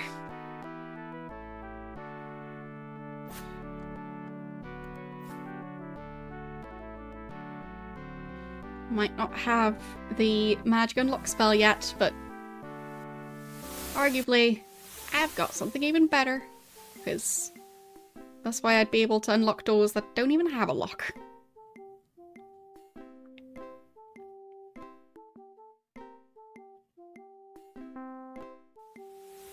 So, back on board.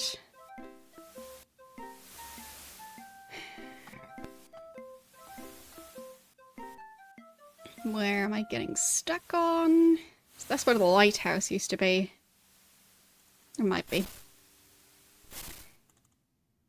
Okay, so just need to sail all the way around to the other side.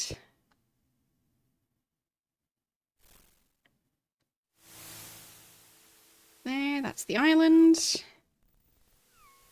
And that's still the island. The big island.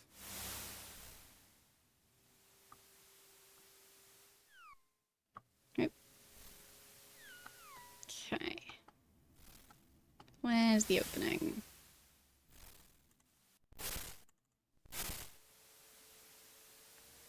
Okay.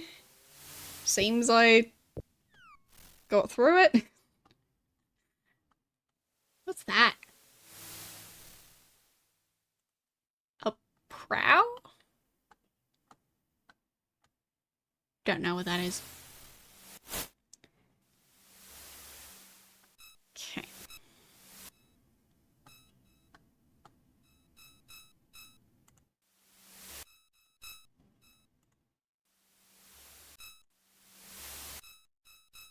Oh, it's one of those figurines. Right, those things. Forgot those existed.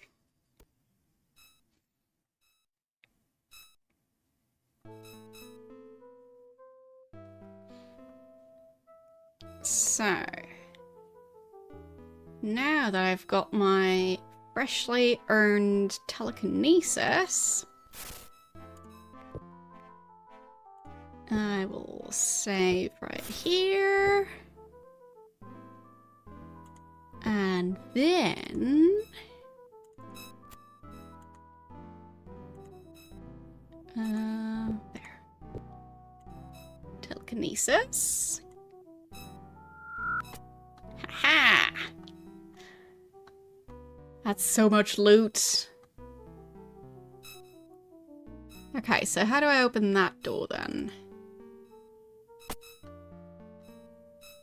No, it's still closed. I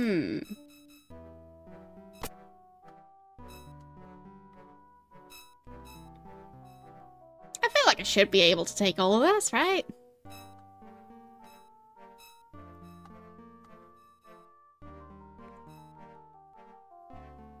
And that's another wall that I could probably get through.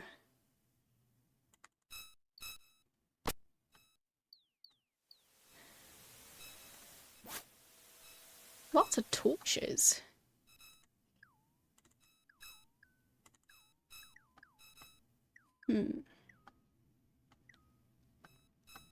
So if I just happen to move some of that money into my inventory. I don't currently have the room.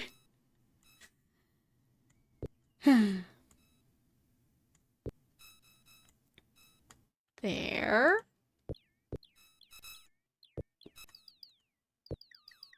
I don't see anyone complaining.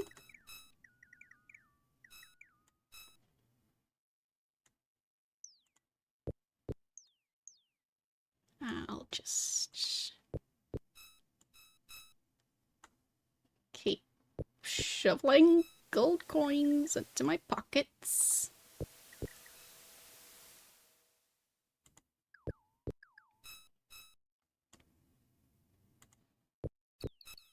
And I'll take that too. And that one. And those coins.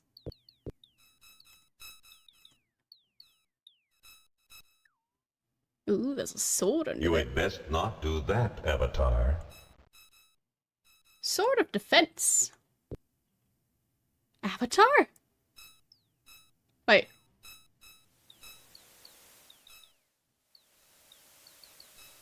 You had best not do that, Avatar. Yes, yes. But like, it looks really fancy though. I mean, I guess this might be something I'm not supposed to be doing yet.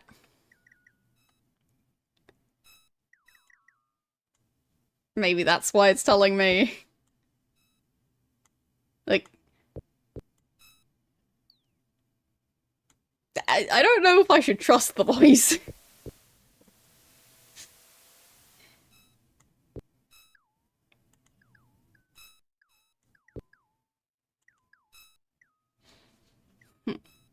No, it didn't. I came through this door.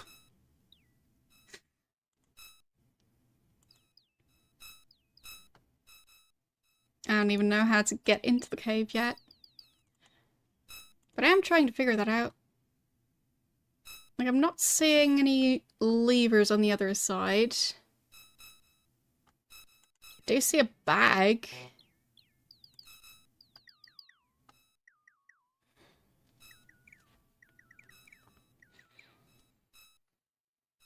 What's that? That's also a gem. So many gems.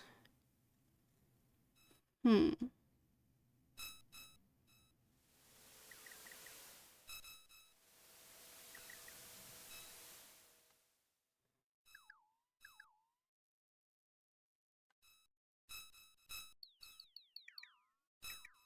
not really seeing a way for me to get through from this side. Huh. Also don't even know if all of these gems would be of use to me. Because nobody seems to want to buy anything. So I think other than just collecting gold and collecting like gold bars, it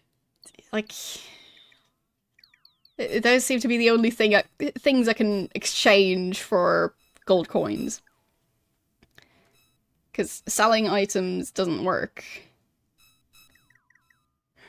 Well, with the exception of pumpkins and eggs, those I can kind of sell.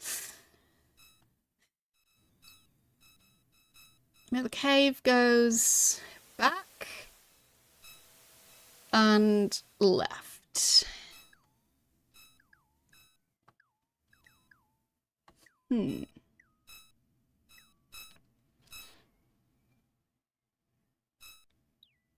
I'm not sure where or how.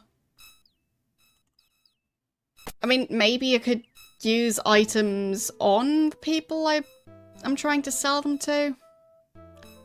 But I haven't really figured that stuff out.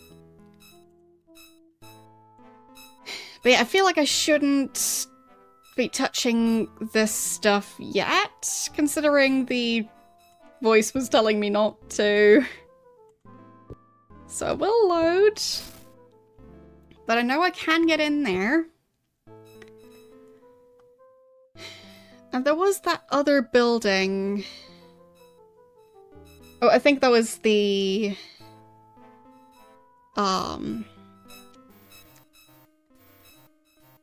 not the Fellowship, the casino. That also connected to the mountains. But I don't think they had a lever that I could use my telekinesis on. What's that? Quill holder and a blotter. Okay.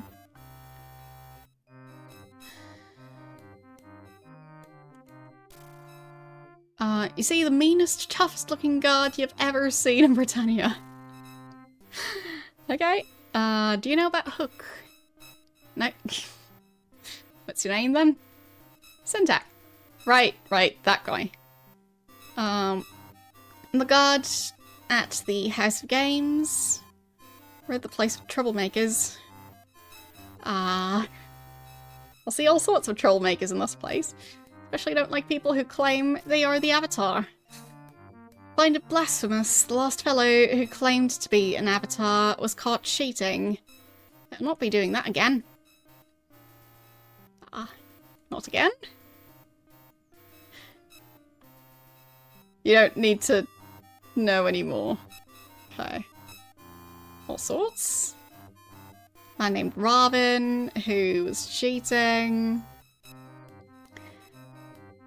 He had his 2 bodyguards with him to intimidate anyone who tried to stop him. That explains things.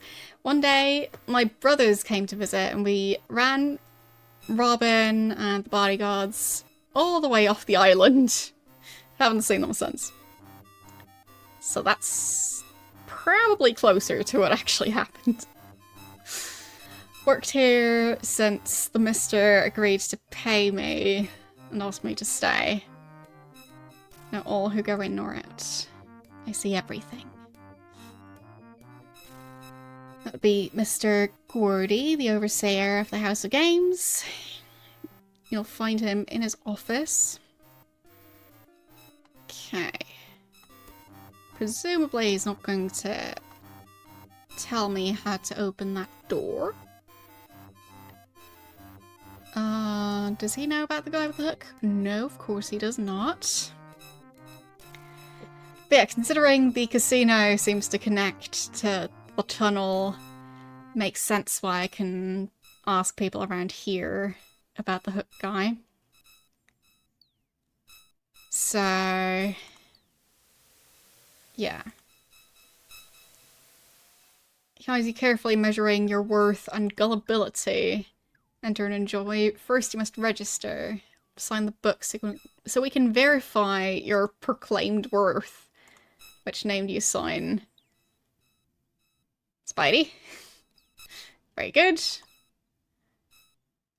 Spreads his arms in an expansive gesture, obviously pleased to welcome your money to his gambling parlor. Okay. I mean, he at least doesn't seem to like the hook guy, so... that is something. Because the other guy just denied knowing him. But, he's one of the people who deny knowing him, but specifically seem nervous. So... it just seems more personal. Ask about the name. First being the overseer. Okay. He puffs up like a bantam rooster trying to look important. He almost succeeds. Okay. Mr. Gordy. He's very pleased with himself. Okay, great. Skill. Each game requires a definite skill in determining the most profitable way to place a bet. Many visitors have that skill, others don't. Obviously. Was established 6 years ago with the funds of an interested party. So, either the Fellowship or the guy who's hiding in that cave. I mean, obviously I totally don't know about the guy hiding in that cave, but the guy hiding in the cave. So, it attracts people from all over Britannia who wish to live dangerously with their money. Business is very profitable. Party? Well now, that would be revealing the secret of my business and profit, wouldn't it? His demeanor becomes threatening as he leans closer to you and snarls. Find your own backers. Okay. So, who doesn't like to talk about that?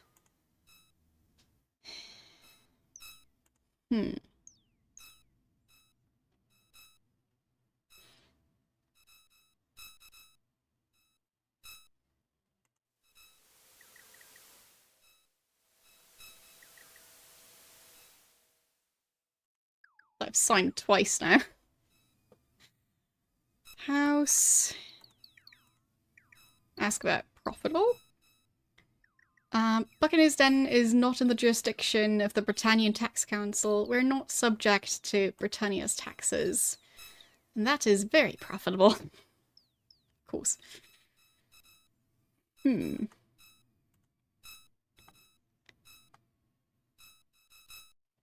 So... can't ask this guy about the interested party. This whole middle-aged pirate looks at you with suspicion. Before I will look twice at you, I must know who you are. Spidey? Hi. Okay. And that's Blacktooth. Okay. So, actually met Blacktooth now, because apparently some guy got killed in Blacktooth's, well, what didn't used to be Blacktooth's house, but now it is his house. So, back when the murder happened, it wasn't his house yet. So, his job is making fish bait out of avatars. Okay. I have had all I can stand of puny weaklings running around claiming they are an avatar. I'm seeking a particular avatar that was here last week, a particular avatar that is a fellowship member. Oh? He was through here a week ago, tried to filch some gold off of me, imagine. The nerve of that bastard. He was gone before I'd realised what he had done. We were playing cards in the pub. He dealt from the bottom. I can usually spot tricks like that, but he was good. Okay. So it might be Lucky, the guy who I think has already previously said he was the avatar. Fellowship. Between you and me, I don't trust them. I think they're all hiding something. I think they are tricksters. Take my old friend Mole, for example. Oh, my old ex-friend Mole. He's changed a great deal since joining them. He's abandoned all of his pirate ways.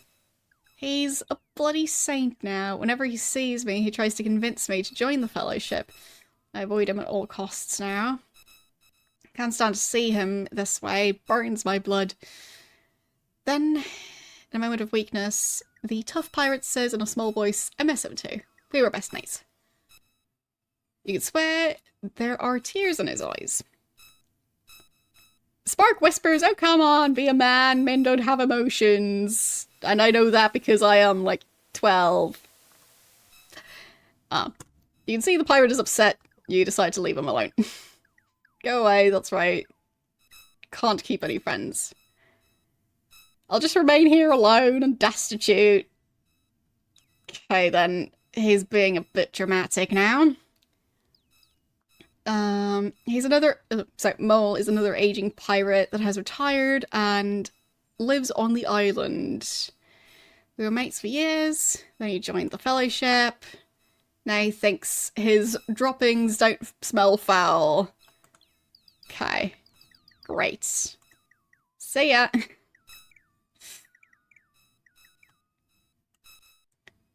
So, that's Smithy. What's your job again? Run the games. Right. Can explain the rules. Nah. I guess I could ask about cheating. If you're caught cheating, you'll be arrested, and we do persecute. Or prosecute. Prosecute. See again.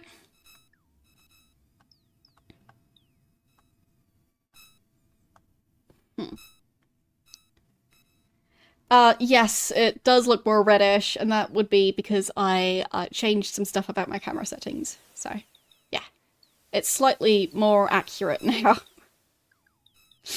But yeah, basically I changed the color balance a bit because it seemed like it was a tiny bit off. It's a bit difficult to check it, but like it seemed like it was a bit off. And I have since like lowered the saturation. So I think the saturation would be like closer to like being accurate now. Like, let's see. Yeah, obviously this gets keyed out. I forget. What's the color that wouldn't get keyed out? How about my Twitch pen? Doesn't look oversaturated. Looks undersaturated, if anything. Well. So yeah, I got a pen at TwitchCon. Teehee. Like, it actually has like a... It has the Twitch logo on there and everything. Oh, not last year, the year before then. And no, I can't do any special tricks with pens.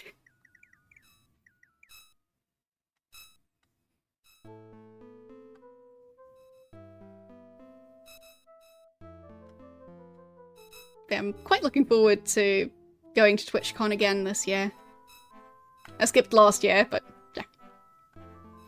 Now that it's even back in the Netherlands, I kind of have to go.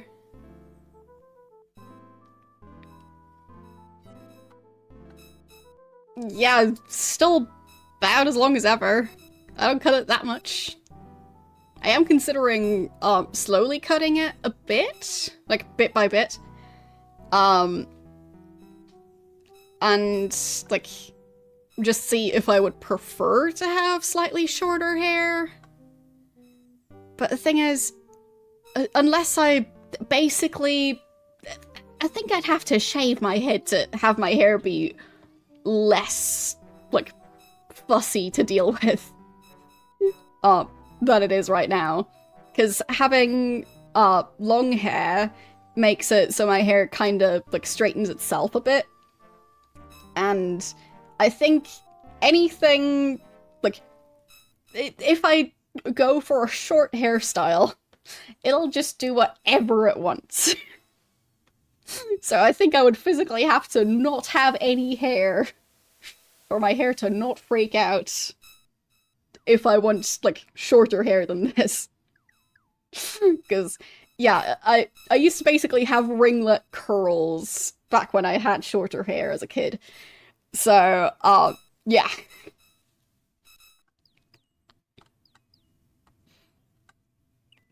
But the thing is, those kinds of curls, like, that's how they look on a good day.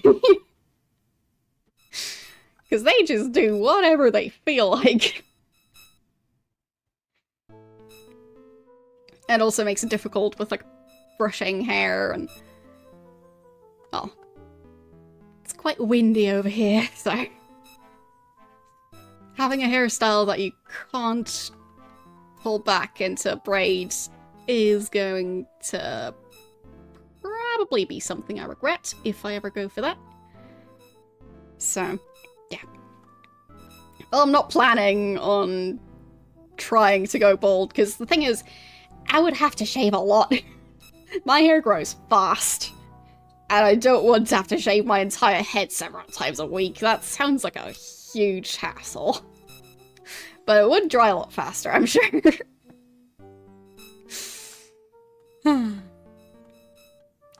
Well, like, my hair grows pretty fast. Like, I think in 1 week it grows a couple of centimeters already. Like, maybe 1 or 2 centimeters per week, something like that. Which is, like, not super fast, but... like... it would still require a lot of maintenance, and no thanks. Because, yeah.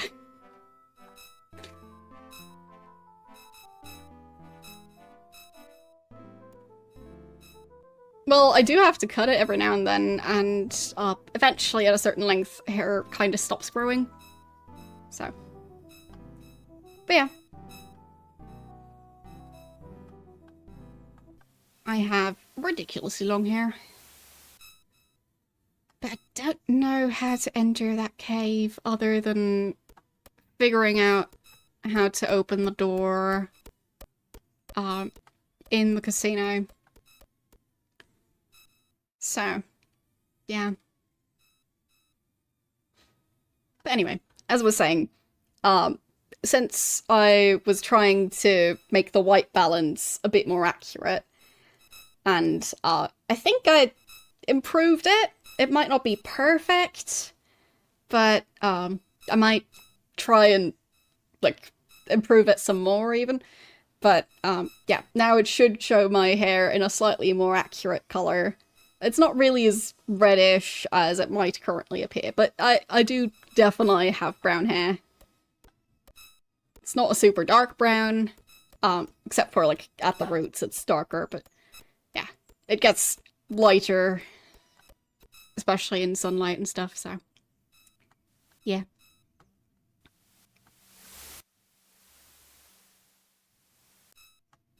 So.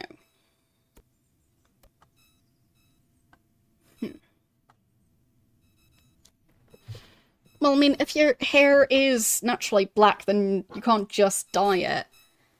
You'd probably have to bleach it, unless you mean those, like, sprays they have for stuff like Halloween to, like, spray a colour onto your hair, but not really actually colour your hair. So.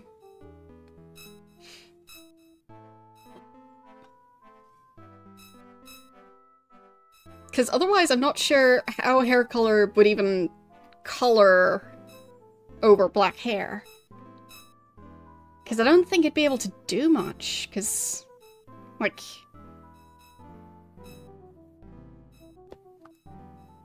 the usual hair colors don't really take away pigment from your hair.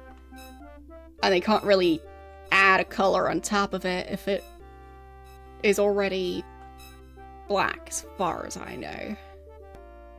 So. No, I have not ever dyed, bleached, or anything like that with my hair. Like, not highlights, I haven't gotten a perm or anything like that. So.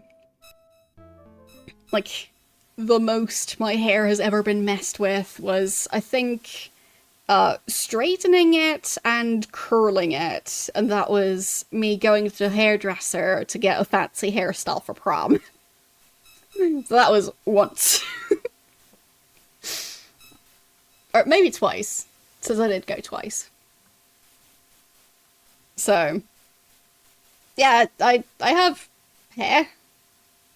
Yeah, I know it looks mostly straight at the moment, but people who actually have straight hair know that completely straight hair doesn't do this naturally. So it's not super curly, but if I just had, like, if I just genetically had straight hair and nothing else, there would be way less volume here. Like, my hair kinda, fans out a lot. It doesn't just hang down like cooked pasta. So, yeah. Because from what I know, the actual proper straight hair does not do this. Like, in some cases, people actually think they have straight hair, but they actually don't. It's just really about how you wash and dry your hair that makes the difference, and, like, how the texture presents itself. And also brushing your hair can make a difference. Well, brushing or not brushing. But I don't think I'll find the entrance to that cave. It's probably just the one at the casino, but I don't know how to open that. I didn't see a lever there, so all I could get at this point is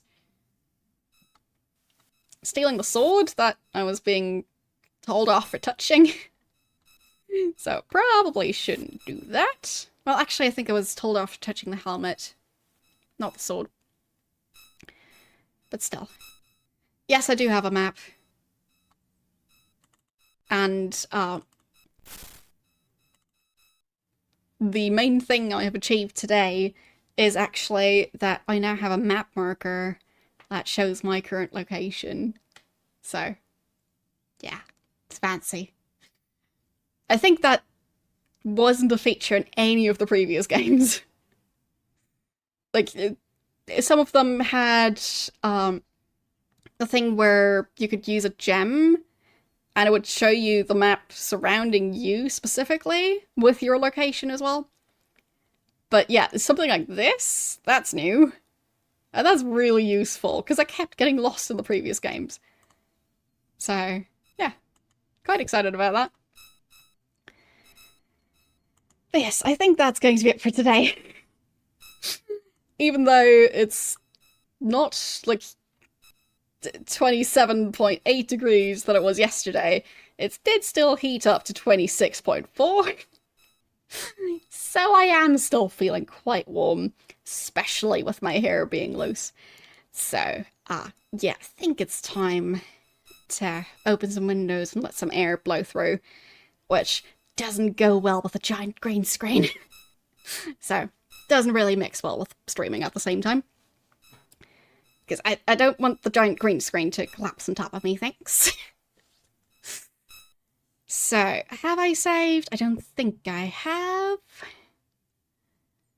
I'll save over there. There we go. Alright. And back over here. Because obviously I'm, like, out in front of a lake. That's totally my real background. There's just absolutely no wind or birds or... yeah, no, the clouds don't move. Don't question it. Anyway, next week I probably won't be streaming on Tuesday. I don't think I'll be doing a replacement stream, but we'll be getting back to Deus Ex the week after. So, yeah. And other than that, tomorrow I'll be playing Daggerfall. So, continuing that, possibly finishing the game tomorrow. I do hope I can manage to get the indoor temperature to be a bit nicer for that, because I don't know how long it's going to take to finish Daggerfall, and I don't want to be melting, but I do kind of want to see, like, how things end, because, I'm just curious. I've been playing Daggerfall for like half a year, over half a year. Might even be one of my most played games by now.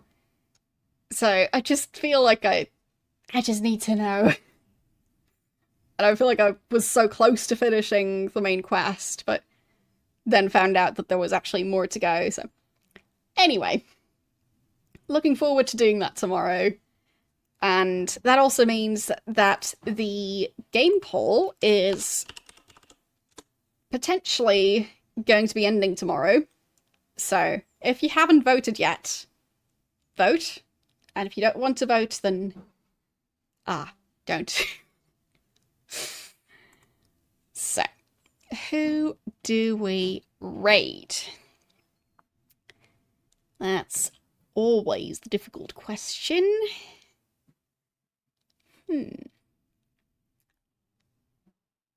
I think... Really, Hitman is leading. Interesting. I think Fraz is actually still playing through the Hitman franchise. Yeah, it is still 21 votes, the second place has 18 votes. So, maybe we'll be playing Hitman soon.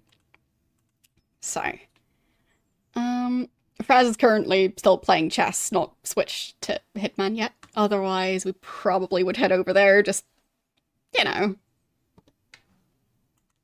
Why not, if he's playing Hitman? But, yeah, he has not switched to it yet. But he will eventually. Unless he ends up playing chess all stream long. So I think we'll go and raid Kim, who's playing Super Mario World. Because why not? It's a game.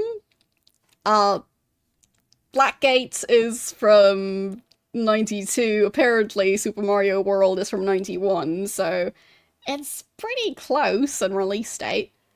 So, yeah, totally the same game. Anyway, we'll head over there, and I will see you guys tomorrow. Bye!